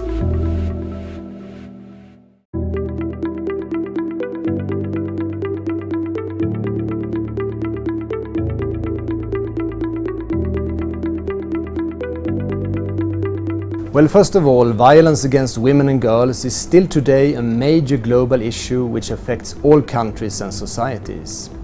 And here in Uganda, I understand gender-based violence is a major obstacle for women's and girls' rights and to Uganda's development. Gender-based violence means teenage pregnancies, school dropouts, reduced economic development, and an extra burden on health and justice services. According to surveys that I've seen, in Uganda, half of the population believe it's acceptable for a man to beat his wife, and 1 in 4 adolescent girls is pregnant. These are very disturbing statistics. And all of this has, of course, long-term negative effects on survivors, families, and communities. For the European Union, it's a priority to end violence against women and girls. And a very concrete example is the EU-UN Spotlight Initiative, funded by the EU with an amount of €500 million. And Uganda too has gained from this global initiative. We have reached more than 10 million people with messages about harmful social norms and practices, and more than 10,000 adolescent girls has benefited from sexual and reproductive health services. We have built a strong partnership with the Ugandan government, women's movements and religious and traditional leaders. Through this collective effort, we have challenged negative social norms, supported policy reforms, and supported law enforcement agencies to bring to justice those who commit violence against women and girls. The EU has also funded civil society organizations to reduce gender-based violence in specific regions of Uganda, like in Karamoja, West Nile, Western Uganda, and Central Uganda. The 16 days of activism against gender-based violence is here to remind us of the importance of never giving up this fight. We need to stay engaged for the longer term, and the EU will continue to do its part to ensure a safe environment in which Ugandan women and girls can thrive. And the European Union and I personally, we are proud to support the 16 days theme for this year, Unite, Activism to End Violence Against Women and Girls.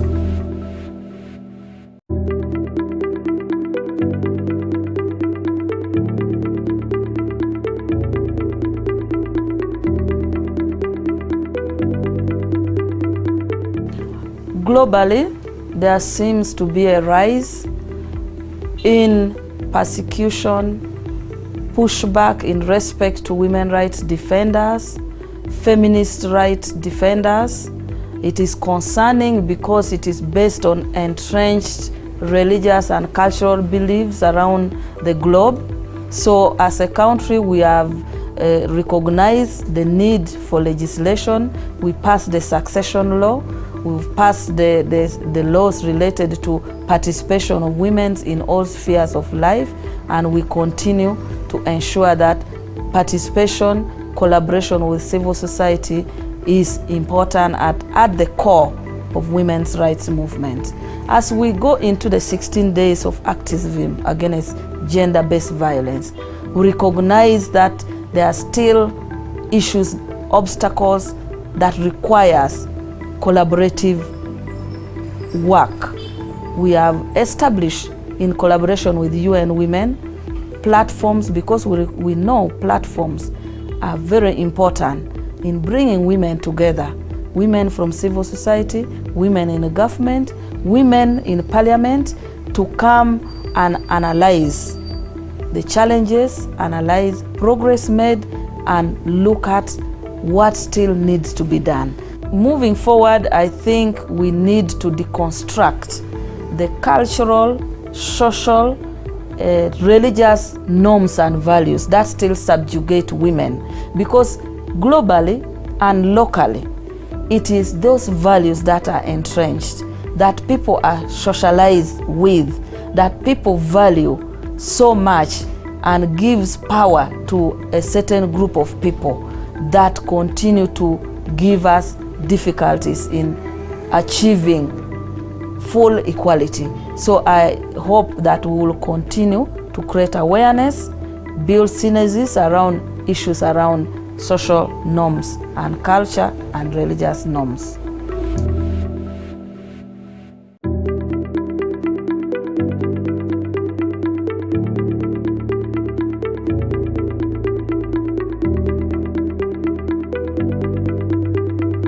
Violence can come from anybody. So I think us as females in the industry, in the music industry, can use our platform with the numbers that we have to speak about violence whenever we can. So as musicians, as female artists, we can do much because we have numbers and we have funds. We can talk to them, we can make them feel comfortable. You don't have to do it on camera, you can do it in your personal time. Society does not really care much. It's a few people who really care. So do not get stuck in one place because you want to prove a point to your mother, your auntie, your families, and society, because at the end of the day, they're not dealing with a violent partner. You are the one. So please don't stay silent. Love yourself and respect yourself. Moving forward, I want, first of all, people to create more opportunities for women to work. Because if women can provide for themselves, this violence issue will go down a little bit. Because the biggest number, they can't move. They don't know where to go because this man provides, this person does this. So if you empower for yourself and your life, you take care of yourself, you can at least say, no, you cannot disrespect me, I'll go. So first things first, I call upon every organization, companies and everything, hire women. If they're qualified, hire them, empower them. Because when you empower them to actually stand for themselves and fight for themselves whenever they can or whenever they're violated. But they cannot do that if they're helpless. So please, give the women the same opportunities as you give to the men, and the world will be a better place.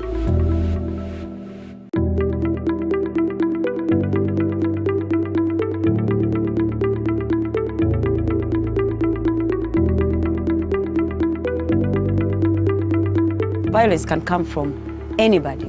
So I think us as females in the industry, in the music industry, can use our platform with the numbers that we have to speak about violence whenever we can. So as musicians, as female artists, we can do much because we have numbers and we have funds. We can talk to them, we can make them feel comfortable. You don't have to do it on camera, you can do it in your personal time. Society does not really care much. It's a few people who really care.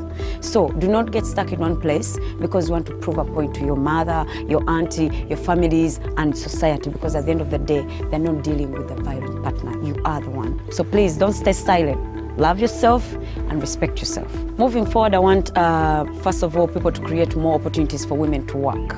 Because if women can provide for themselves, this violence issue will go down a little bit.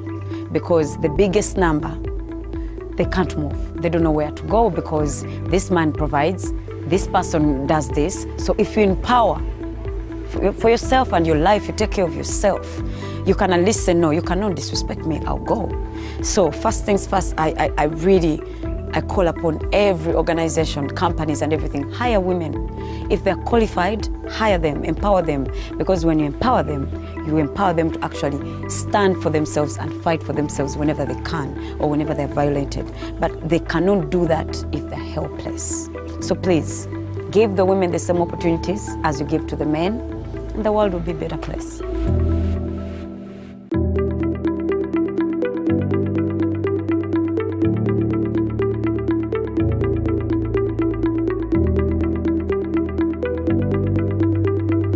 Violence can come from anybody. So I think us as females in the industry, in the music industry, can use our platform with the numbers that we have to speak about violence whenever we can. So as musicians, as female artists, we can do much because we have numbers and we have funds. We can talk to them, we can make them feel comfortable. You don't have to do it on camera, you can do it in your personal time. Society does not really care much. It's a few people who really care.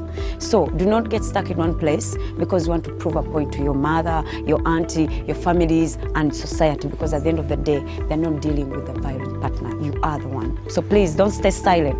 Love yourself and respect yourself. Moving forward, I want, first of all, people to create more opportunities for women to work. Because if women can provide for themselves, this violence issue will go down a little bit. Because the biggest number, they can't move. They don't know where to go because this man provides, this person does this. So if you empower for yourself and your life, you take care of yourself, you can at least say, no, you cannot disrespect me, I'll go. So first things first, I call upon every organization, companies and everything, hire women.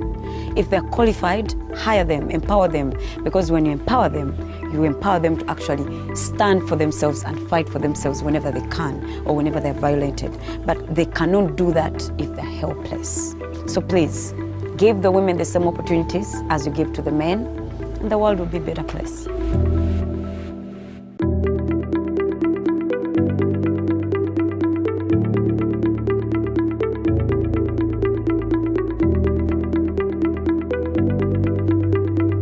Violence can come from anybody. So I think us as females in the industry, in the music industry, can use our platform with the numbers that we have to speak about violence whenever we can. So as musicians, as female artists, we can do much because we have numbers and we have funds. We can talk to them, we can make them feel comfortable. You don't have to do it on camera, you can do it in your personal time. Society does not really care much. It's a few people who really care. So do not get stuck in one place because you want to prove a point to your mother, your auntie, your families, and society, because at the end of the day, they're not dealing with a violent partner. You are the one. So please don't stay silent. Love yourself and respect yourself. Moving forward, I want, first of all, people to create more opportunities for women to work. Because if women can provide for themselves, this violence issue will go down a little bit. Because the biggest number, they can't move. They don't know where to go because this man provides, this person does this. So if you empower for yourself and your life, you take care of yourself, you can at least say, no, you cannot disrespect me, I'll go. So first things first, I call upon every organization, companies and everything, hire women. If they're qualified, hire them, empower them. Because when you empower them to actually stand for themselves and fight for themselves whenever they can or whenever they're violated. But they cannot do that if they're helpless. So please, give the women the same opportunities as you give to the men, and the world will be a better place.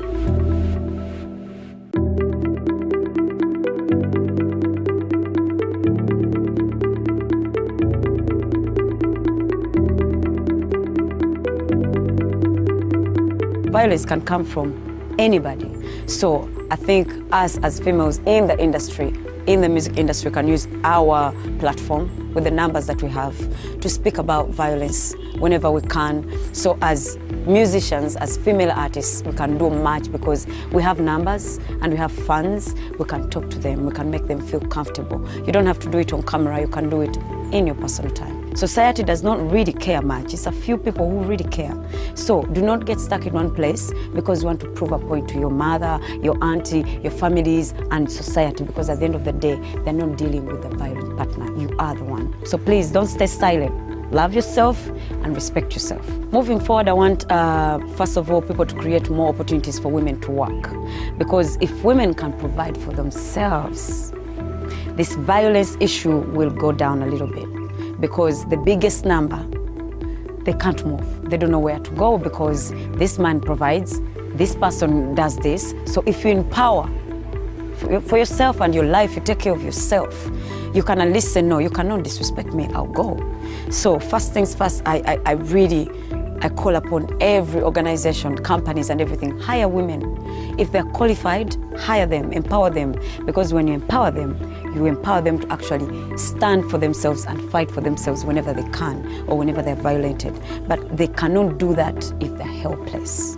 So please, give the women the same opportunities as you give to the men, and the world will be a better place.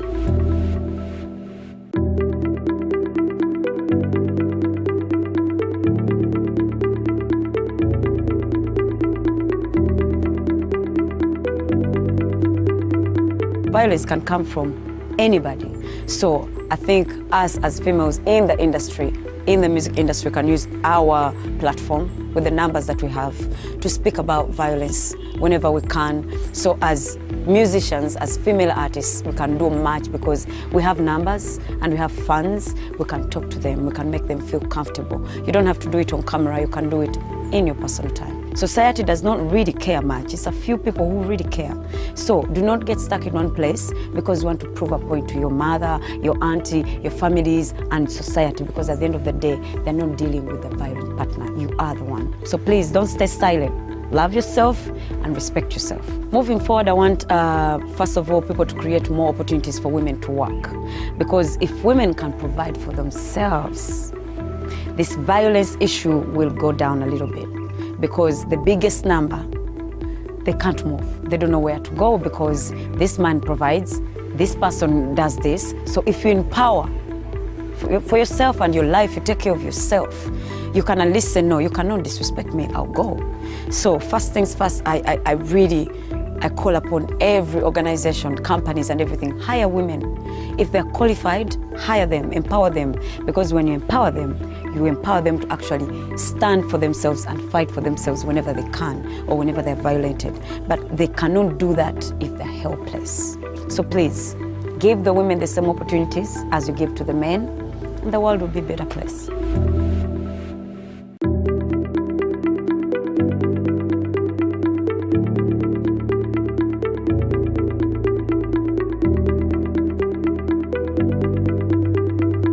Violence can come from anybody.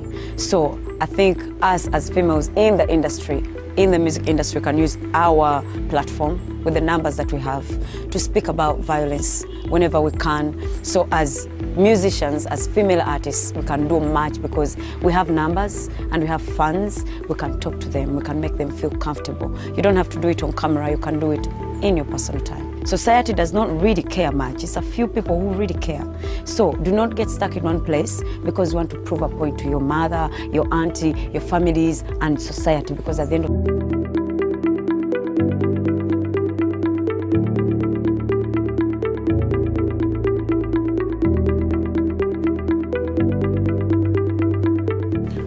globally, there seems to be a rise in persecution, pushback in respect to women rights defenders, feminist rights defenders.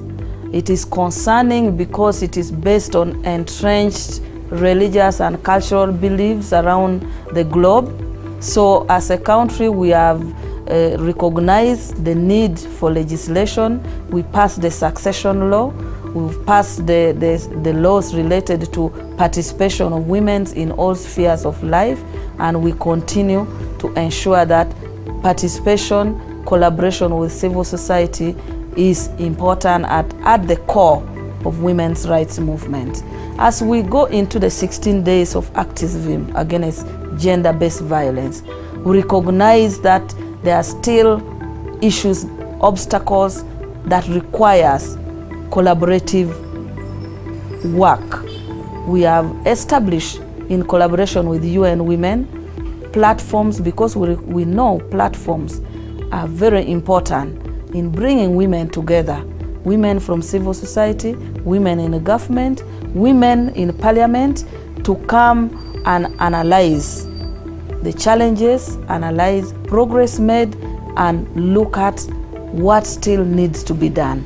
Moving forward, I think we need to deconstruct the cultural, social, religious norms and values that still subjugate women, because globally and locally, it is those values that are entrenched, that people are socialized with, that people value so much and gives power to a certain group of people that continue to give us difficulties in achieving full equality. So I hope that we will continue to create awareness, build synergies around issues around social norms and culture and religious norms.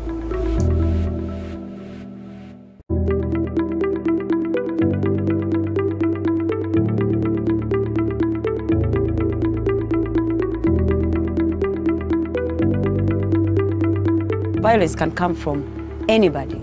So I think us as females in the industry, in the music industry, can use our platform with the numbers that we have to speak about violence whenever we can. So as musicians, as female artists, we can do much because we have numbers and we have funds. We can talk to them, we can make them feel comfortable. You don't have to do it on camera, you can do it in your personal time. Society does not really care much. It's a few people who really care.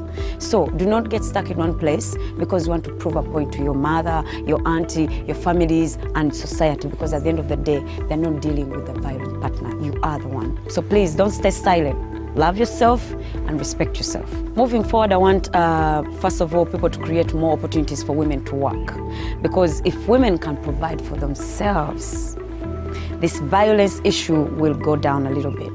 Because the biggest number, they can't move. They don't know where to go because this man provides, this person does this. So if you empower for yourself and your life, you take care of yourself, you can at least say, no, you cannot disrespect me, I'll go. So first things first, I call upon every organization, companies and everything, hire women.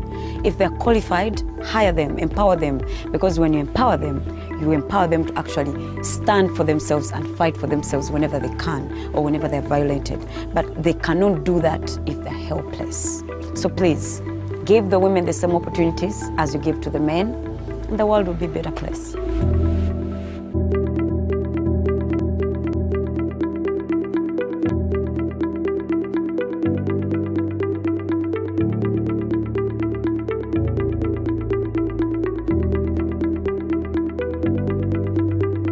The 16 Days of Activism Against Gender-Based Violence is an annual international campaign that kicks off on 25th November, which is the International Day for the Elimination of Violence Against Women and Girls. And it runs until 10th December, which is a Human Rights Day. UN Women Uganda prioritize social norm change and engaging men and boys as key cross-cutting outcomes of our strategic north. Working with men and boys gives them the opportunity to lead by example in breaking gender stereotypes and addressing violence against women and girls. While we continue to work with our partners, including Sweden, Austria, the European Union, and our sister agencies on the hardware to address violence, including strengthening the justice systems and improving services for survivors. We also need to look at the software. What does this mean? It means tackling the high levels of violence in communities or challenging dominant views of masculinity that continue to enforce inequality, perpetuate discrimination. And I will end by quoting the United Nations Secretary General, and I quote, "Around the world, there is a pushback against women's rights.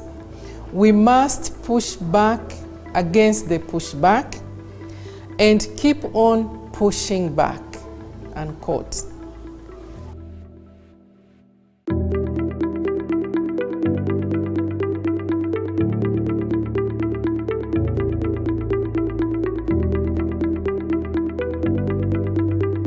The 16 Days of Activism Against Gender-Based Violence is an annual international campaign that kicks off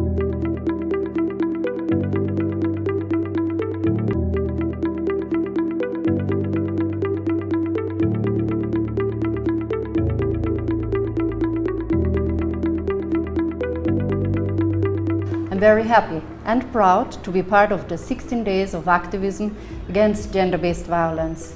Every year, within 2 weeks, partners join hand in hand, showing their commitment to counter gender-based violence around the world. For Austria, this commitment is actually enshrined in our constitution. Uganda as well, it is the same, enshrined in your own constitution in the Pearl of Africa. Since my arrival in Uganda, I've met passionate partners that fight for the right of women and girls in Uganda.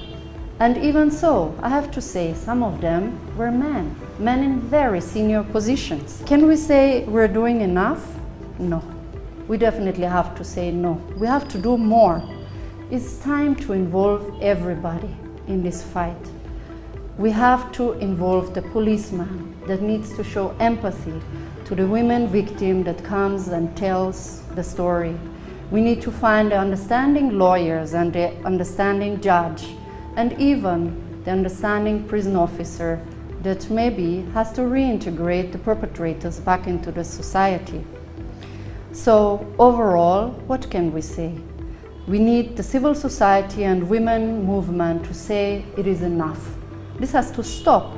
The women around the world need to send the same messaging, not only to the population, where the perpetrators come from, as well as the victims, but also we need the speaking within the members of the judiciary, police, and jailhouse institutions. We have seen a lot of progress in the last years. We have seen today many female heads of jailhouse institutions, including the DPP, the chair of the Human Rights Commission, the chief registrar of the judiciary. We have seen the female heads of NERA and URSP, and the heads of the Uganda Leadership Tribunal, just to name a few. Is this enough? No. The clear answer, really. We need more women in senior leadership positions, and we want them not for the statistics. We want them to be deciding. We need them to have bringing the female perspectives to the table when important decisions are being done.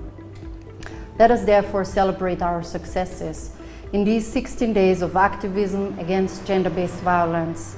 But let us prepare already for the next year. We need to do more, and we need to do it together. We need to involve the women and the girls, and we need to involve the men and the boys.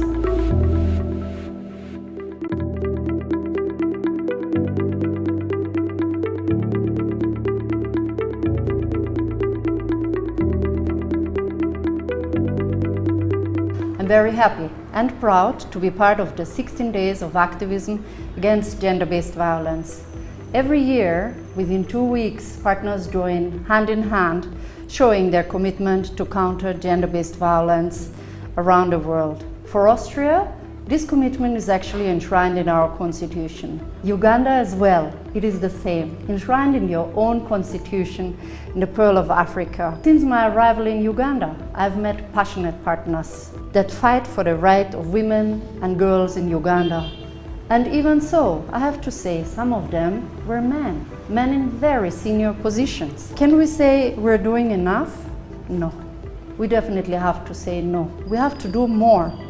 It's time to involve everybody in this fight.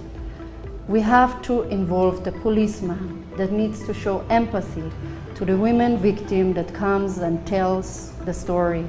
We need to find the understanding lawyers and the understanding judge, and even the understanding prison officer that maybe has to reintegrate the perpetrators back into the society.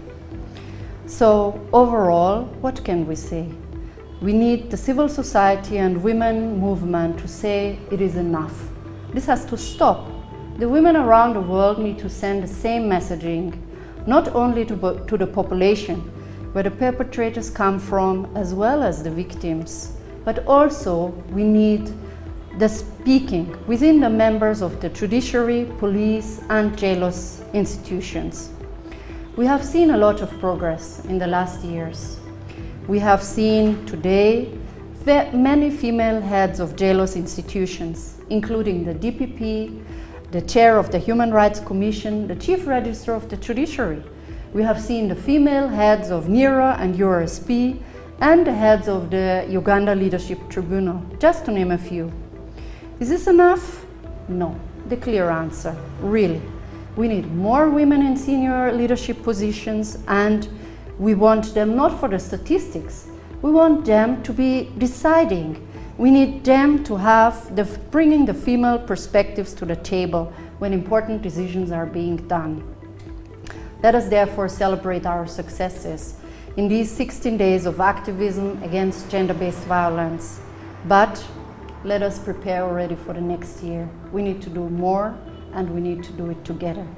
We need to involve the women and the girls, and we need to involve the men and the boys.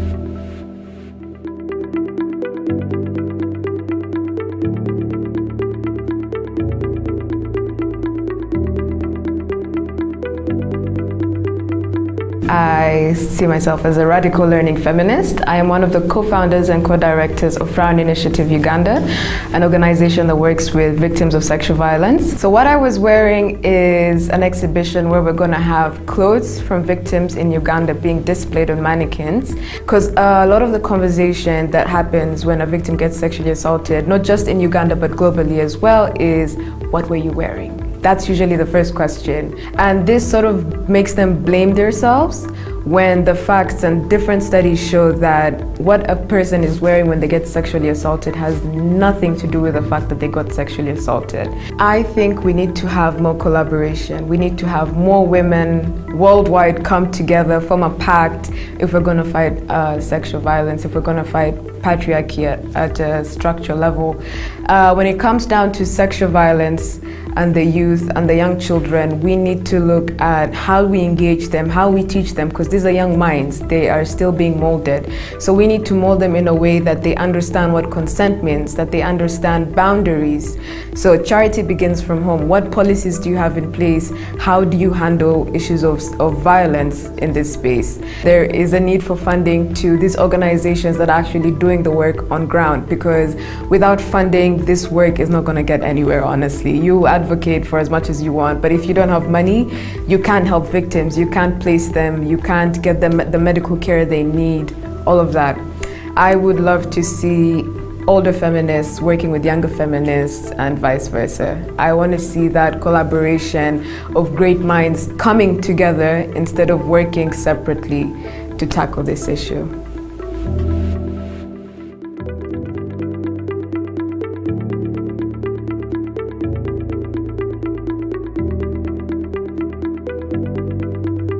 I regard myself as a dedicated activist against gender-based violence. The objective of this campaign fit exactly in our own priorities, in which we aim to end gender-based violence, achieve gender equality, and live up to the promise to leave no one behind. And it is my hope that the 16 days of activism opens up momentum for reflection in which we, as individuals and as governments, realize that we all have a role to play to ensure our fight against GBV is not stalled. Uganda has strong laws and policies on ending violence against women and girls. However, it's essential to step up implementation. GBV remains high, with a majority of women in Uganda have experienced sexual and/or physical violence. Teenage pregnancies have reached pandemic proportions, averaging 32,000 pregnancies a month, and that's more than 1,000 a day. And this has devastating impacts on women and girls, their health, well-being, educational aspirations, livelihoods, and future socio-economic productivity. And to address GBV, we need to lay bare and tackle the root causes of gender inequality, but also our lack of progress. And it is therefore that we, the Netherlands, is working together with the Ugandan Parliament to put the spotlight on GBV and to demonstrate our combined commitment in the fight against GBV. And we owe it to the hundreds of thousands of women, girls and marginalized groups out there to act, to support, to protect and to empower them.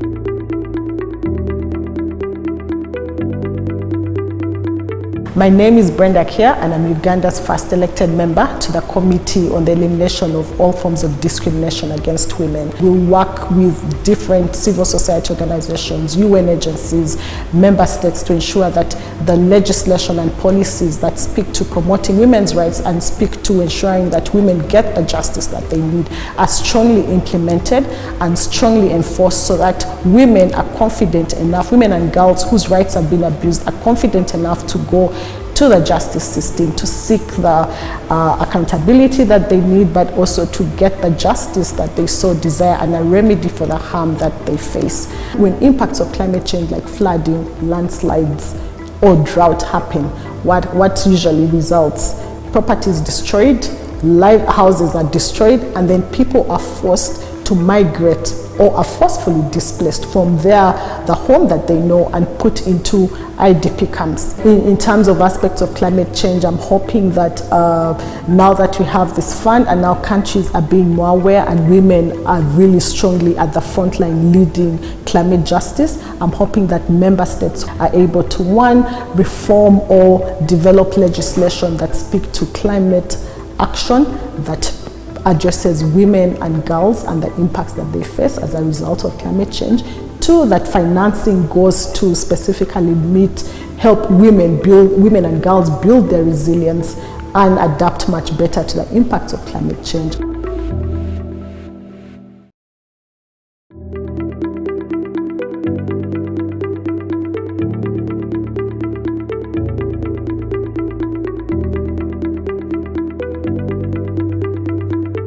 On the Spotlight Initiative, we work in 3 districts.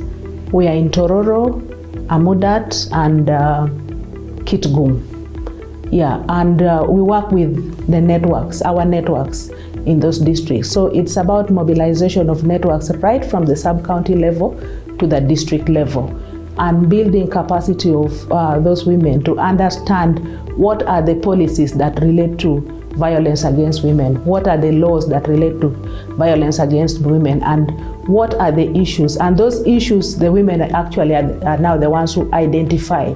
Since we started in 2019, we have brought together the women. The women were already organized in some form of structures, but bringing those structures together to the extent that in all the districts that we work in, we have women in sub-county networks and also the district network. has been formed. So they have a coordination mechanism where they share the different issues, advocacy issues, and they work together right from the sub-county level to the district level.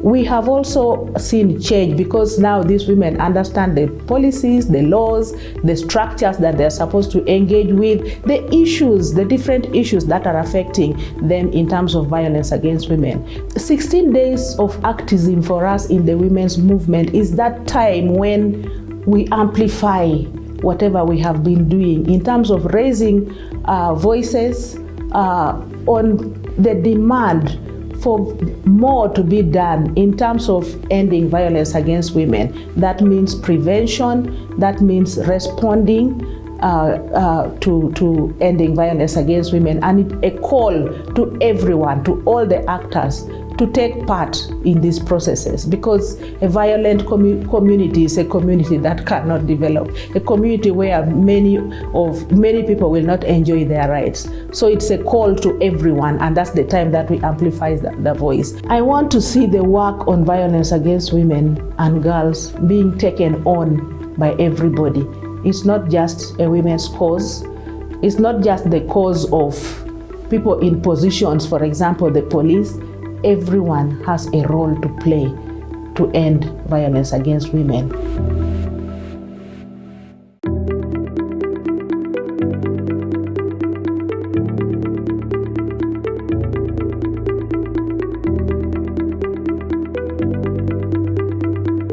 On the Spotlight Initiative, we work in 3 districts.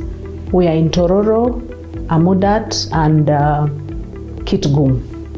Yeah, and we work with the networks, our networks in those districts. So it's about mobilization of networks right from the sub-county level to the district level, and building capacity of those women to understand what are the policies that relate to violence against women, what are the laws that relate to violence against women, and what are the issues. And those issues, the women actually are now the ones who identify. Since we started in 2019, we have brought together the women. The women were already organized in some form of structures, but bringing those structures together to the extent that in all the districts that we work in, we have women in sub-county networks, and also the district network has been formed. So they have a coordination mechanism where they share the different issues, advocacy issues, and they work together right from the sub-county level to the district level. We have also seen change because now these women understand the policies, the laws, the structures that they're supposed to engage with, the issues, the different issues that are affecting them in terms of violence against women. 16 days of activism for us in the women's movement is that time when we amplify whatever we have been doing in terms of raising voices on the demand for more to be done in terms of ending violence against women. That means prevention, that means responding to ending violence against women, and a call to everyone, to all the actors, to take part in these processes, because a violent community is a community that cannot develop, a community where many people will not enjoy their rights. So it's a call to everyone, and that's the time that we amplify the voice. I want to see the work on violence against women and girls being taken on by everybody. It's not just a women's cause. It's not just the cause of people in positions, for example, the police. Everyone has a role to play to end violence against women.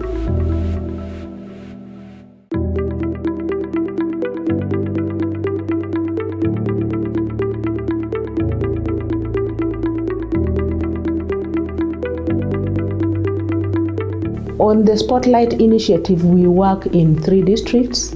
We are in Tororo, Amudat, and Kitgum. Yeah, and we work with the networks, our networks in those districts. So it's about mobilization of networks right from the sub-county level to the district level, and building capacity of those women to understand what are the policies that relate to violence against women? What are the laws that relate to violence against women, and what are the issues? And those issues, the women actually are now the ones who identify. Since we started in 2019, we have brought together the women. The women were already organized in some form of structures, but bringing those structures together to the extent that in all the districts that we work in, we have women in sub-county networks, and also the district network has been formed. So they have a coordination mechanism where they share the different issues, advocacy issues, and they work together right from the sub-county level to the district level. We have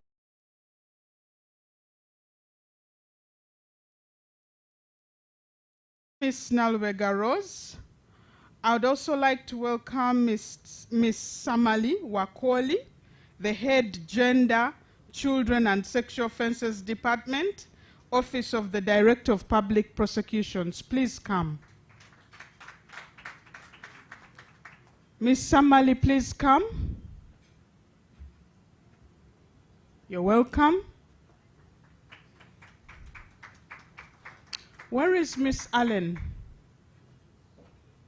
I don't see Miss Allen, and we are given the time restrictions. We may start. Maybe she'll join us later.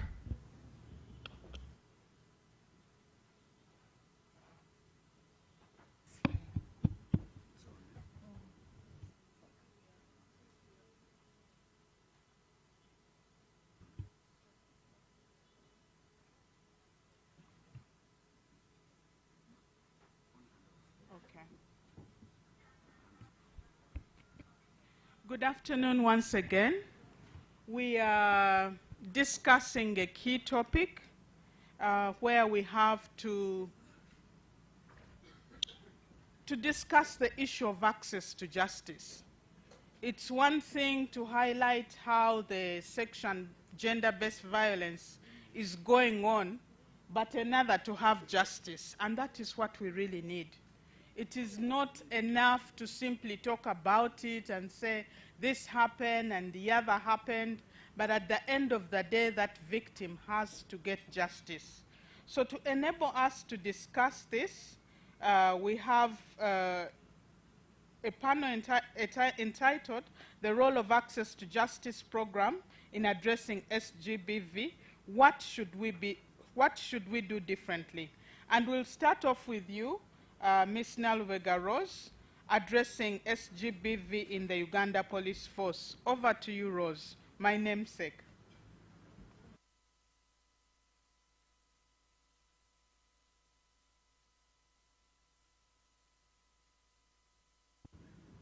Yes, good afternoon, everyone, and thank you for inviting Uganda Police Force to be part of this panel.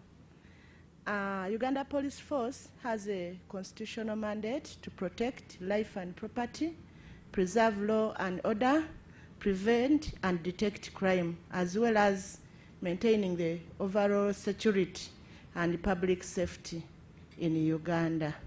And performing these duties, the Uganda Police Force has an obligation to make sure that they protect the human rights of people. And SGBV is a human rights issue, as we have seen from the other discussants.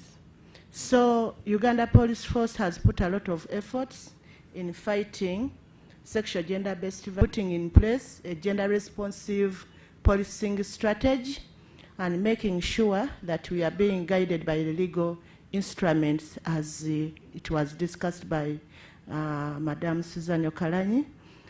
We are implementing the SDG goals, we are implementing the CEDAW, and we are part of the Maputo Protocol. And so we are signatory to all those treaties, and on top of that, we have also made a commitment to implement the Kigali Declaration, which puts into place to deal with impunity of perpetrators of gender-based violence. And so we have expressed commitment by being guided by our gender policy. We have a gender policy in place which recognizes gender responsiveness, strategic policing as a way of having access to justice to the victims of sexual and gender-based violence, including both girls and boys. And in this case, the Uganda Police Force has put structures in place, structures by putting up specialized departments and training officers to deal with gender-based violence. And under the specialized departments, we have the Sexual Children Offences Department, which also deals with the cases of human trafficking, the one that I heard. We have the Child and Family Protection Department. We have the Gender Department that deals with gender issues among the police officers. Then we have the Training Department, which gives capacity building to officers on how to manage cases of GBV. We have the Forensic Directorate, which is very important in collecting and preservation of forensic evidence to make sure that evidence is not tampered with, more especially in cases of gender-based violence, proving paternity, which is actually the most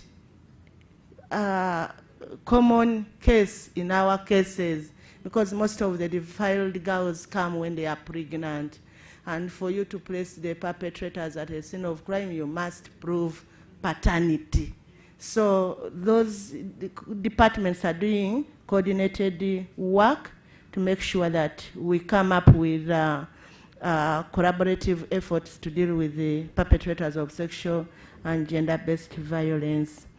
On top of that, Uganda Police Force has streamlined and trained officers, special trainings to all officers who are handling sexual and gender-based violence. We have come up with an interview room, but this one is only based at headquarters, and yet we need it across the countries.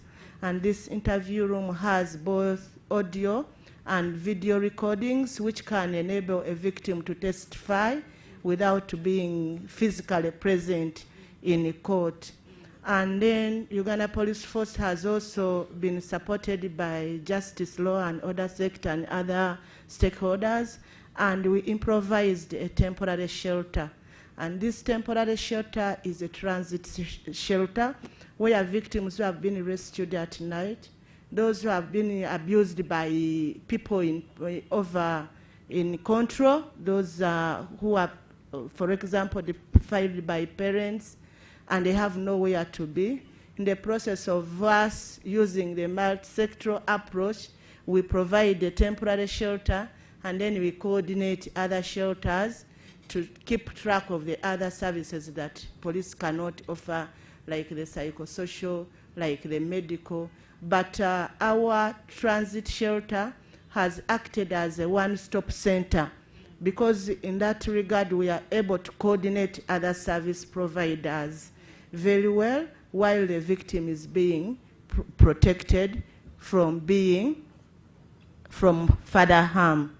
So we have mapped out the key stakeholders, and we have participated in different meetings, collaborative meetings, like I'm here on behalf of the Inspector General of Police, and we actively participate and communicate the challenges that we face as Uganda Police in dealing and managing cases of gender-based violence. We have recruited a sign language interpreter, only that we have one, but at least we are able to include the special need element for those who cannot talk, that at least we can also have them access to justice. We have secured increased equipment, the cars that we can respond to scenes of crimes. This one became a challenge during COVID, where people were locked up in homes, and we have to reach up to them because they were just making calls. So we have secured cars and some motorcycles. We are not yet there, but at least we are doing something to reach out to the scenes of crime and to our victims. We have entered exchange programs with different neighboring countries. whereby we have gone to study good practices. How do they do it? We have exchange programs and mentorship programs. We have been in Kenya. Of recent, we have been a team, we joined a team that went to South Africa to study how they are handling cases of gender-based violence.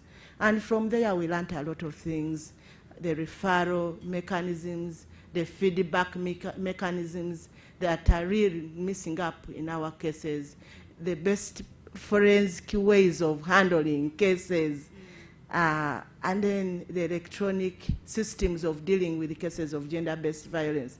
While for us, we are still dealing with the manual case files. People are very far. Their cases are in cloud, and they are investigating online. So we are not yet there, and that is where we want to be. And then we have had a bit of challenges, which I will just highlight a bit because I will not talk about it.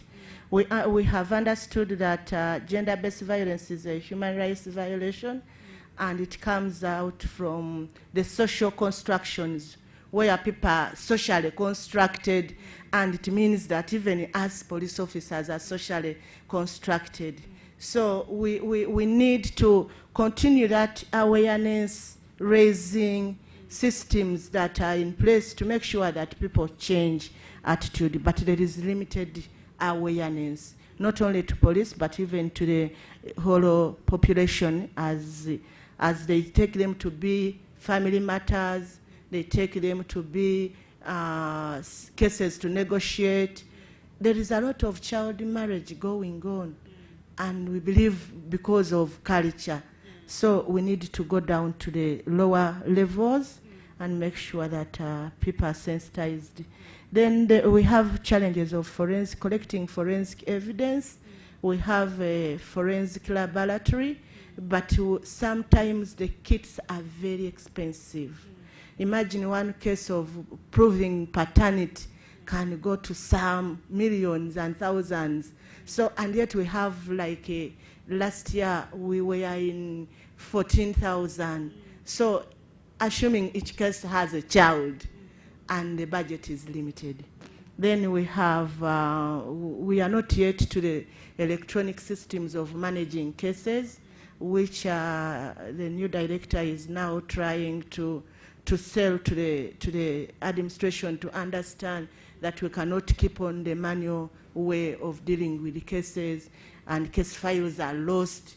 So we need to have cases that are preserved online. More so, we have challenges of formalizing the trafficking in persons department. There are very many cases to do with trafficking in persons, and we need a specialized department. It was approved at police level, but at ministerial level, we are not yet there. But police has tried to go ahead and approve. Then the shelters, we have only one shelter at the headquarters. We would wish to have very many shelters, temporary shelters, not the other shelters owned by NGOs, but the police shelters, because most victims come to police. Before we refer them to other shelters, we need to protect them. So also challenges of policing in emergencies should always be planned ahead in case of emergency, to always have a fallback on how we can do it as police.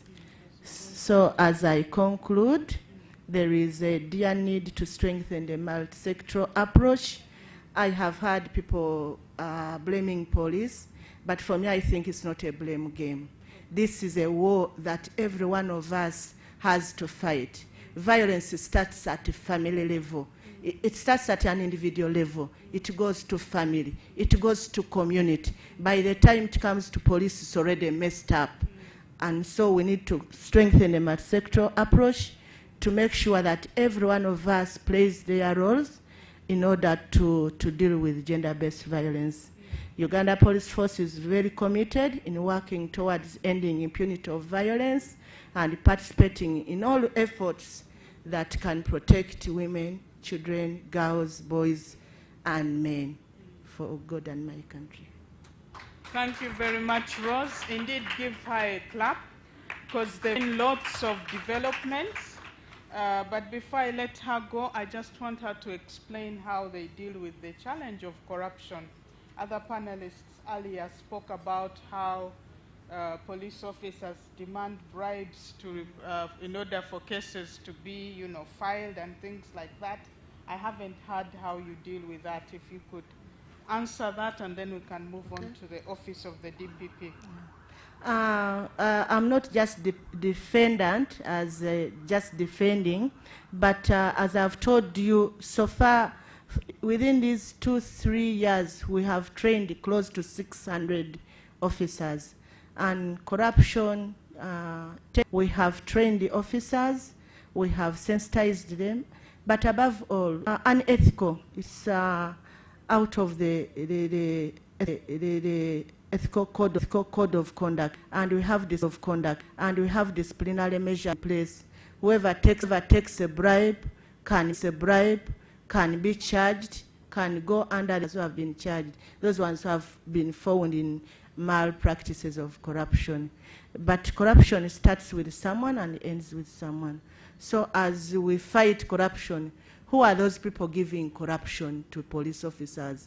We need to look for them, and they So the perpetrators are the ones who give the bribes, whom the police should be arresting, and it's from that angle that we were the arrests, by the way, we have made a lot of success with even the special court sessions. I think Madam Samali will give you some of the successes scored. We don't do it alone, we do it with the court. Corruption is not at police. It goes throughout, I would imagine it goes throughout the whole judicial system. Only that police is at the forefront, and everyone says it is police. But there are very many cases that have ended up in court and people on bail. And of course, people complain, but the cases that have come up, where people have come up to complain, we investigate, and we don't tolerate corruption, more especially in cases of gender-based violence, where the victims are very vulnerable. Thank you very much, Ross. Let's now move on to Ms. Samali, and it's a good way to take this up, because from the police we move to the to public prosecution. So, Ms. Samali Wakoli, your topic is to redress for SGBV in the formal justice system in Uganda. Share with us the opportunities, the challenges, and recommendations from your perspective as you've been prosecuting cases of sexual and gender-based violence. Thank you, Chair. Me being here is opportunity number one. And all of us sitting here and talking about this subject is opportunity number two.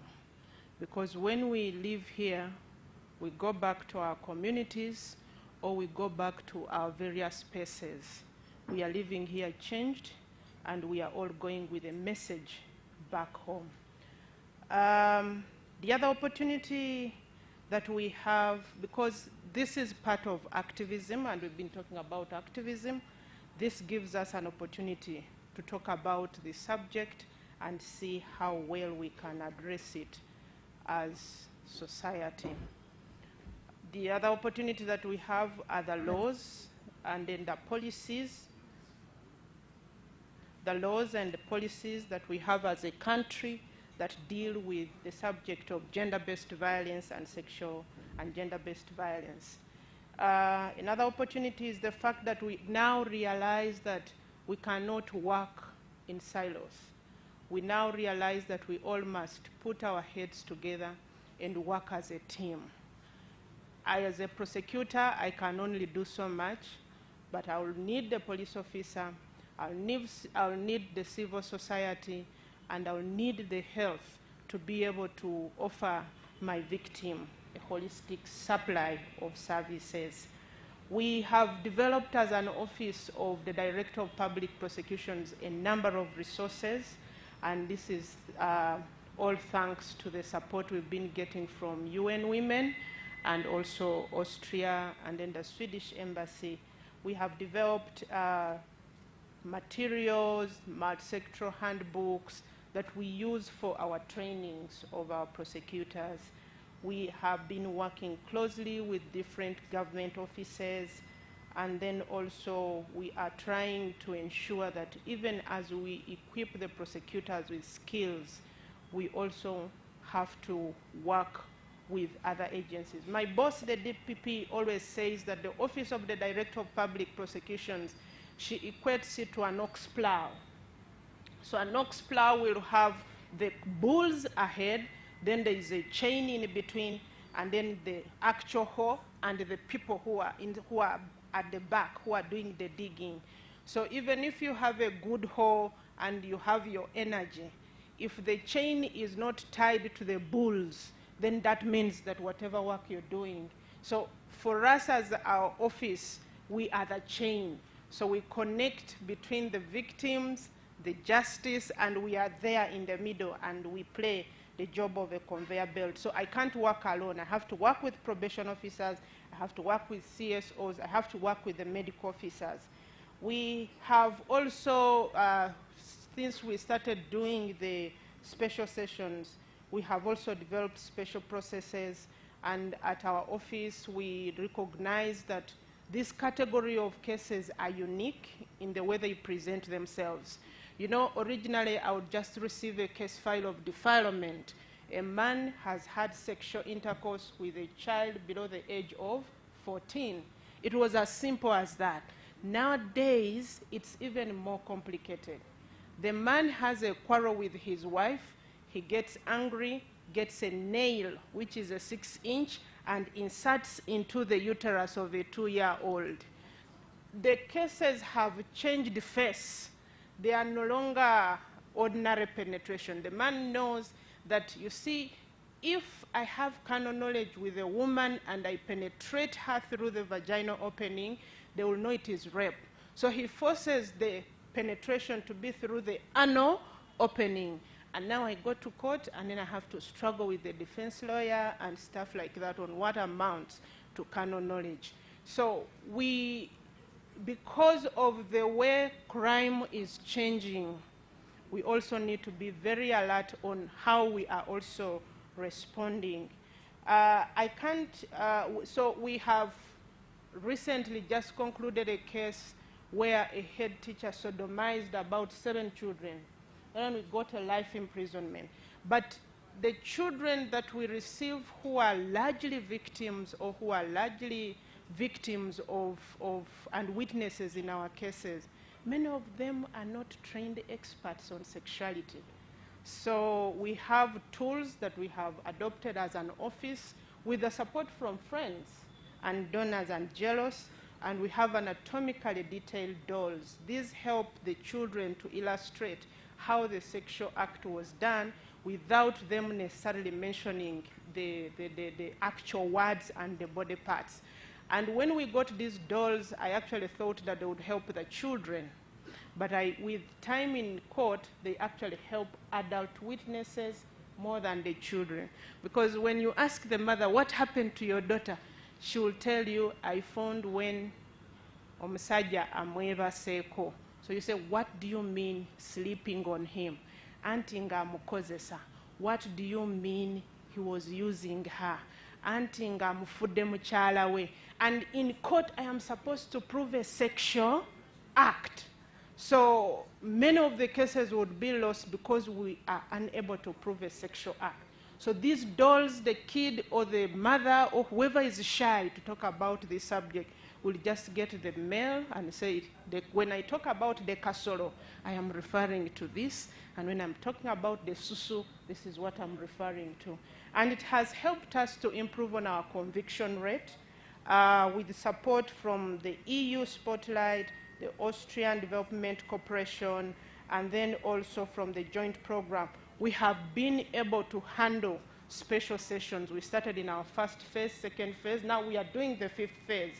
And by the 4th phase, we were at 74% on conviction rate. And we are talking about now people who are in Afandes now, School of Understanding. They have gone there and they are now learning behavior. So 74% is not a mean feat because we are talking about only sexual violence offenses as compared to other cases that we are handling. When we started, we were at 60% conviction rate, and now we have improved. So I would think that that gives us a good opportunity. And remember, we are doing the 74% in the era of COVID. So the COVID notwithstanding, we're able to work out mechanisms on how to support and ensure that the victims receive justice. So by this, it means that out of the 10 cases I prosecuted in court, 7 were convicted, which was a good work on our part. I know that I sit in an office where people hardly appreciate what I do, so we have to learn to appreciate ourselves and encourage ourselves in the Lord, like David said, because even when I talked about conviction rate, everybody kept quiet. But conviction rate means that I have kept away all the wrongdoers from the community. So it's then that I expected everybody to clap, but they did not. I have no problem. They are clapping now. Please clap for the 74% conviction rate. Maybe they wanted the 90%, but let us celebrate. We need to celebrate the good strides that we have made. Among the challenges that we have, the issue when we talk about sexual and gender-based violence. One, this is a category of offenses that do not happen in open doors. When panga welding people are going to the community, they will send cheats. Tonight, we are coming to this village.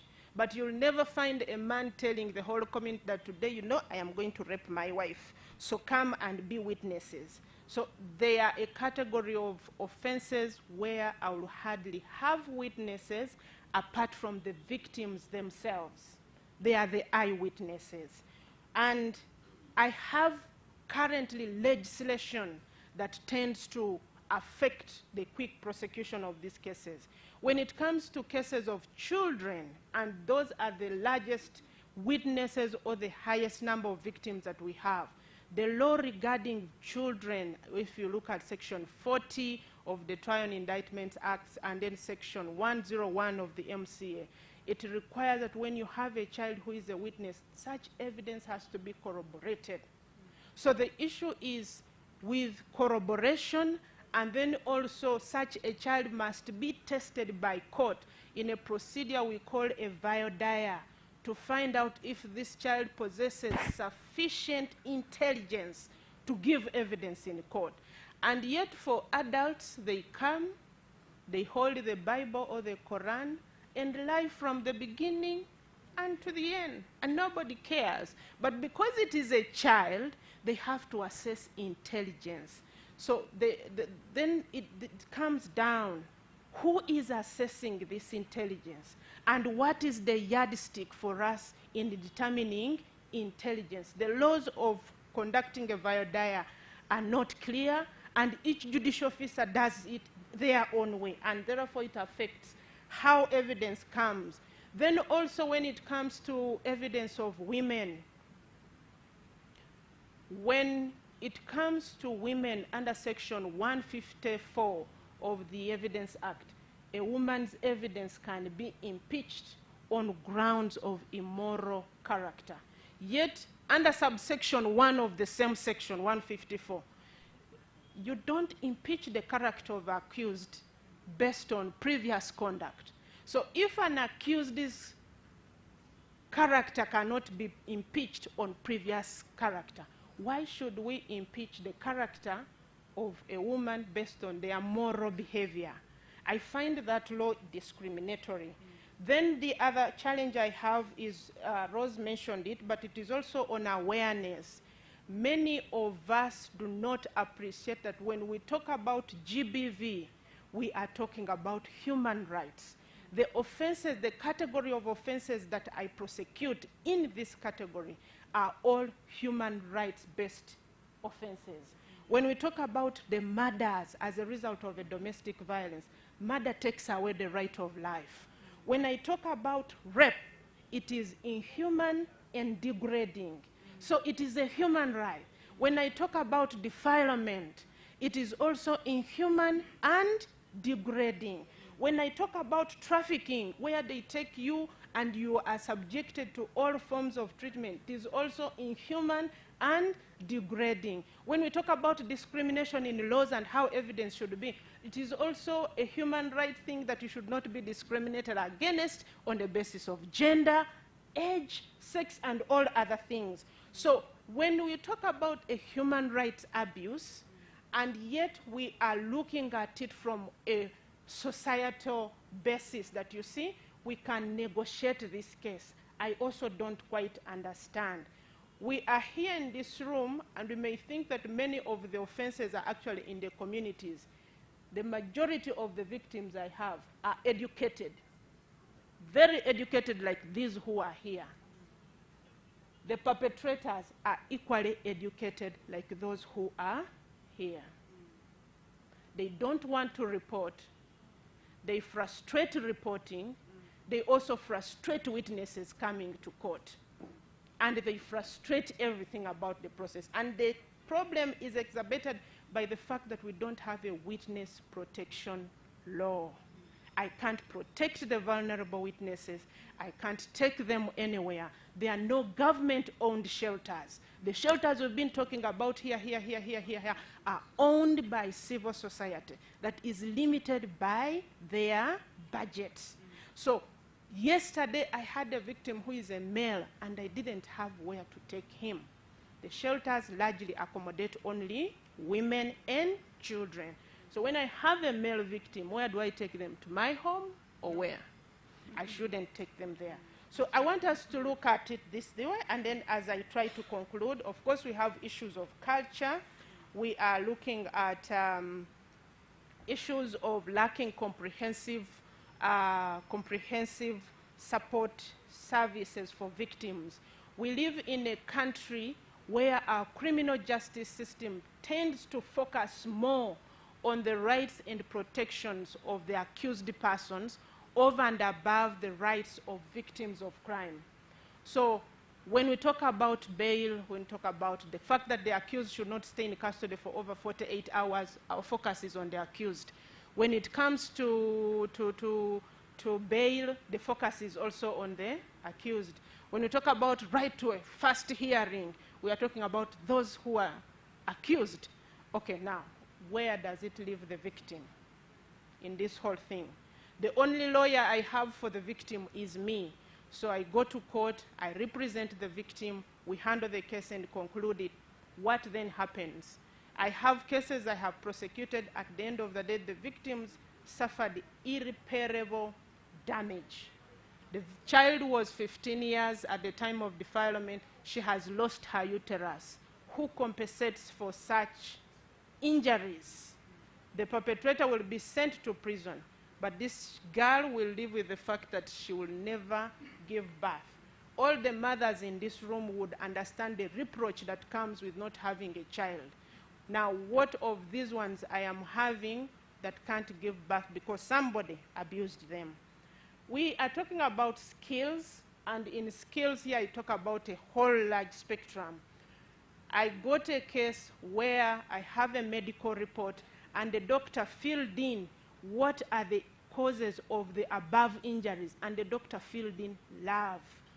Love, yet in court I am supposed to prove a sexual act. Now, it makes me scratch my head, so we need to support the doctors such that they are able to give me good medical reports. I need, my prosecution is only as successful as the investigations are. So if the investigator has not given me good investigations, then I can't also win a case in court. And then also we need to look at changing the mindset of our judicial officers such that we can talk the same talk. And then lastly, I want us to talk about the rehabilitation of our inmates such that when they leave, they don't reoffend. On the recommendations, I'll give few. I propose, since we have here members of parliament, let's amend some of these laws that are really affecting. It's not something too difficult to ask. That is your job. So let's each one of us do what we can in our docket.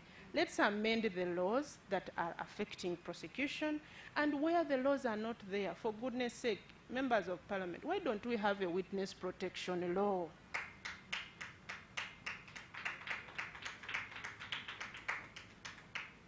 We will not forget about sensitizing the public. As Office of DPP, from the COVID time, we realized that even when we want response, we now need to move to prevention. So we are in the communities, teaching people our role and telling them how they can access services. We need to talk about shelters, and right now, the last panel that was here, the gentleman talked about budgets. Budgets. They budgeted and gave a full budget to judiciary. They have recruited judicial officers, and they didn't give any money to prosecution to recruit. So we have judicial officers who are seated alone, and there are no prosecutors to handle these cases. Because if you go to our upcountry station, each prosecutor is in the station alone, appearing before 4 magistrates. Each magistrate has about 40 cases and above to prosecute. So I go to court, I do the prosecutions, I come to office, I have to peruse the police files, and then also I must offer advice to the members of the public, one person like this.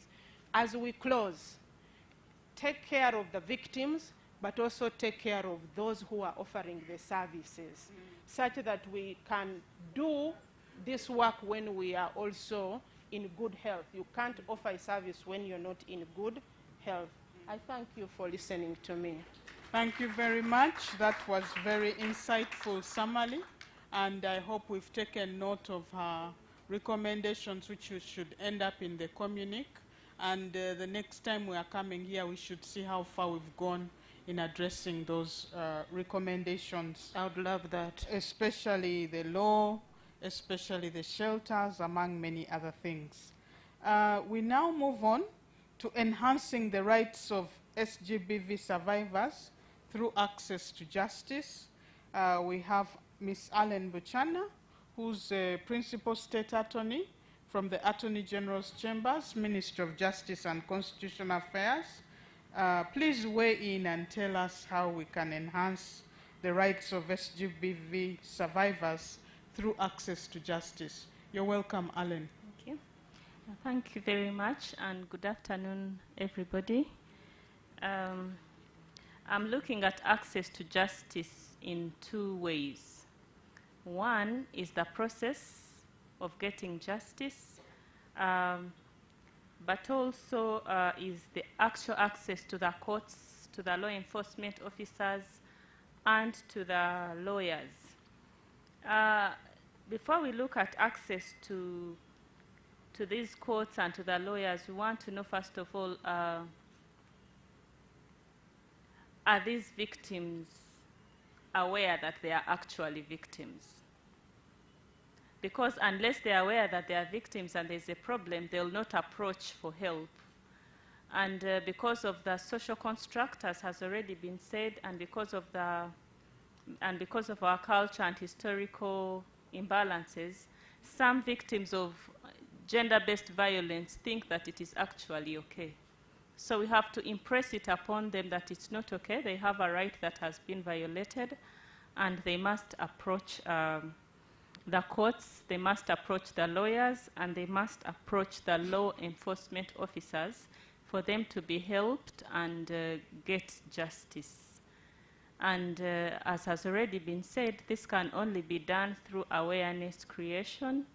And so we have to really invest in mindset change for our communities to know that, it is not acceptable to mete out gender-based violence on anybody.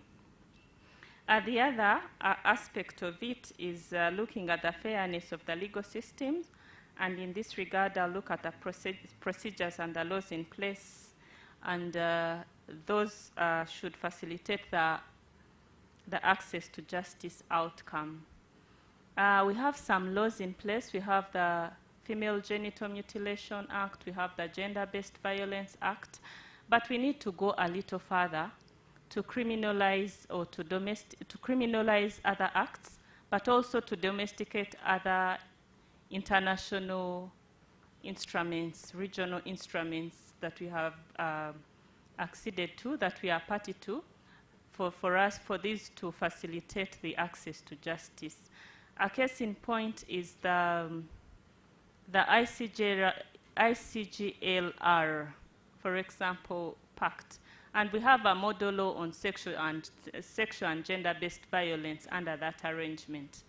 But we have not done much to bring that particular protocol on sexual and gender-based violence in tandem with our national laws. So it may not really, while it is there at in the regional space, it may not be very helpful when it comes to pursuing the rights of the victims. So we need to domesticate some of these regional instruments, international instruments, so that they facilitate access to justice. What I also wanted to add is what Samali has already alluded to. We have to know that access to justice is a chain. And for it to deliver results, the entire chain must really be in the flow. So if we have a loophole at investigations level, we shall not succeed at prosecution. And so the outcome at the court level is just a negative.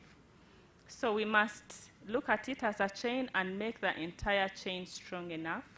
At investigations level, what are we looking at as investigators? So that we take it to the prosecutors to make the case, and then the courts have a basis on which to decide.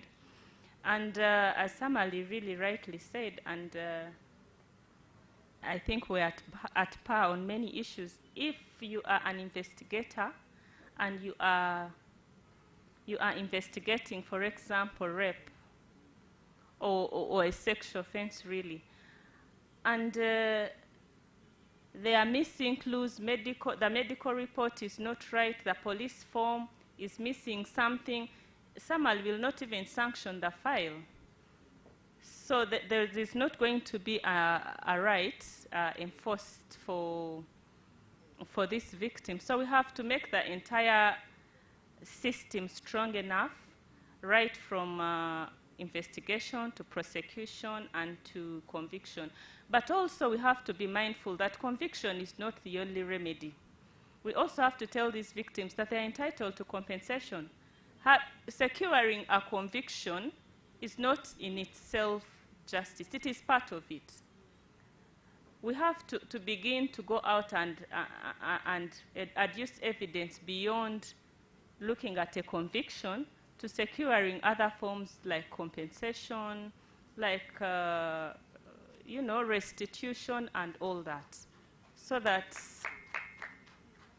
yes, so that, yes, you have convicted the person, you have kept them away, you're preventing further sexual violence occurrences, but you're also helping this victim with their medical care, with the restitution, restoring them to perhaps the position they were in before that act actually happened. Conclude, Alan. Well, as I conclude, I want to say that we cannot talk about access to justice unless we really have the legal framework. And in this case, and like Samali said, we are going to go to request members here, those not only members of parliament, because I know that the legislative process starts from even other ministries and departments and agencies that are responsible can sponsor these legislations, pick up a few lessons we are taking from here and cause change in our legislation. Let us see how we bring in our protocols that we have acceded to, that we are party to bring them to light within our national context. I thank you. Thank you very much. Alan, please, I don't know whether people are sleeping, but you said very key and important things here. One of them being that we must not only secure criminal convictions it will be necessary to also get compensation such that the victims can be rehabilitated and restituted, which I thought was an important point. Please let's give a round of applause. We'll now open up the floor for discussion. Please put your hands up so that I can choose those who will ask the questions and comment. And please remember that we are time constrained. If you're not picked, don't take it personal. Yes, please. I see a colleague from Uganda Police Force 1. Uganda Prisons Service. There's a gentleman in, this topic has interested the gentleman more. No, I see a gentleman in black. You, sir, please stand up so I can see you from here. You're number 3. I can't tell from here, but the grayish is number 4. Let's start with those 4. 1, 2, 3, 4. The gray shirt, the gentleman in the gray shirt is number 4. Yes. Yeah, thank you very much, the panelists. Please use the mic. Yeah, I'm using the mic.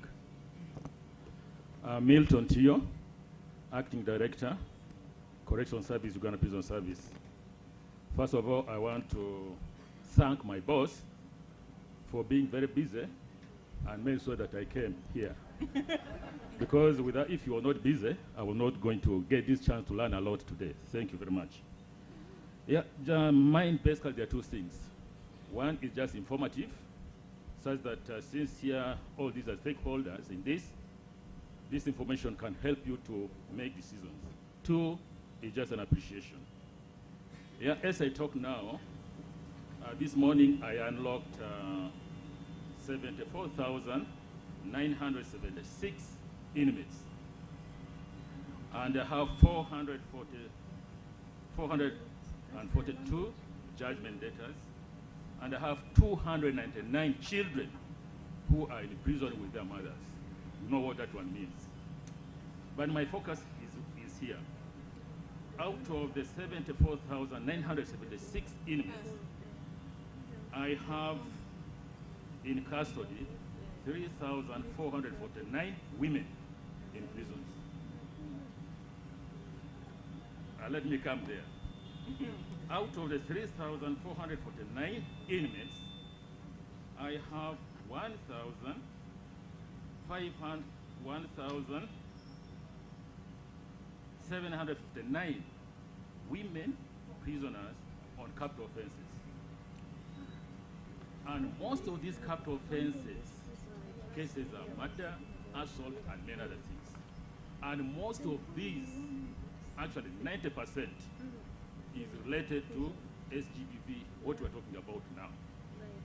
Murders, what all is related to what we're discussing today. So what does this one mean?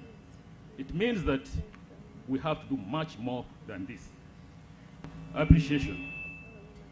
I want to appreciate Uganda Police Force, the DPP's office, and all the stakeholders, especially the development partners. Just last quarter alone, what the representative from DPP had mentioned, they had a special session for these cases. And in that session, just last quarter, actually first quarter, 407 cases were handled.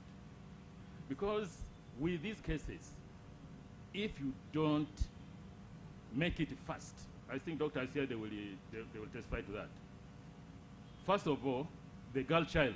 I'm requesting you to be brief because there are other people waiting, okay, and we are running out of time. Yes, thank you.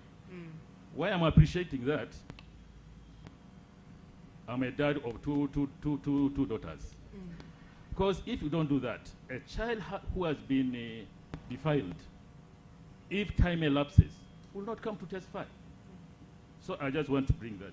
Otherwise, that is information for us here, as the decision makers, and we should know that this issue is much bigger than what we see. The cases I have on these, there are so many. Thank you very much. Thank you for your comments. Thank you very much. Let's move on to number 2.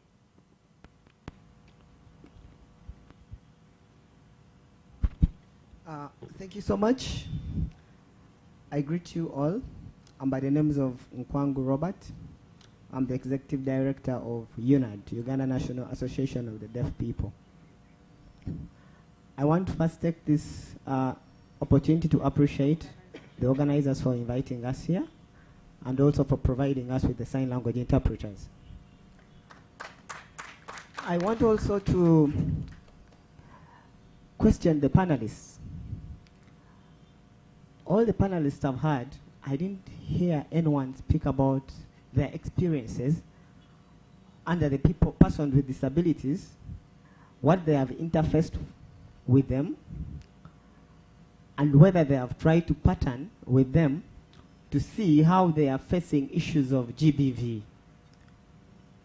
Because we have different types of disabilities, but under those types of disabilities, you find that most of them are having these issues of GBV.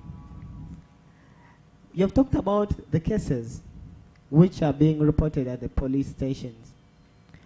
For example, most of the time the cases which are presented there, let's say persons who are deaf-blind, they are the ones who have faced these cases.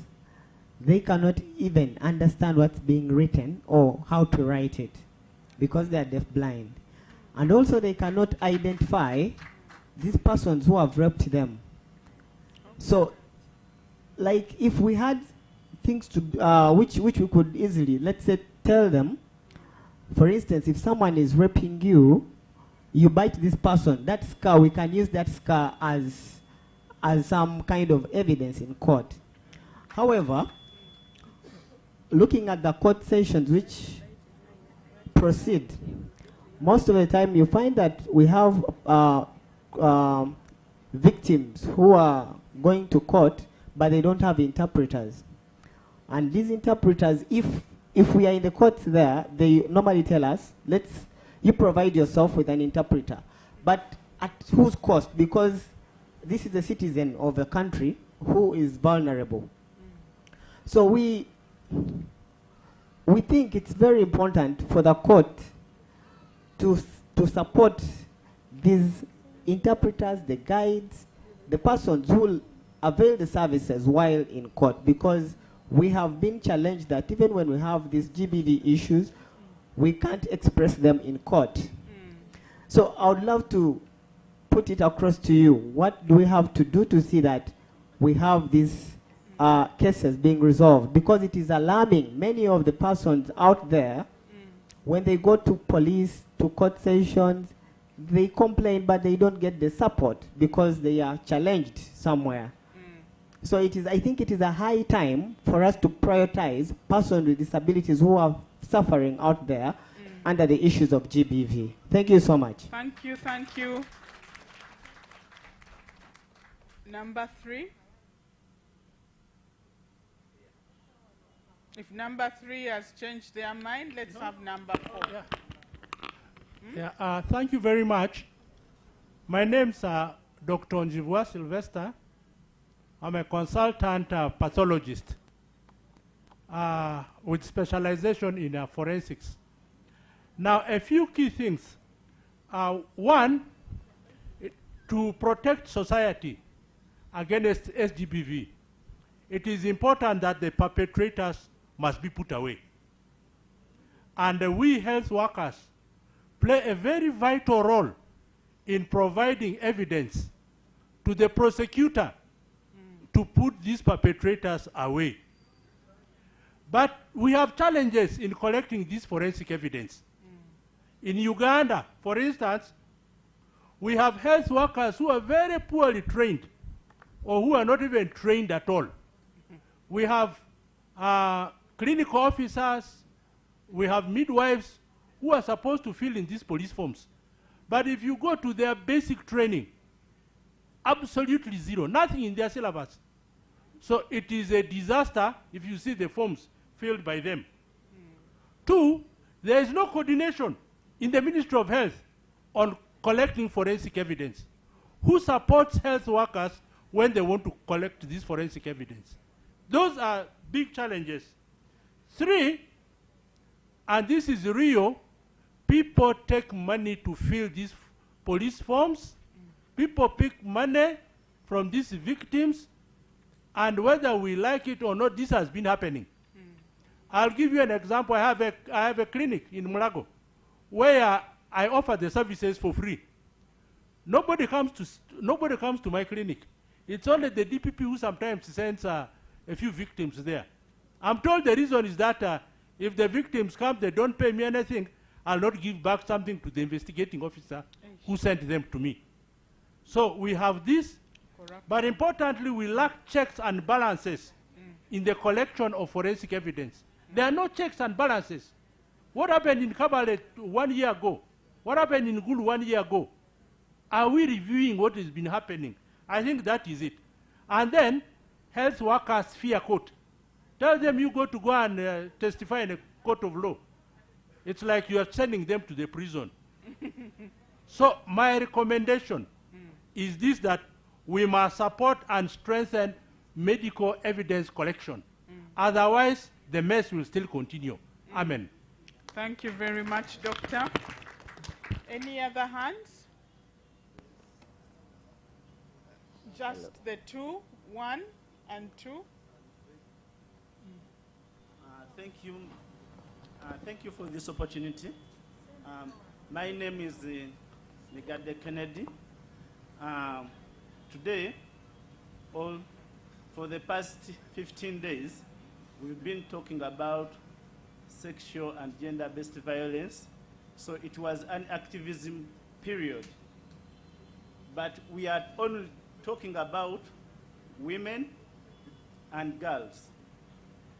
But when we listen to the issue, the offenders are boys, are men, and the boy child is not talked about. Most of us here are parents.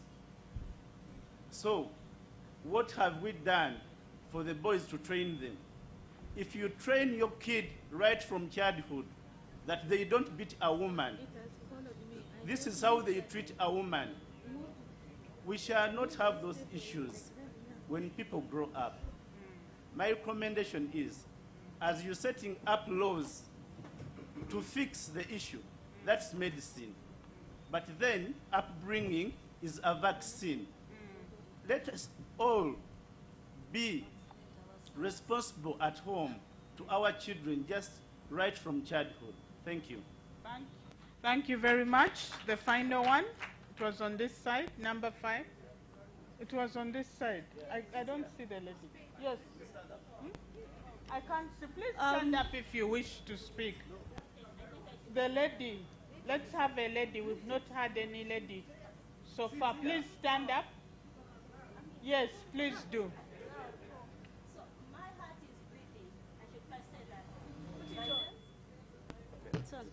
My name is Amnaka Zuruth, and my heart is bleeding. I am here by force. In other words, I should have been somewhere slaying with my girlfriends. But why am I here? I'm here because of a certain reason that has not been yet addressed. We've had so many members who have come and they have talked a lot, but the root has not been brought out or has not been touched at all. Personally, I'm a victim of this that I'm going to talk about. 99% of women who are in positions and who are employed, we are suffering this issue. We are facing sexual and gender-based violence at workplaces. But I've not had this being aired out at all since morning that I came. You should pardon my English or my Luganda and some, I may not conclude because I have a lot that I feel like I should speak out, but time is not on my side. The women that are in workplaces or that are in positions, they are the roots who are going to secure the free space for everyone, for all the kids, for any other person, even in the companies. If you need a successful company, what is the strategy? People put women in the leadership position to ensure the success of the company. But these women who are in those positions, we are the women who are suffering this sexual and gender-based violence. But it has not been addressed here. As women in, let me say, I saw Chiba's post here. She was talking about women are supposed to be given something like a position if they have the skills. Are supposed to be given the position in different workplaces to empower them so that they empower other women. And women are suffering in marriages because they have no financial assistance or they cannot stand financially. And that's why they stand all that violence. And if we are going to work up and secure a free space for every female in this world, the first step it has to be, these women have to be stable financially. But the women who are supposed to be stable financially are the women who are going to be the voice of the children, of the other people, of the disabled. But we are the women who are suffering in every office. Let me say, like, majority of the women who are here, they have come across that, but everyone is keeping quiet. Why? Why don't we talk about it? I have seen this and I've been a victim, but every office that I went to look for justice, they were shutting doors for me. What is happening? If we are to treat the tree, we have to treat the roots, but we are treating the leaves, we are treating the stems, we are treating the branches. I don't know what is happening. And I humbly call up all the organs responsible, the parliament, to put something in place for these women. Because if you say to educate these women from the local places where they are, women who are working, they don't attend. They don't attend community meetings because they are busy working. And the weekend time that these women get, that is the time they have to look at their children, to wash clothes, to do things for their men. But if we are to do this, and this is the cornerstone that we have to look at, we have to look at something that we are going to do at these workplaces. Thank you very much for pointing out. And lastly, I should comment about something that... briefly, please. Yes, that Madam was talking about there. She was talking about impeaching the character of the victim. And also Mama from the Nile talked about it, that we women, one of the reasons why we face that, it is because of our dress code. I want to ask you members here, how many men that erect in Karamoja? Because those people almost wear naked, but they don't erect. So we shouldn't put this. Yes, men don't erect there. And if you go there, these people, and you start exercising that, because I'm saying the women is breasts, I'm saying their size or what.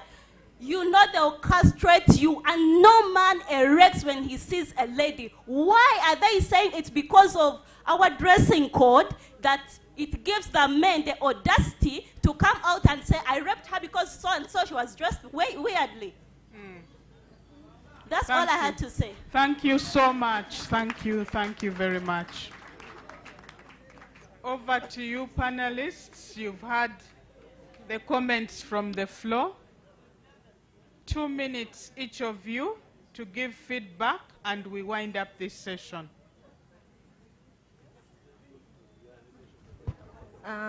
Thank you so much for raising such issues. I have one that I think goes to me, the one of the sign language, where someone said we have not considered people with a disability. I had earlier on said that we as police force, the Department of Sexual and Children Offences has a sign language interpreter. As of now, we have one, but right now we have about 10 who are attending a 2 years training, and we hope after 1 year we shall have multiplied the numbers. We understand that they have special needs that have to be considered while we are dealing with their cases, and we try to put that into consideration, and I think we are moving forward. So we have partnered with the different NGOs and organizations that deal with people of such category, and we have even handled their cases. Of recent, we have been handling cases of children who were defiled in a certain school of disability, and we are handling the cases.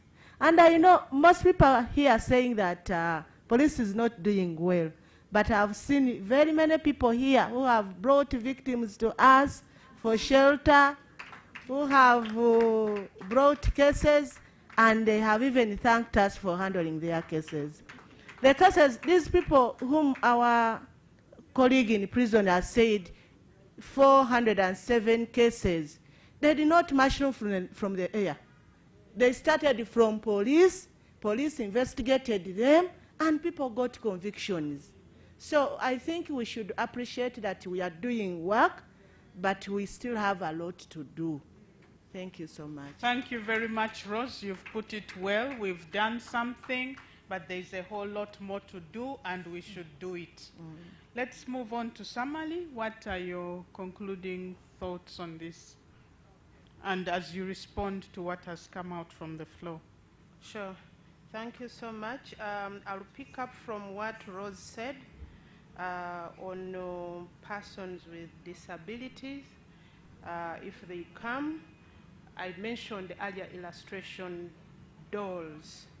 Some of those dolls are also supposed to help people who can't talk to illustrate what exactly happened if they are not communicating. But at investigation level, we have an interpreter. But when they also come to our offices, we also get an interpreter. UN Women, we are grateful, gave us some money, and we hire interpreters as and when we need an interpreter. In court, our cases before used to get dismissed until Evelyn came in and gave me some money. That money, I am able to hire an interpreter at every court as long as I have a witness who can express themselves in sign language. You also need to know that in the communities where we come from, not everybody who has this disability gets an opportunity to go to school. My victims, most of them don't speak this English sign language you have here. My victims talk in symbols. Those symbols are only known by members in the home of the family. They don't speak this one here. This one is fancy. So it's like bringing English person to interpret somebody who is speaking vernacular. The witnesses I have speak vernacular sign language. So for those ones, what I do in court, I simply approach court and tell court that I have a victim who has a sign language issue, and I'll take the evidence of the mother first. So when I have finished taking the evidence of the mother or the caretaker, then that caretaker becomes my interpreter, because the ones I get from Nodipu and the ones that I have of police can't interpret that language. It's locally developed. It's a challenge, but it is something that we are working through it, because not everybody has been to school to speak that sign language. Also, when we are doing a cause listing of cases, fixing cases to court, persons with disabilities are the first priority. So we handle cases of children, persons with disability, and older persons. Those cases, we don't allow them to stay in the system for more than 2 years. We handle special sessions to cater. So even when we are doing these sessions, I advocated, the principal judge gave us 25% of the cases cause listed to be for this category of people. So We also, in court, if court doesn't have, like I have said, I have funds for a sign language interpreter. We are doing some work on forensic evidence with Dr. Nzivua. I chair the National Medical Legal Working Committee, and there is a lot of work we are doing to help our doctors improve, because for them they are trained to save lives and not to be witnesses in court. So we will do something to help take away their fears. They need to know that in as much as they fear coming to court, doctor, go and tell them that we also fear their injections. So they need to know that each profession has its own bad side to it, but my fear of an injection does not stop me from going to a health facility, especially when I am sick. So if we need their services, let them put their fears aside and then come and we support somebody who is vulnerable. Lastly, Migade talked about us not talking about boys. That's not true. Even when I was advocating for shelters, I think I was very clear that we need shelters for both girls and boys. And then also Ministry of Gender has parenting guidelines. They are for you parents to teach your children on how to grow up, and then we have a program on male engagement where we are focusing specifically on how to involve men in the fight against SGBV and GBV generally. Ruth talked about sexual violence in workplaces. This is sexual harassment. And I said it earlier that people who are seated in this room are the worst perpetrators and they are the worst victims. They don't want to come and report. And if they report, then I become an enemy of progress when I take the cases to court. And when I take the case to court, the same victim will come and tell you, me, I am not interested. I am withdrawing the case. So they make me to mourn more than the bereaved. So what we are talking about here is that when we talk about sexual harassment, come out and speak.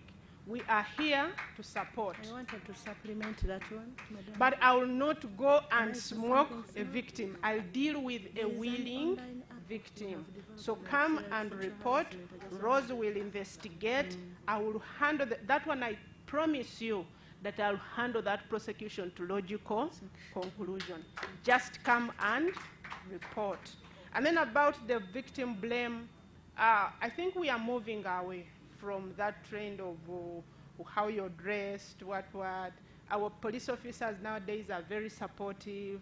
We are now moving to something we call victim-friendly services when we are doing our work, and our focus is on the victim. Because when an accused or when somebody goes to report a case of theft, the police officer will not ask them, why did you make an alarm when the thief came in the night? It was a common question that used to come in cases of rape, where they will ask, did you make an alarm, in trying to prove whether there was consent or no consent. Well, if you can't alarm in theft, why should it be a must that you alarm in cases of rape? So police officers no longer ask those questions of whether you made an alarm or not in cases of rape. Neither do we ask them, although we have seen advocates of defense asking such questions in cross-examination. So we hope to have more advocates from law society to join us in our training such that we avoid the victim blame throughout the whole process. Thank you. Thank you very much, Samali. Let's have Alan make her concluding thoughts on this matter.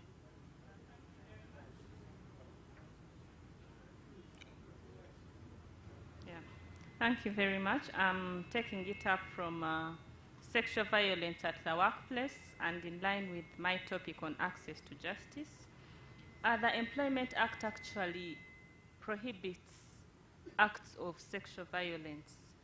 And we have sexual harassment regulations that mandate every workplace to have a sexual violence committee.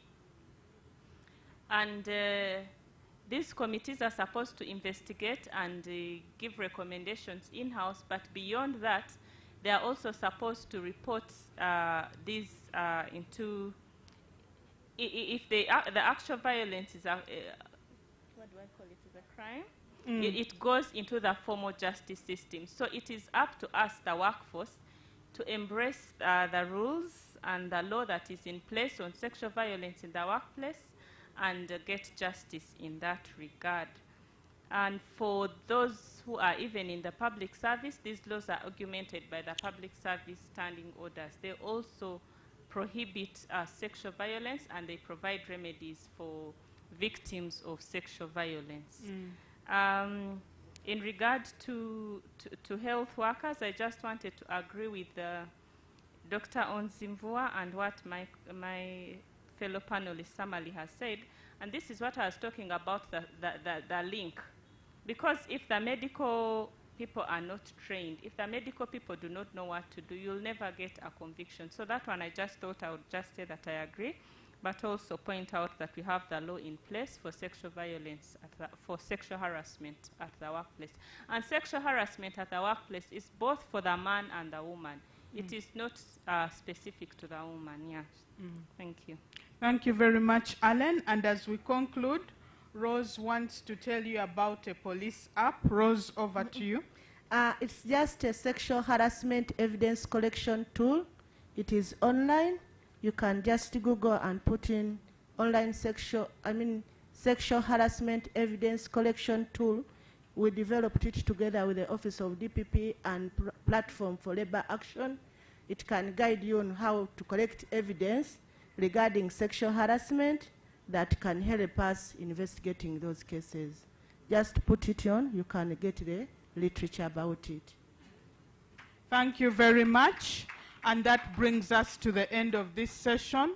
Please give a round of applause to all the panelists. Thank you very much. We are now discharged. Wow, wow, wow. What an interesting session. Ladies and gentlemen, a round of applause. This has been a very interesting session, as well as very informative. We have also learned from the presentations from the various presenters that all of us face different challenges as we do our duties at work, isn't it? And many times those challenges may want to seem to make you appear as ineffective, but in actual sense, you're facing a real challenge that inhibits how much you do. I liked when somebody talked about sign language interpretation. Simple stuff like that can make a conviction very difficult. I didn't know there were versions of this. I thought, one sign language does for everyone. Now we've learned that actually sign language is in different forms. So we never take everything for granted then, okay? I would like to appreciate, the police does a lot, by the way. Police does a lot, and I'm one of those who will always appreciate the police for the work they do. Thank you so much, Dr. Rose, for steering us through that session. You did the work excellently. Thank you so much. Allow me to recognize Dr. Onzimvua over there. He came in very silently, but he's one of our critical persons, resource persons in the medical field. Dr. Onzimvua Sylvester, you're most welcome. It's good to see you. We collaborate a lot with him in terms of managing these medical aspects around, crime scenes and issues like those. So it's a good thing to see you here. I know we also have still with us honorable members of parliament, Honorable Ekudo Tom Julius, MP Gweri County in Soroti. He was here, introduced himself earlier. Honorable Koro Andrew Joseph, who is a member of parliament for Toroma County, is here with us. Toroma is in Katakwi. And then Honorable Achora Nancy Odong, woman MP Lamo. Is she still around? She moved out. Okay. Now we are moving into our next session, which is the last, which should take at least 30 minutes. And to moderate that session, please join me in welcoming Ms. Elizabeth Rwanga, an eminent woman, board chairperson of Women's International Peace Center. She's going to be moderating the session. that is coming on now. As she comes to take her position, I know that Honorable Andrew, you had a point to make. I'll give you opportunity to do that now as the next panel takes position.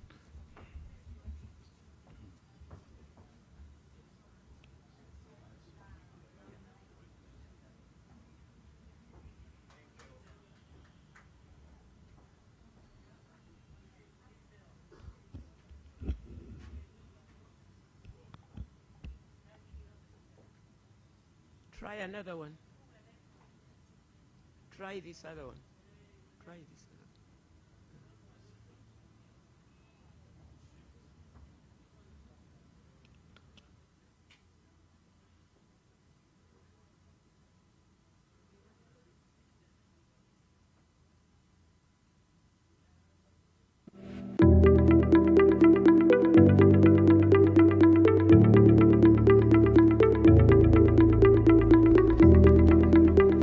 Thank you very much.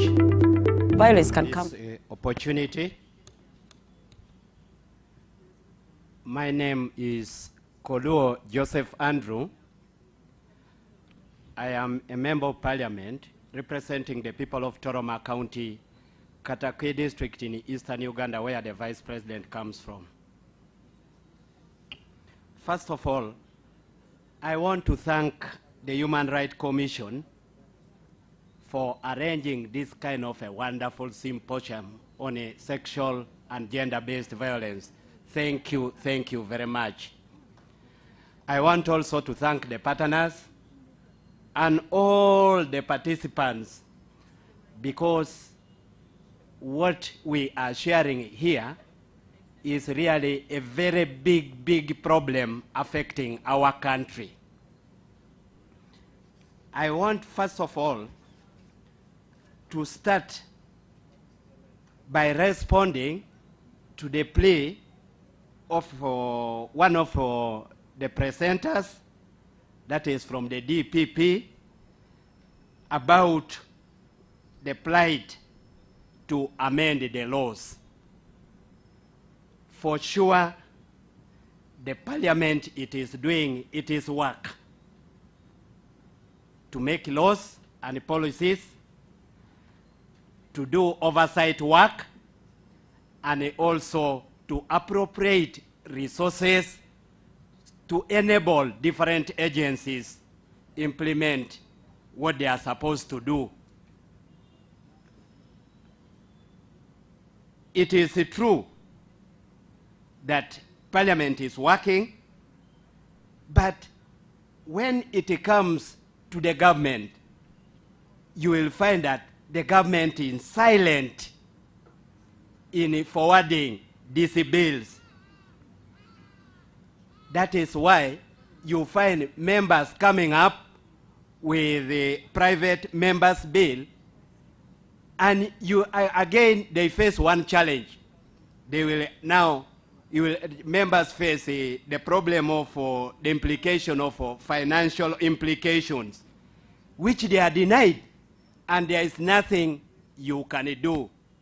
So the request is, let the responsible ministers, let them bring bills to the House, and members are really very ready to support these bills. For example, right now, we have the Witness Protection Bill and the Human Rights Defenders Bill, which is spearheaded by Honorable Aogon Cyrus, the MP for Kumi Municipality. We are working on it, and I'm sure anytime everything will be okay. Now, I'm a member of the Human Rights Committee. For us now, since we are aware that these things have to be done, we as a committee, we are going to ensure that these bills are brought on board. Now, let me take this opportunity to make some statements. First of all, I want to appreciate and thank Honorable Miriam Matembe for being the voice of the women in this country. Thank you very much. she raised a very pertinent point, and that point was about incest. For sure, no one was able to answer what has brought this in our country. Me, as a leader, I collect and get information from different sources, and even including from my people. The cause of incest in our country is the total degeneration of our culture. We have totally failed to respect our culture.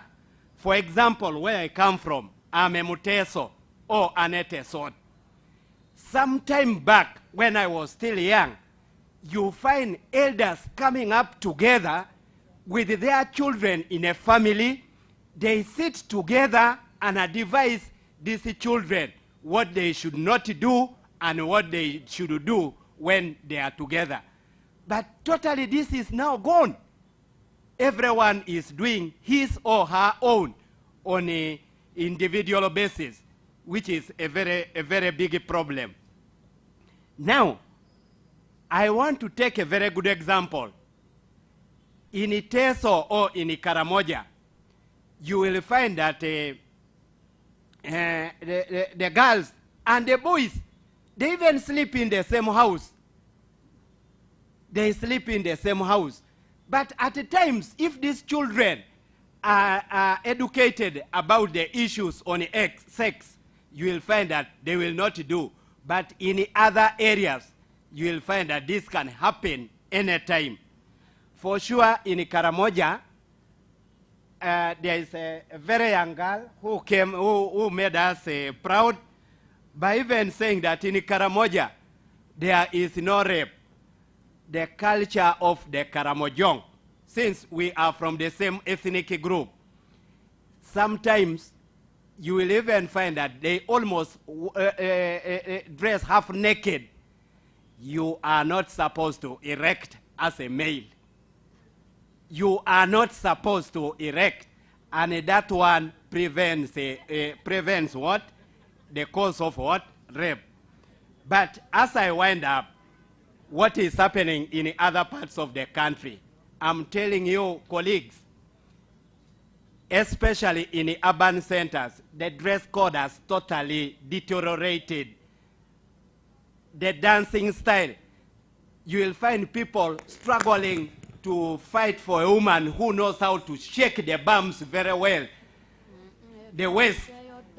So those are the things which can cause gross domestic violence. And finally, the advent of technology, these mobile phones, the smartphones. I think it is better we educate all the people how to use these phones, because some people even don't know what they are forwarding. A woman might end up forwarding to the husband something which is not true, and the man will even suspect that it is something true, and it can cause a problem in that family. I want to thank everybody for coming up. May I wish everyone a happy Christmas and a wonderful New Year 2023. Thank you. Thank you. Thank you very much, Honorable Member of Parliament. Thank you. And I hope that the Uganda Human Rights Commission can organize another symposium where we can discuss culture, because I think it is very important what the Member of Parliament was saying. Now, we are the unlucky panel, and I'm sorry for the panelists of this panel, because we come at the end and under very tight schedule. Our panel is going to discuss the role of civil society in enhancing access to services and accountability for SGBV. And as we know, CSOs, civil society organizations in Uganda, as in most of our other countries in the region, they provide services in support of national development. NGOs in this country, civil society organizations in this country are supposed to work hand in hand with government and support government service delivery. We know sometimes it works. We also know sometimes it doesn't work as well. But we know that CSOs are especially acknowledged for the work that they do in areas of human rights, in justice and equality subjects, and even more so on the subject of this symposium, sexual and gender-based violence. Now, I would like to invite the panelists to come, and we have Ms. Brenda Kugonza. We have Brenda Kugonza, who is the Executive Director and founding member of the Women Human Rights Defenders Network, Uganda. You are welcome, Brenda. We also have Elizabeth Kemigisha, who is Advocacy Manager for FIDA, Uganda. Where is Elizabeth, my namesake?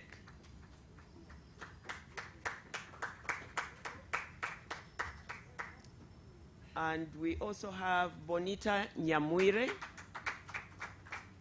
who is the Research Manager at policy.org. So,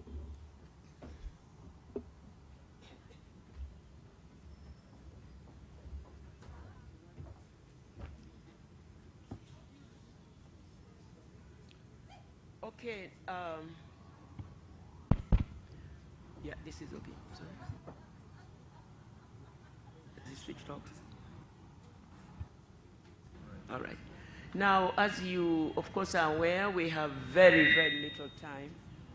And I hope that you try to be as succinct as possible so that people don't walk out on us. Let's start with Brenda. Brenda, you are going to talk about the plight of victims of sexual and gender-based violence in Uganda, with a special focus on women human rights defenders. So why don't you share your experience of women rights defenders, tell us some of the issues, what has worked, and also give us some recommendations. Thank you, moderator, and allow me to really appreciate the organizers of this very good event for inviting the Women Human Rights Defenders Network Uganda. Women human rights defenders as an issue is always forgotten, and we are glad that you have managed to ensure that we talk about this. I want to begin by saying there is no gender equality without protection for women human rights defenders. Protection of women human rights defenders is an imperative for the achievement of gender equality. I'm going to tackle this from the perspective of the problems we have seen as the women human rights defenders, that when women human rights defenders are attacked, are in danger, then the survivors of gender-based violence or sexual gender-based violence suffer and they do not receive the support they need. So therefore, we need to eliminate the barriers that women human rights defenders face when they are trying to support survivors of gender-based violence. So most of all, allow me to also appreciate the women human rights defenders here today for joining us. We really acknowledge your feminist leadership. Women human rights defenders who are here today and out there, you have done a great job to support survivors of sexual gender-based violence. On a daily basis, you are engaged in practical actions of managing GBV shelters. You have been involved in promoting laws that support survivors of sexual gender-based violence. You are trying to hold government accountable by reminding government to abide with the standards, the international standards, and the instruments that they signed, such as the CEDAW. But women human rights defenders in many contexts, women human rights defenders, Madam Moderator, are facing serious attacks, threats, and risks. And as a result, many survivors of sexual gender-based violence have not been supported and they continue to suffer. I want to bring to your attention that the women human rights defenders here and also the women human rights defenders not here are facing both online and offline attack just because they are addressing sexual gender-based violence. Our colleagues from the prosecution side, the police, from Human Rights Commission, we know your officers have been attacked for supporting survivors of gender-based violence. And when that happens, you stop your wonderful work of supporting survivors of sexual violence. I'll tell you, because of challenging harmful practices and the deeply entrenched cultural and negative social norms, such as female genital mutilation, they have raided offices of Sinai Women's Movement in Amdat because they are keeping girls who are running away from FGM. It is because of addressing the plight of sexual gender-based violence survivors that our own officers of FIDA in Moroto are no more. They were attacked by the community leaders. They were attacked because they are labeled as bad women, bad mothers. They are spoiling the girls, and they don't want the girls to get married simply because they are fighting early marriage. What happens to survivors of domestic violence, sexual violence, where FIDA that has been providing legal support is no more in Moroto? We are talking about women human rights defenders who are trying to fight SGBV through sexual reproductive health, being labeled as baby haters. And everyone does not want to associate with such organization. Some of us already know some of these organizations. I'll mention, we know the organization called Center for Health, Human Rights and Development, CEHAD. Due to their coalition to stop maternal mortality due to unsafe abortion, they are being labeled as baby killers. And so survivors who want to go to that organization for support, they can't go there because they think the communities are going to tell them, you're going to abort. This is uncultural. I want to add that gender-specific violations are used against women human rights defenders addressing SGBV to discourage us and others from denouncing acts of sexual gender-based violence. We all know what is happening to Samantha. Samantha is fighting sexual harassment. She has been attacked online and offline just because she's trying to address sexual gender-based violence. How many of us are standing with her? Sometimes she feels isolated. Samantha. Myself, I know our mentor here, Mama Miria, and all of you here, how we have been attacked as men haters, family breakers, simply because of the marriage and divorce bill, which is addressing sexual and gender-based violence. So if we are not promoting that bill to become a law, then how are we going to address SGBV? So when we talk about this, we are talking about the situation of intimidation, threats, office closure, and physical assault of us. Perpetrators have attacked us simply because we are representing survivors of sexual violence in court, simply because we are managing shelters. Uwanet shelters, Mifumi shelters in Imbarara have been raided and broken into because they are keeping girls who are running away from sexual gender-based violence or who are reporting and speaking out. We are seeing this on a daily. Just this year, Madam Moderator, the Women Human Rights Defenders Network Uganda has got what we call a system of monitoring of attacks against women human rights defenders.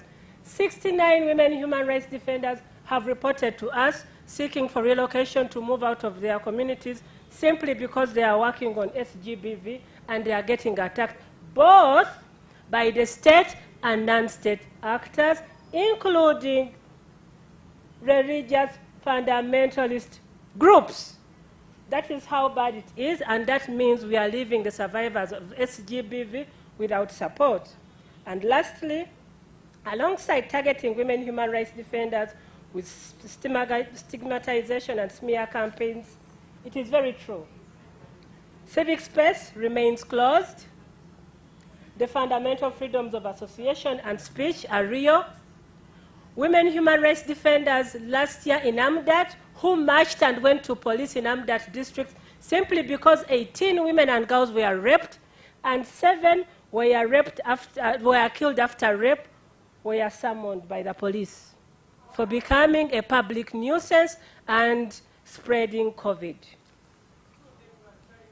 We have seen organizations like ONET, because of freezing their accounts, they are unable to support survivors of SGBV. And what does that mean when it comes to survivors of SGBV? The environment is not safe for you and other women human rights defenders to continue addressing this vice.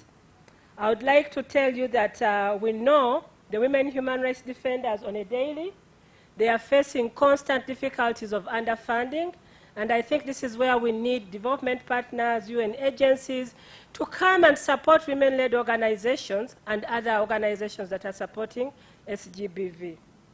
I want to conclude by saying that we talk to women human rights defenders. Women human rights defenders have told us that the state should, 1, enact the HRD protection bill that is before Parliament in order to provide safe protective mechanisms to support them to defend human rights. Women human rights defenders have told us they need development partners, they need the public, they need government to publicly speak out when they are facing stigmatization, smear campaigns, and defamation because they end up being isolated.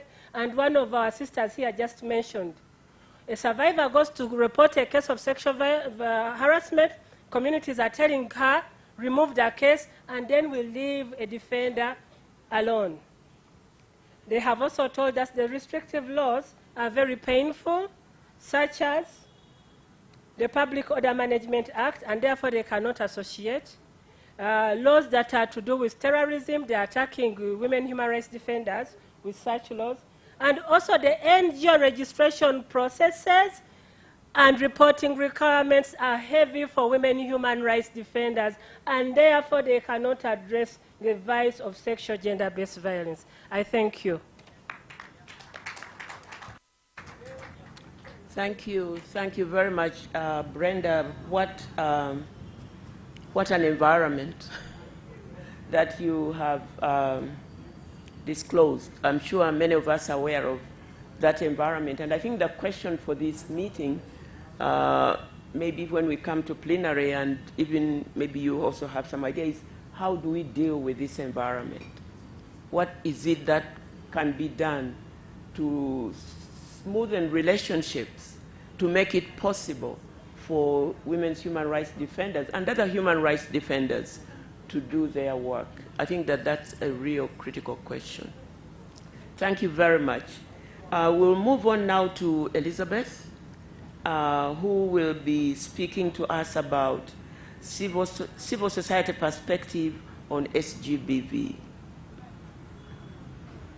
Thank you very much, Elizabeth.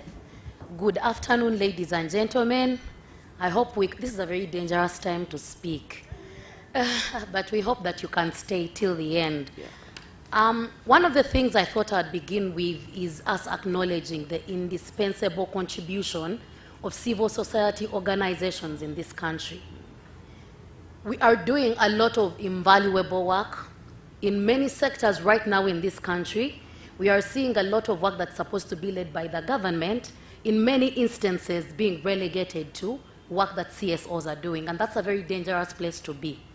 It's very dangerous because we see an instance where, for example, critical public services are now left to private sector and and civil society to take care of.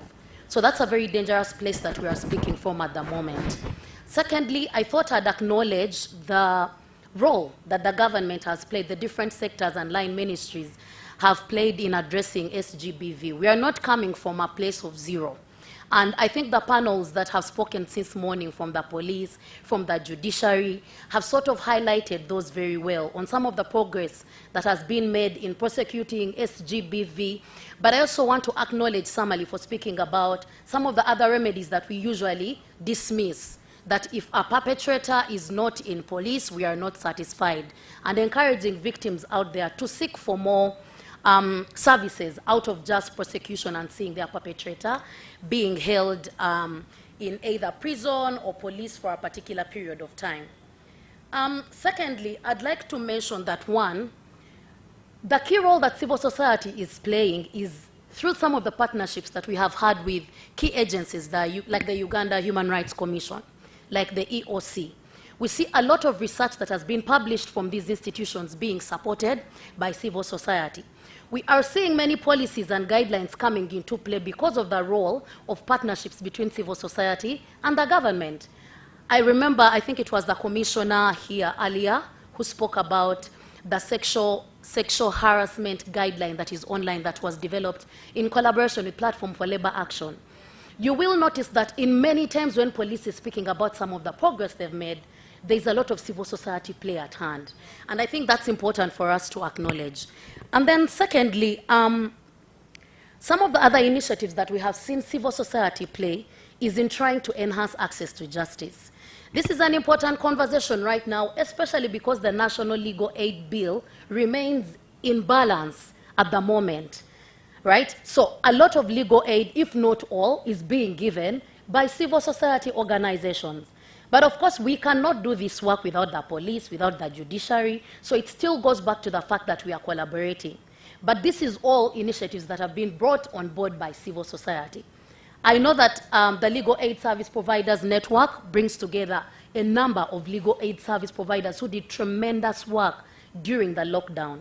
I remember vividly a picture I saw on Twitter of a lawyer on a bike, or not a motorbike, a bicycle, somewhere up country, trying to make way to go pick a person, actually a child who had been defiled, to make way to the police because they did not have money to facilitate a police officer. And I think this is very commendable to see that civil society is open to doing all this work to support communities. We'll also see that a lot of the work that is being done in terms of response and support to victims. When Brenda speaks about some of the attacks on the women human rights defenders, it's still the network that responds through its partners to say, do we need relocation? Do we need to do ABC? Do we need to run to court? Do we need to go to police to seek for support? And this is all SGBV support that we are seeing from civil society. We're also seeing a lot of work being done by civil society in collaboration with the media to spotlight the importance of reporting correctly and accurately on sexual-based violence. You will note with me that a lot of times when the media reports on women sexual abuse, there's usually a lot of victim blaming undertones in how stories are written. I'll give an example of Honorable Sylvia Rabogo's case. I recently Googled that story, and the first 4 stories that come up are talking about young boy Brian Isiko sent to prison for sending love messages to Honorable Sylvia, which was a very dangerous narrative to take, because what Sylvia was facing at that moment, she talked about fearing for her own life because of these messages that she was getting, because of the harassment that she was getting. And now for me, it led me to imagine if a woman of her status, like a honorable minister, could fear for her life. Now how about me, Elizabeth, who is a nobody in this country? You see, so it's a very, I thought that it's important for us to just highlight that the CSOs are doing a lot of training for media houses to report correctly, but also many times when you see stories on teenage pregnancies, I don't know if you've noticed, the story will be, I remember one that I read last week, but it was a very old story. Girl gets pregnant twice during COVID-19. This said girl, people, is 13 years old. So when you headline something like that, it feels like me, a 30-year-old Elizabeth, is getting pregnant consensually. So the importance of the language that the media is using is something that the CSOs are doing. And all this plays into perspectives that communities have on SGBV. From the panels in the morning, we've talked about cultural and public perspectives of SGBVs and addressing them. And I think the media plays a critical role on setting this agenda. And that is something that CSOs have been doing. But I cannot only speak about some of the work that CSOs have been doing to respond to the challenge or to this vice without talking about some of the challenges that they are facing, especially in the current system. When I say current system, I want to reference what Brenda talked about before. The shrinking civic space is something we cannot underscore in this country. For an institution like UONET not to operate for 2 years, UONET brings together more than 20 women's organizations. It was unheard of, but it was happening. UONET runs shelters, and we know we do not have government-aided shelters in this country. So that meant that all those shelters were closed. I remember what was happening to Action Aid a few years ago. You know, so we cannot underscore what is happening when we speak about shrinking civic space. I'll also reference the work that FIDA is doing at the moment. DGF that is currently exiting from Uganda was supporting 8 of our districts out of Kampala. And all those offices at the moment have to close. And that means that so many girls are now going to face a challenge because there is a gap in an issue of access to justice. Many of the cases we usually receive on a weekly basis, the highest has been SGBV and then land disputes. So where does that leave everyone else at play? Secondly, I wanted to talk about implementation of laws, what everyone has talked about in the morning, but in specific on Police Form 3 as a critical form of evidence for sexual-based violence. At the moment, people continue to pay, and I think the lady that was speaking earlier during plenary spoke about Police Form 3. Right now, in many health centers, you'll pay between 25,000 and 30,000. And I know that many families are unable to bring in that much on a daily. Now, imagine that someone has faced violence, either it's a rape or defilement or physical assault, and they have to part with that money. I know that Frauen initiative that was showcasing today morning is helping victims of sexual violence access rape kits, which are 80,000 per kit.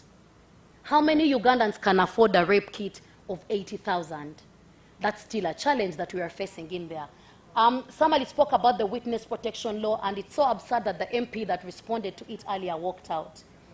We have had these promises before, and I wish that Parliament could step up when it comes to witness protection law. When we speak about SGBV, it includes issues like trafficking, because we know victims of trafficking sometimes are trafficked for sex, sexual exploitation. And I remember in 2019 when FIDA was doing work on trafficking, one of the challenges that we were facing were witnesses either stepping away or receiving very little money and saying, me, I'm done, or saying we are not coming to court. So if we do not have a law that is able to assure witnesses and victims that you're protected and you should continue with the work that you're doing, then we are at counter purposes at the end of the day. And then there's a lot of wastage of resources, which are very meager at the moment we are doing this work. Therefore, we've done a lot of lamenting myself. What can we do? What are the gaps that continue to exist? But also, what do we hope to see? What do we hope? Too bad today, a lot of presence from Parliament that we were expecting was not here. But I think the message will get home at the end of the day. The witness protection law is on top of that, should be on top of the agenda. But also, there was a missed opportunity with the sexual offences bill.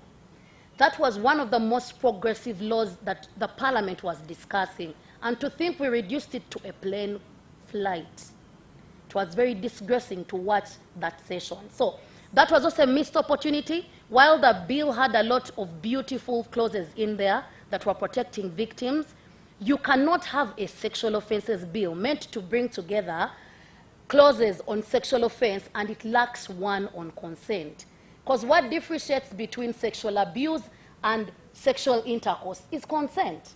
So if we have a clause that was being debated about a plain setting off and reaching wherever, it was very disgracing to see. So the sexual offences bill, I've heard that it's coming back for CSOs to make proposals. I hope that's also a place where we can do a bit of work. Then the other thing is that the specialized courts, very beautiful work that has been done so far, but there's need for more consistency of these specialized courts to work. I remember when UNFPA and Action Aid and JELOS in 2016 started this initiative, it felt like something that wouldn't work. But from the sessions that were had, it was evident that these are sessions that are able to address this problem. But up to now, for example, this year, Iganga, Luwero did not have those sessions, And the reason was money was not dispensed. Earlier on, CS Bag spoke about budgetary issues and why we should interest ourselves in budgets and taxation in this country for us to know where does this money go. If we get certificates for having gender-responsive budgets, then what happens at dispensation of the money? So that's also something that we think is a very good recommendation for us to take up on. And then thirdly, there's a thing in communities, and it was a shame that in this very beautiful symposium, we still had people speaking about the dress code, and I'd like to deassociate myself with those comments, and I hope that many of you out there do. We cannot do this at this time. I usually tell my friends, let's continue in front. That's not a place we can go back to. We can no longer afford to victim blame, right? And that's where I come in with my last recommendation. There is need for community support for victims. While the government can do its role, the core support has to come from communities and families, because we know, for example, defilement cases is usually by a family member or a caregiver or someone that is known to the child, right? So community support, which comes from us, even civil society supporting work on movement building, on building consciousness at community level for me to support a victim. And supporting a victim doesn't mean I have to give them money. It means believing a victim when they say they have been sexually abused. Then lastly, but not in any way least, I just thought I'd mention that I agreed with the lady who spoke earlier. Our conversations since morning have basically limited sexual abuse to rape and defilement, and it was beautiful that she highlighted that there's a new, it's not really new, but a newer form that is eating up the formal and informal workers in this country, which is sexual harassment in the place of work. And I just thought I'd share a highlight that the Ministry of Gender yesterday made a very bold step. We've been working with them on the review of the employment sexual harassment regulations, and some of the key things in there, like requiring a place of work to have more than 25 employees, things like if you report and it turns out not to be true, we shall prosecute you. Some of those, the review had those removed. And yesterday, the minister inaugurated the technical working group on sexual harassment and violence in the place of work. So perhaps we are not stagnant, we're moving somewhere, but there is need for a lot, and a lot of that has to be resources. Let's put our money where our mouths are. Thank you very much. Thank you. Thank you very much, Elizabeth. Thank you for, at least for me, for really giving us the size of the work that there is, and also the commitment of civil society working under very, very difficult, a very difficult environment, as mentioned by Brenda as well. And I think some of the highlights of what you've talked about is the need for awareness, so that communities can also take responsibility for providing services, but also the cost involved, the need for funding. And I think we need to begin to think of where else, because this morning it also was made very clear that financing for SGBV cannot be all from partners. We need to find who are the other people, who are the other sectors in this country that we can approach to find that funding. But we also need to look into that government budget and see how money can be secured from there. So the work with the media is extremely important in order to create the awareness that can lead to all of these other things. Thank you very much. And I'm sorry we have to rush so much, but Bonita, we come to you to talk to us about digital violence and human rights implication. That's an interesting one. So welcome, Bonita Nyamwire. Thank you, moderator. My name once again is Nyamwire Bonita. I work for Policy. Policy is a civil society organization located here in Kampala, and we work to redesign government service delivery using a user-centered design model. We work with users of services to redesign the services that they are going to use. So our focus mainly is on online gender-based violence, a violence that has not mostly been talked about in this symposium. Just a few people have just talked about it. I am glad Brenda has kind of somehow preempted my presentation about the women human rights defenders experiencing this form of violence. So digital violence, which is named differently by different partners, stakeholders. Some call it online gender-based violence, others call it technology gender-based violence, but all come to the same thing. It is violence which is committed using ICTs. By ICTs, I mean the smartphone, I mean the computer, I mean the laptop, I mean the desktop. And this is also committed on digital platforms. The digital platforms include the meeting platforms like Zoom, like Google Meet, like Teams. They include social media platforms which are very famous, like TikTok, Instagram, Twitter, Facebook, WhatsApp, and so on and so forth. And then, and all the other digital platforms. So this kind of violence is kind of not focused on, but it is steadily and rapidly growing. So we are pushing together with other civil society organizations that this violence should actually be recognized. The violence we are seeing offline, everything that has been talked about since morning, is now coming online, you know. Online sexual harassment is happening. Women are disproportionately affected by this kind of violence. Even men are affected, but women are mostly affected. So we see online sexual violence online. We see trolling. We see hate speech. We see body shaming of women.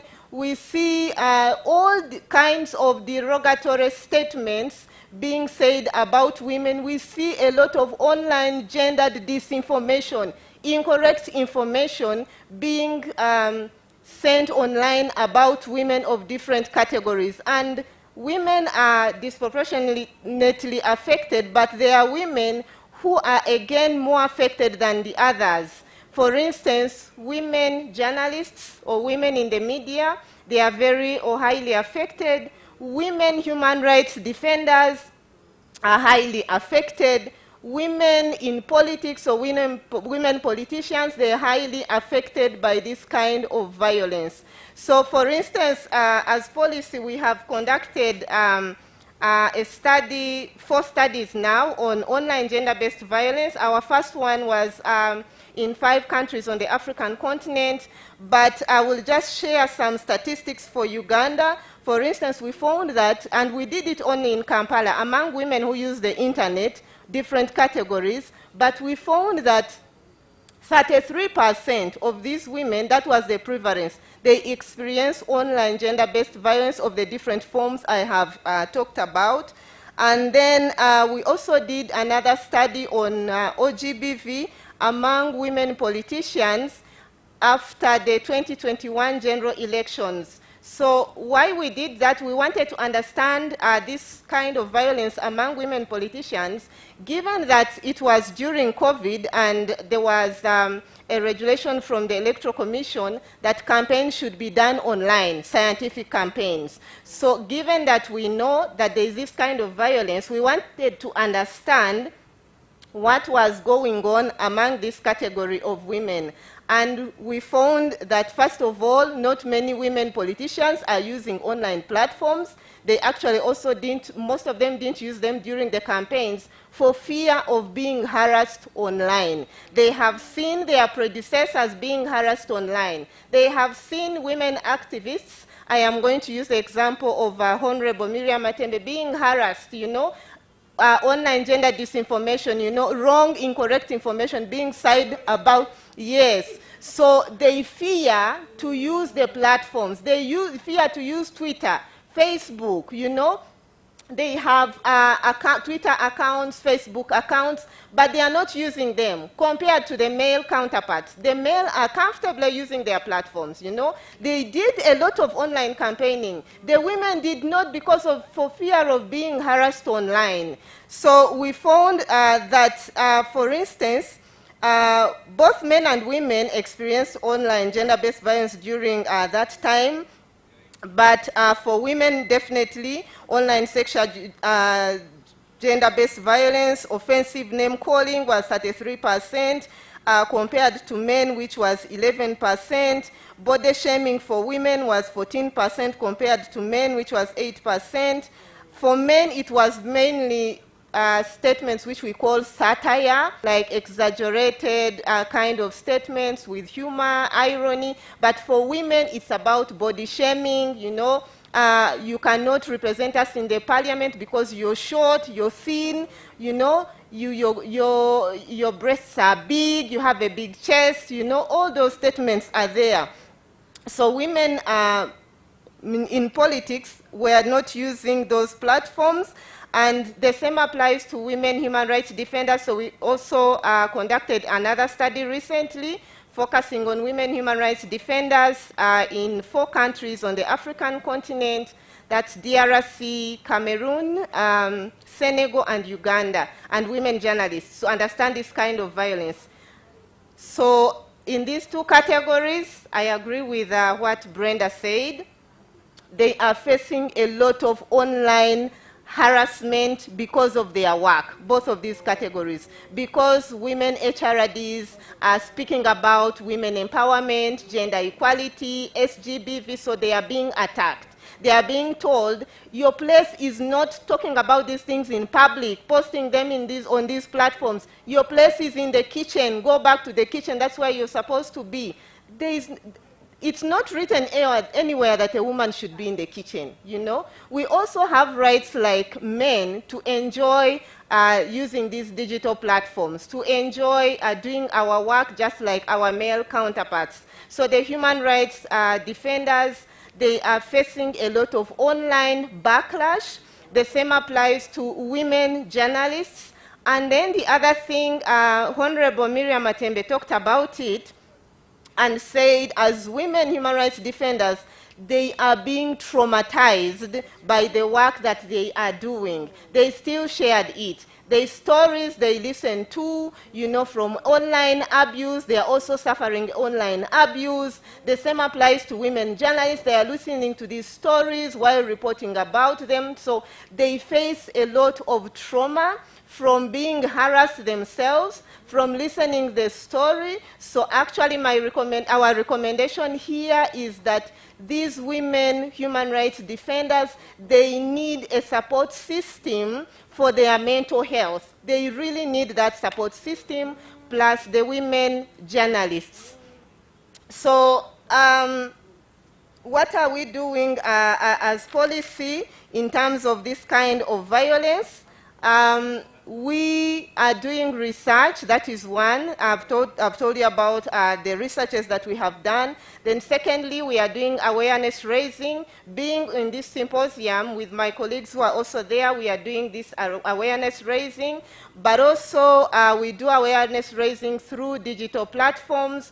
We do capacity building for women journalists. We have so far 2 projects where we are building capacity for women journalists on how, first of all, to correctly report on OGBV, such that the way they report does not re-traumatize the victims. Then we are also building their capacity on proper and correct content creation. We are building their capacity on countering OGBV and online gender disinformation. Then we also have, through the recommendations we've got from these researchers, we have created an online game which is available on our website, www.policy.org. The game is called Digital Safe Tea. So it is a game that you can play while you're taking tea, but this is a game that is aimed at equipping women and girls with knowledge and practices how to counter different online abuses. So it has 3 characters. They are in English, in Luganda, and in Swahili, so you can access it from our website. And so we also do capacity building. I've already talked about it. However, we experience also challenges while doing our work. And one of them is encouraging victims or survivors of OGBV to report. They have issues with reporting these cases, one, and this again ties back to what was being said in the morning about the police re-traumatizing the victims. And it is worse with online gender-based violence. So when they go there, they tell them, this is a small thing. This comment or this picture of a dick pic that you received, this is a small thing. Go and deal with it. It is okay, you know. But people are suffering because of this kind of violence, you know. So the police or the law enforcement re-traumatizes them, pushes them away in that way. But we also understand that the police or the law enforcement is not well trained in recording cases of that kind of violence and following them up. Then they also have constraints in terms of funding, in gathering evidence about this kind of violence. Then the other one is about social media platforms. We also find a challenge working with them, encouraging them to take down the posts when they are reported, because for each of those platforms, they are community standards, they are reporting procedures for Facebook, Twitter, and so on. But you find they are not taking down the post. So a woman reports this post, and it's not taken down simply because they are saying their algorithms do not understand, especially the local languages. So most of the posts that are not taken down are in the local language, and you know how the internet has the virality, so the post keeps on going, you know, across geographical borders. So that's another challenge that we find while working with social media platforms. And so finally, I would like to give our recommendations. So first of all, we'll add my voice to others. We were called combatants this morning, groups of women fighting gender-based violence, that let's come together and push for recognition of online gender-based violence. It is steadily growing, you know. Let's come together and push for it. Unfortunately, the people that would be speaking to and listening to these things, they are not here. The Minister of Gender is not here.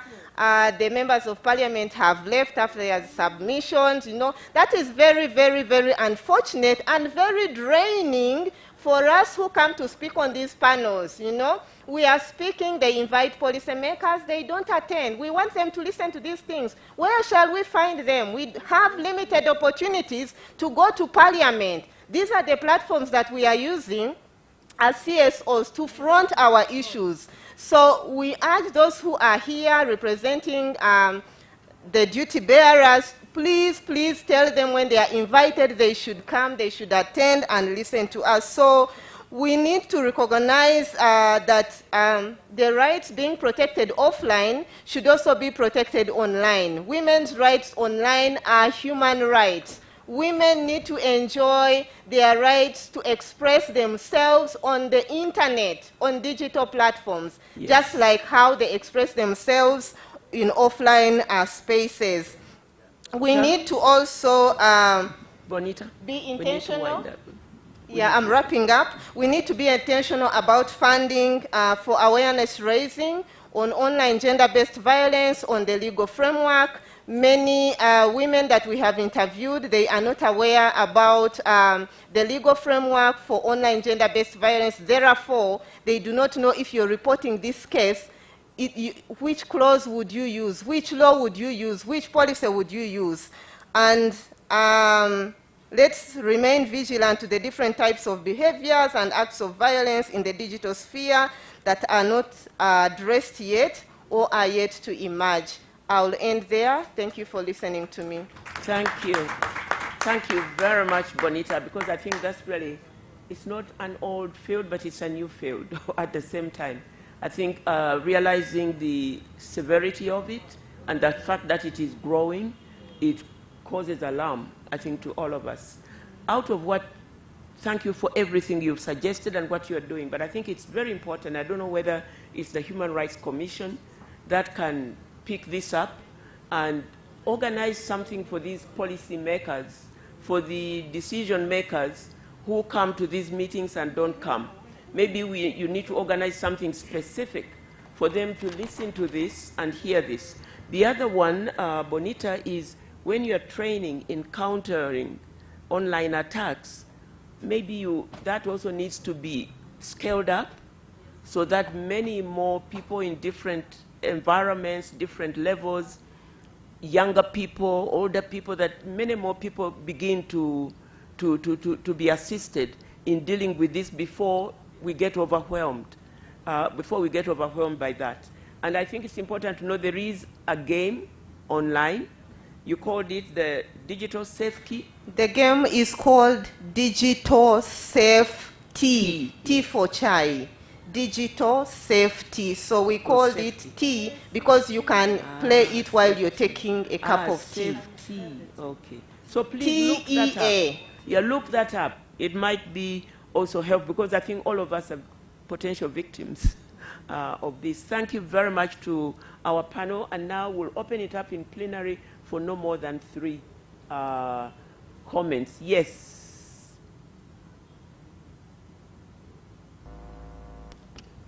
Sorry about the stress of time, but...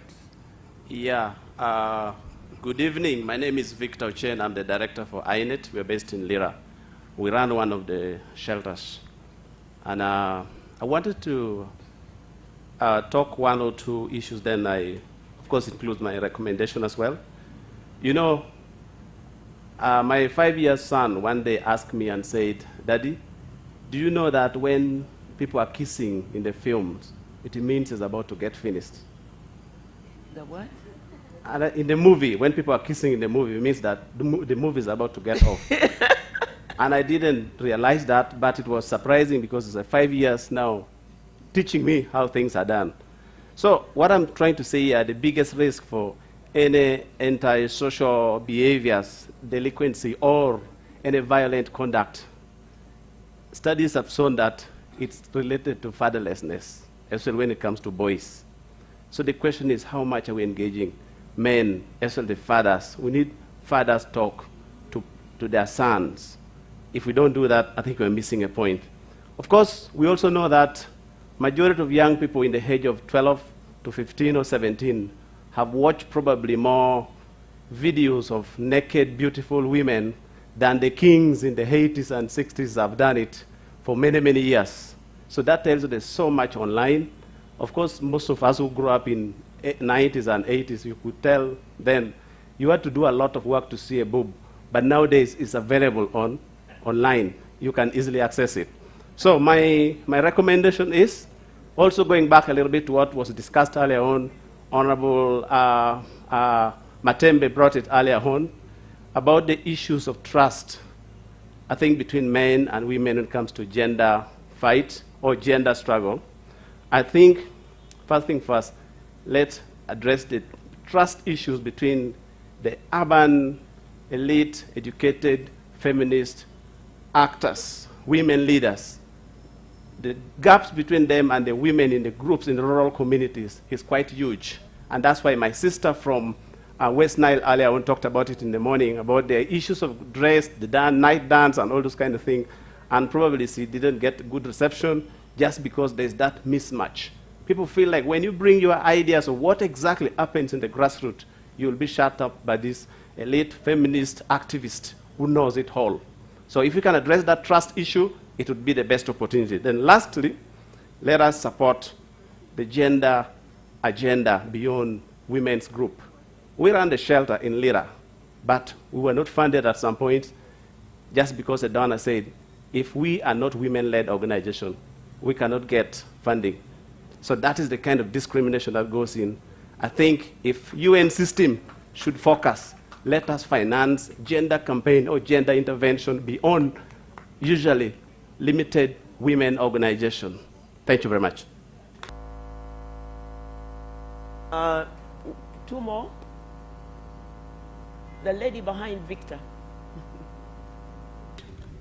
Thank you so much. My name is Annette, and I work with the Women's Rights Initiative in Jinja. We run a GBV shelter for women, and I would love to share what we do or what we are doing as we await for the funding, because in most cases, as they're saying, funding is not enough for everyone.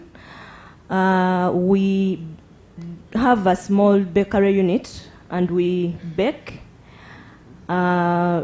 as an initiative for our survivors to learn, but also as an income-generating initiative to support those activities that sometimes are not funded, or if we need to probably decide to give 20,000 to a girl without first writing to shift budgets.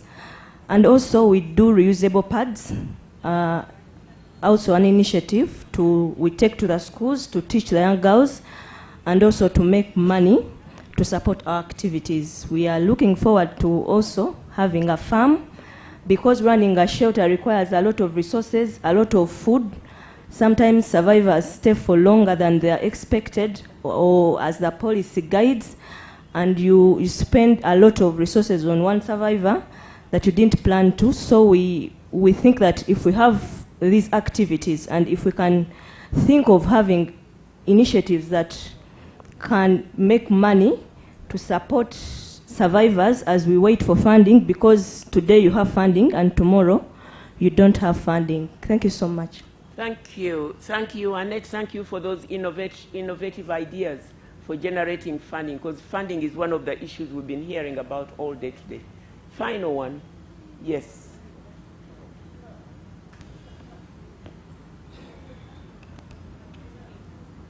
I don't know whether this thing is working. Thank you very much. My name is Cameron Peter. I am up to when I was still a young man, and now I'm an old man. I am a human rights activist and defender. I am from Sebei. The Baganda called us Sebei when the colonialists came, but we are Sabine people. And the reason why I got involved in defending rights of people of all categories is because of one very strong practice known as female genital mutilation. We studied it very well, and we ended up for a law in the country, which came into force in 2010. Now, I am also a peacemaker. I'm a student of conflict studies. I am from northeastern Uganda, and you know what the place looks like. There is always violence because of struggle for resources, livestock. Now, I want to make two comments. One thing is that I think we do not know the environment in which we operate. I am happy one of our doctors is here and has been reading. There is a story in the Bible, I'm a Christian, that when wicked people increase in numbers in society, transgression also rises. So it's that out of the 40+ million Ugandans, 16 million are people who have got very serious mental illness and psychological, the environment in which we operate in. This is very serious. I want to conclude by saying that we need to put in place a very serious sexual and gender-based violence platform, a very serious one. It can be a national one, which must move up to the villages. Parents who are in government. Okay, we have also religious leaders. Then we have cultural leaders. For me, I came here as an elder of the Basebi. And then we involve the women, men, and the youth. We move from the national level up to the grassroots at the village level, taking advantage of the structures which are already there, which have been mentioned by panelists. LSC1 plus up to 4, 5. And then, sorry, parliament, and then cabinet, and so on. When we come out with a strategy, when we have put in place that platform to fight and manage gender-based violence, then we can have an opportunity to transform our society in Uganda qualitatively. We can say by 2040, 2035, we shall have done that. But since the doctor is here, we need to think about having mental health clinics in every sub-county so that there is periodic assessment of people's mindsets. We could be dealing with mad people and yet we want to address very serious issues.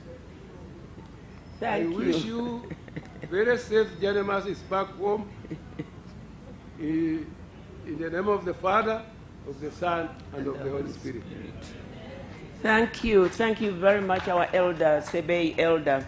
I'll now get back to our panelists for final statements in 1 minute each, but let's not lose sight of whoever is writing this report, of the very good suggestions that have come from the floor.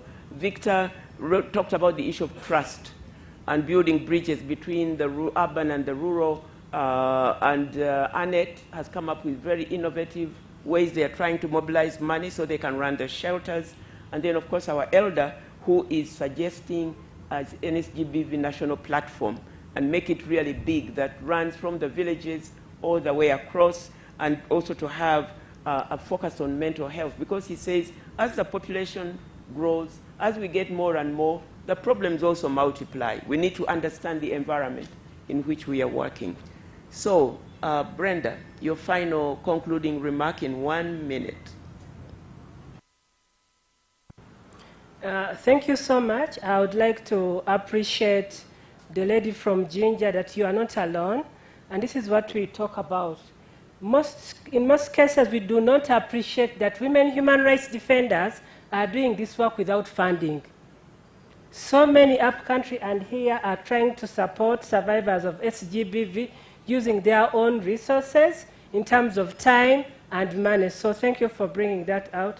And then I also want to emphasize my colleague out there from Lira, that feminists have mentored men like you. So feminism is an approach, it's an alternative to patriarchy. It is trying to promote equality. So we should always appreciate and celebrate feminism or feminists. That's the reason why we have men like you here and others. We have groomed the fathers. And lastly is to encourage all of you to try and create an enabling environment for women human rights defenders in your community to continue supporting survivors of gender-based violence. Thank you. Thank you, everybody, for staying, but also for the comments. I have 3 takeaways, very short ones. One on legal frameworks. The National Legal Aid Bill needs attention right now, or even yesterday, for many vulnerable Ugandans. And this was clear from COVID-19.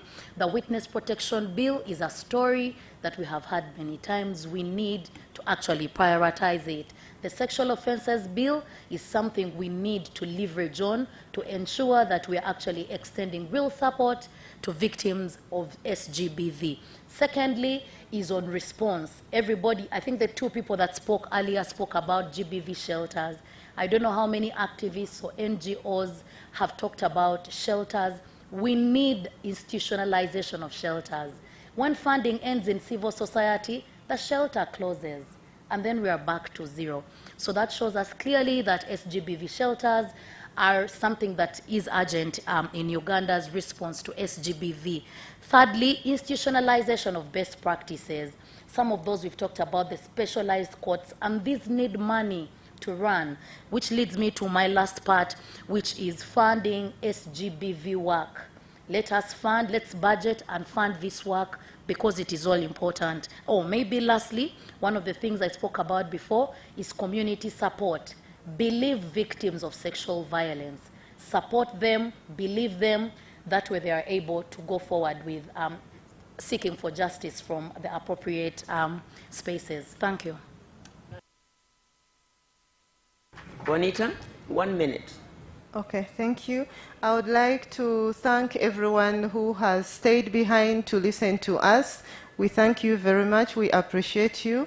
I would like to say to our colleague from LIRA who talked about involving men and boys, we actually have one program at Policy. It's called the Digital Ambassadors Program, which is being implemented in 3 universities, in Busitema, Chambogo, and UCU, and we are training both male and females, or women, girls and boys in those universities, about digital safety and security online. So if you have anyone in those universities who is a boy or a male, you can encourage them to look out for that program and join them. They will benefit from it. Then my parting shots will be, let's come together to provide a platform to investigate, protect women targeted by online harassment, and hold those perpetrators accountable. Let's also push as civil society organizations and the state for online gender-based violence to be recognized as a form of violence among other forms of violence.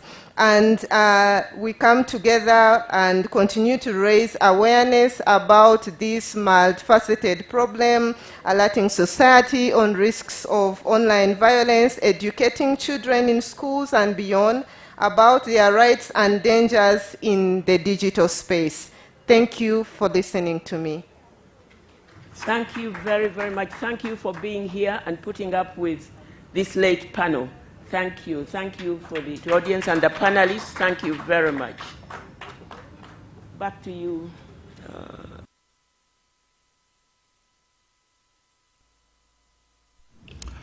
Members, a round of applause to the team. Thank you so much, Ms. Elizabeth Luanga, for leading us through this session. Thank you, the panelists. Your namesake Elizabeth here, also Kemigisha, Brenda, and Bonita. It's been good learning from you on what the CSOs are doing and what they can be doing further.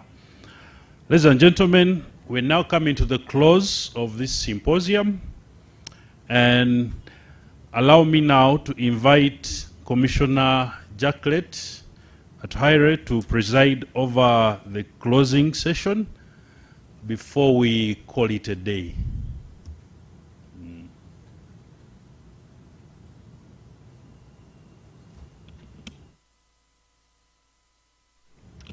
In the meantime, allow me extend special appreciation to all of you for keeping it here up to now. It's not been easy. It's a Friday. Most of you must be uneasy by now. You thought we could be moving out, but we've come to the close. Thank you so much. A round of applause to everyone for yourself. And join me in thanking the Uganda Human Rights Commission for working together with UNFPA and the UN agencies for putting this together. A round of applause to the team.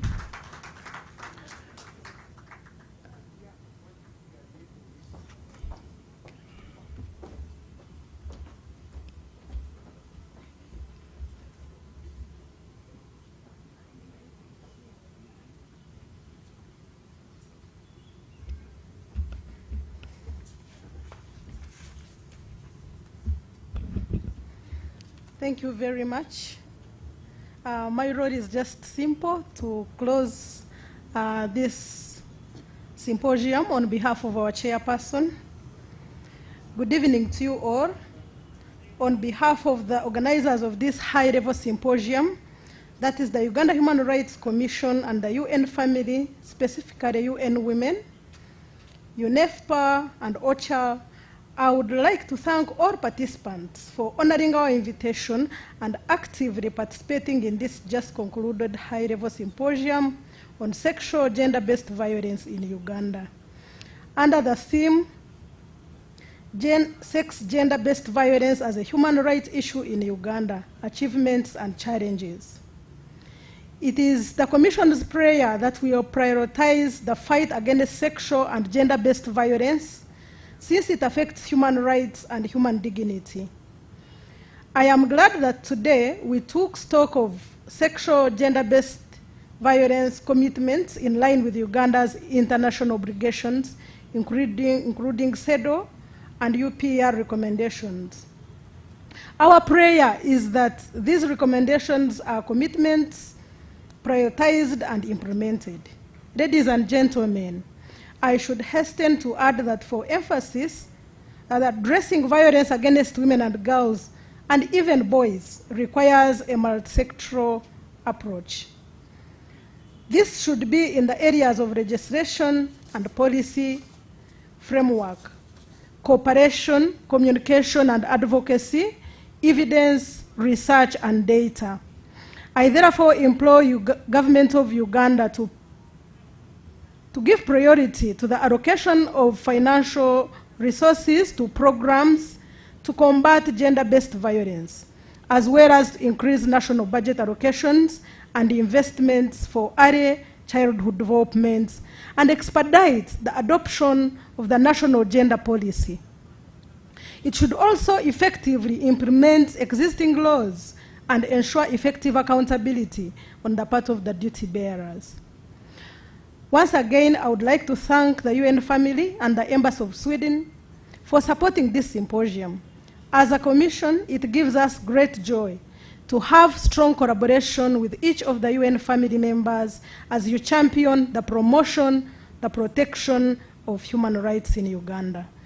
I also appreciate all our panelists today and all our esteemed guests for taking time off to join us for this important symposium. We appreciate all the contributions made today, and the resolutions and recommendations from this meeting will help inform our next interventions. I thank you for listening to me, and I hereby declare this high-level symposium officially closed.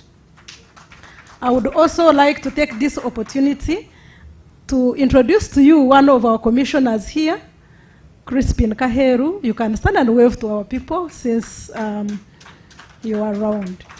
Thank you very much, and thank you to the staff of Uganda Human Rights Commission for working so hard, especially our director, Ruth. You can also stand up and wave to the people. You've really, really worked so hard, and we appreciate that.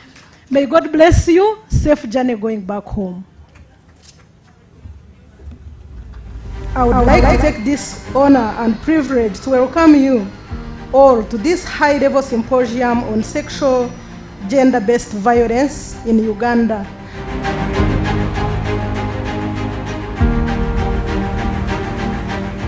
I am delighted to be at this symposium on sexual and gender-based violence in Uganda, marking not only the conclusion of the 16 days of activism against gender-based violence, but also the commemoration of the International Human Rights Day.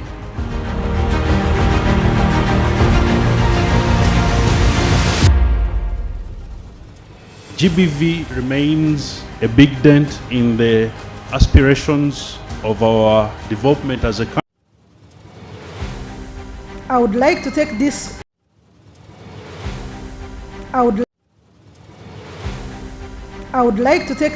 honor and privilege to welcome you.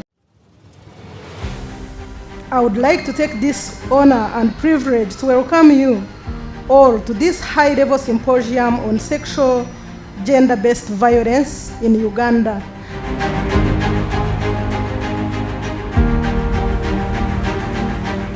I am delighted to be at this symposium on sexual and gender-based violence in Uganda, marking not only the conclusion of the 16 days of activism against gender-based violence, but also the commemoration of the International Human Rights Day.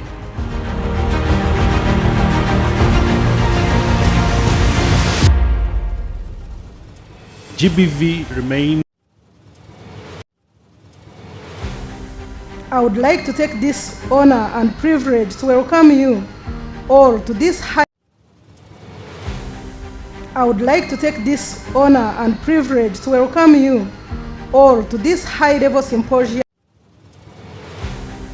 I would like to take this honor and privilege to welcome you all to this high-level symposium on sexual gender-based violence in Uganda.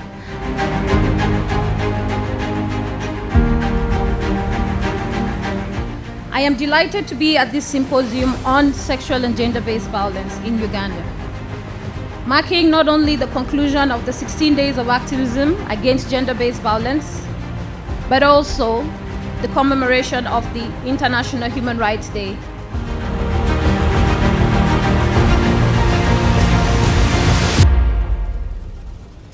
GBV remains a big dent in the aspirations of our development as a country.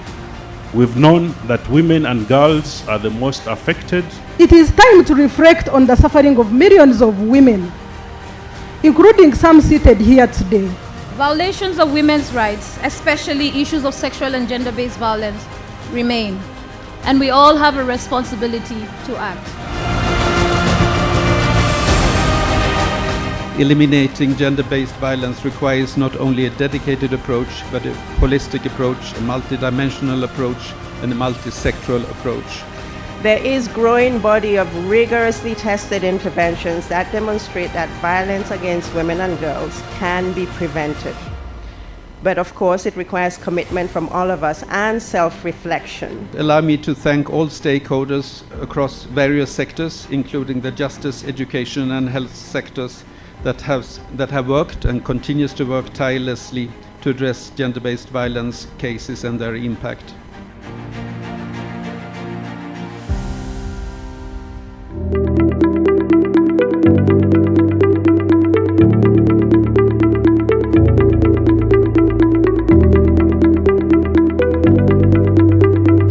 Violence can come from anybody. So I think us as females in the industry, in the music industry, can use our platform with the numbers that we have to speak about violence whenever we can. So as musicians, as female artists, we can do much because we have numbers and we have funds. We can talk to them, we can make them feel comfortable. You don't have to do it on camera, you can do it in your personal time. Society does not really care much. It's a few people who really care.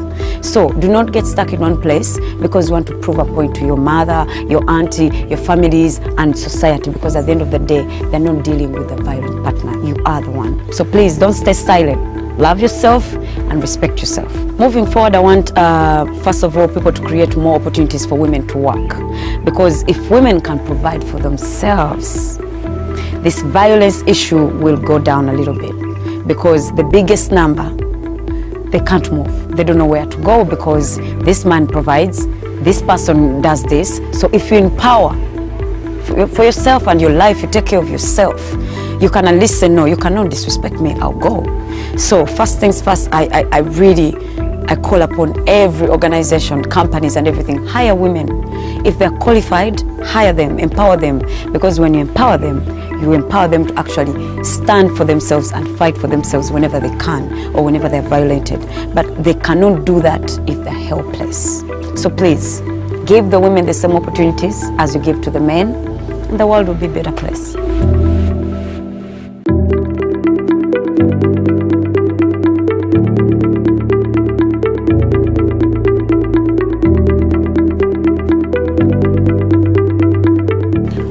Globally, there seems to be a rise in persecution, pushback in respect to women rights defenders, feminist rights defenders.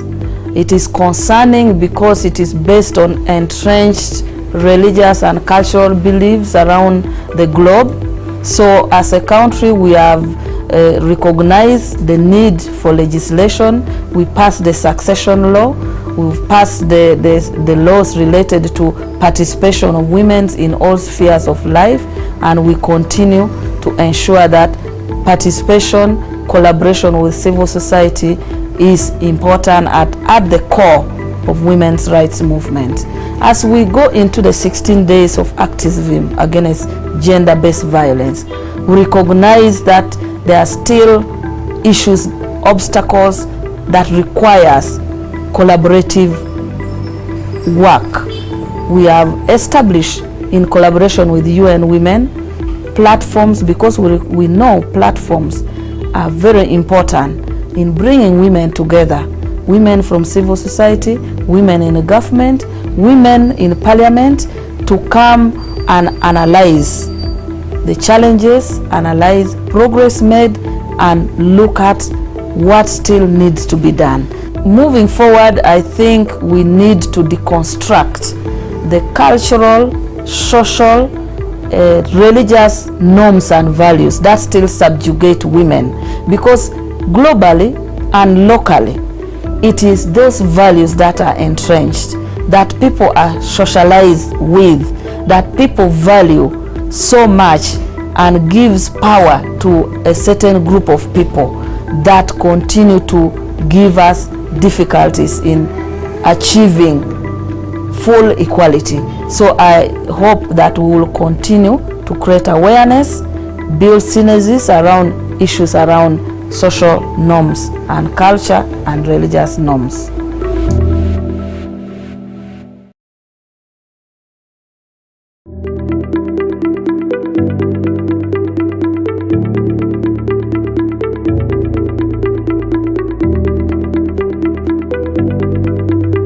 I'm very happy and proud to be part of the 16 days of activism against gender-based violence.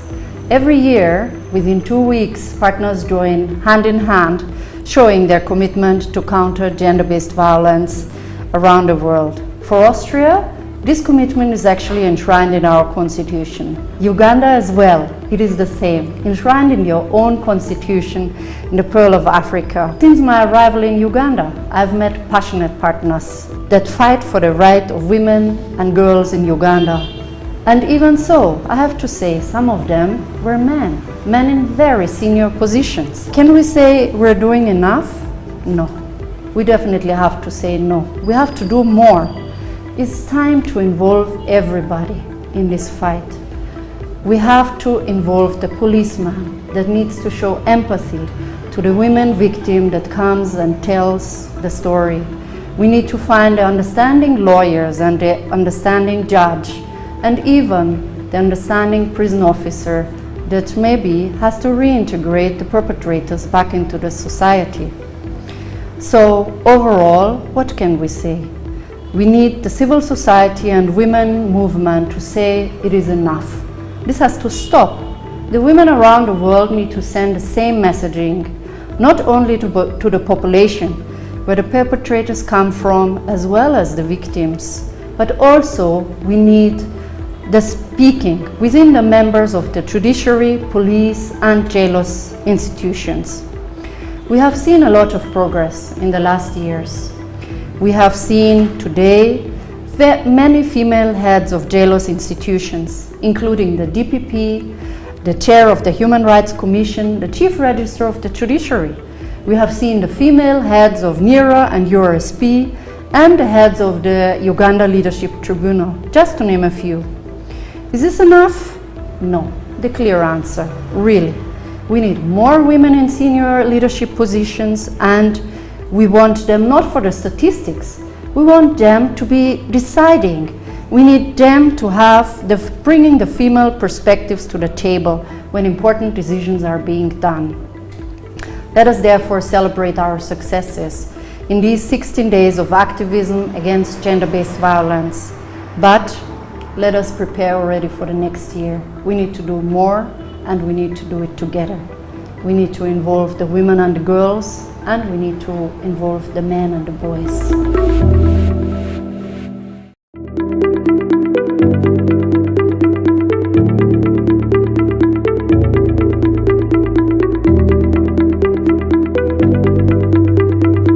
Gender-based violence is the most extreme form of gender inequality, and that's why for Sweden, combating violence against women and fighting gender inequality is a top priority. Evidence shows that the existence of strong women's rights movement is a critical factor, both for the legislation ensuring the women's rights, but also for the implementation of such legislation.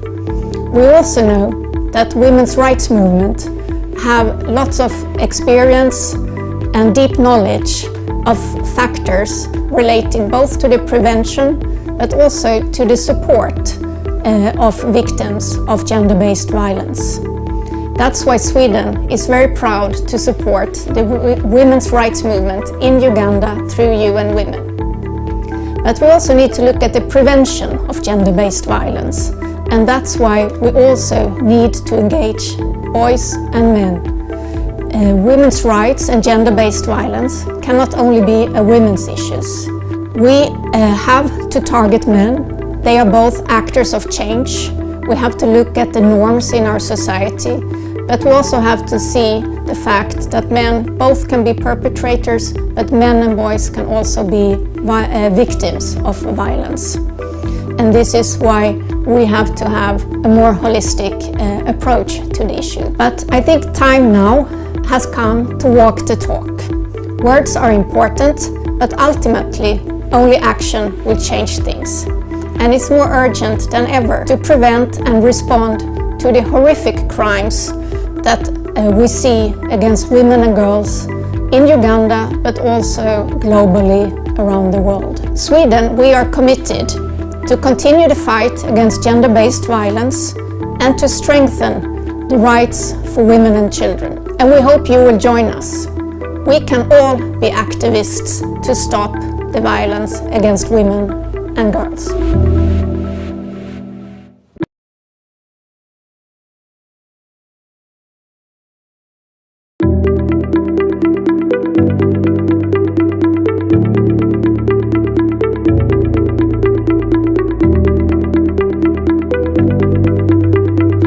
Gender-based violence is the most extreme form of gender inequality, and that's why for Sweden, combating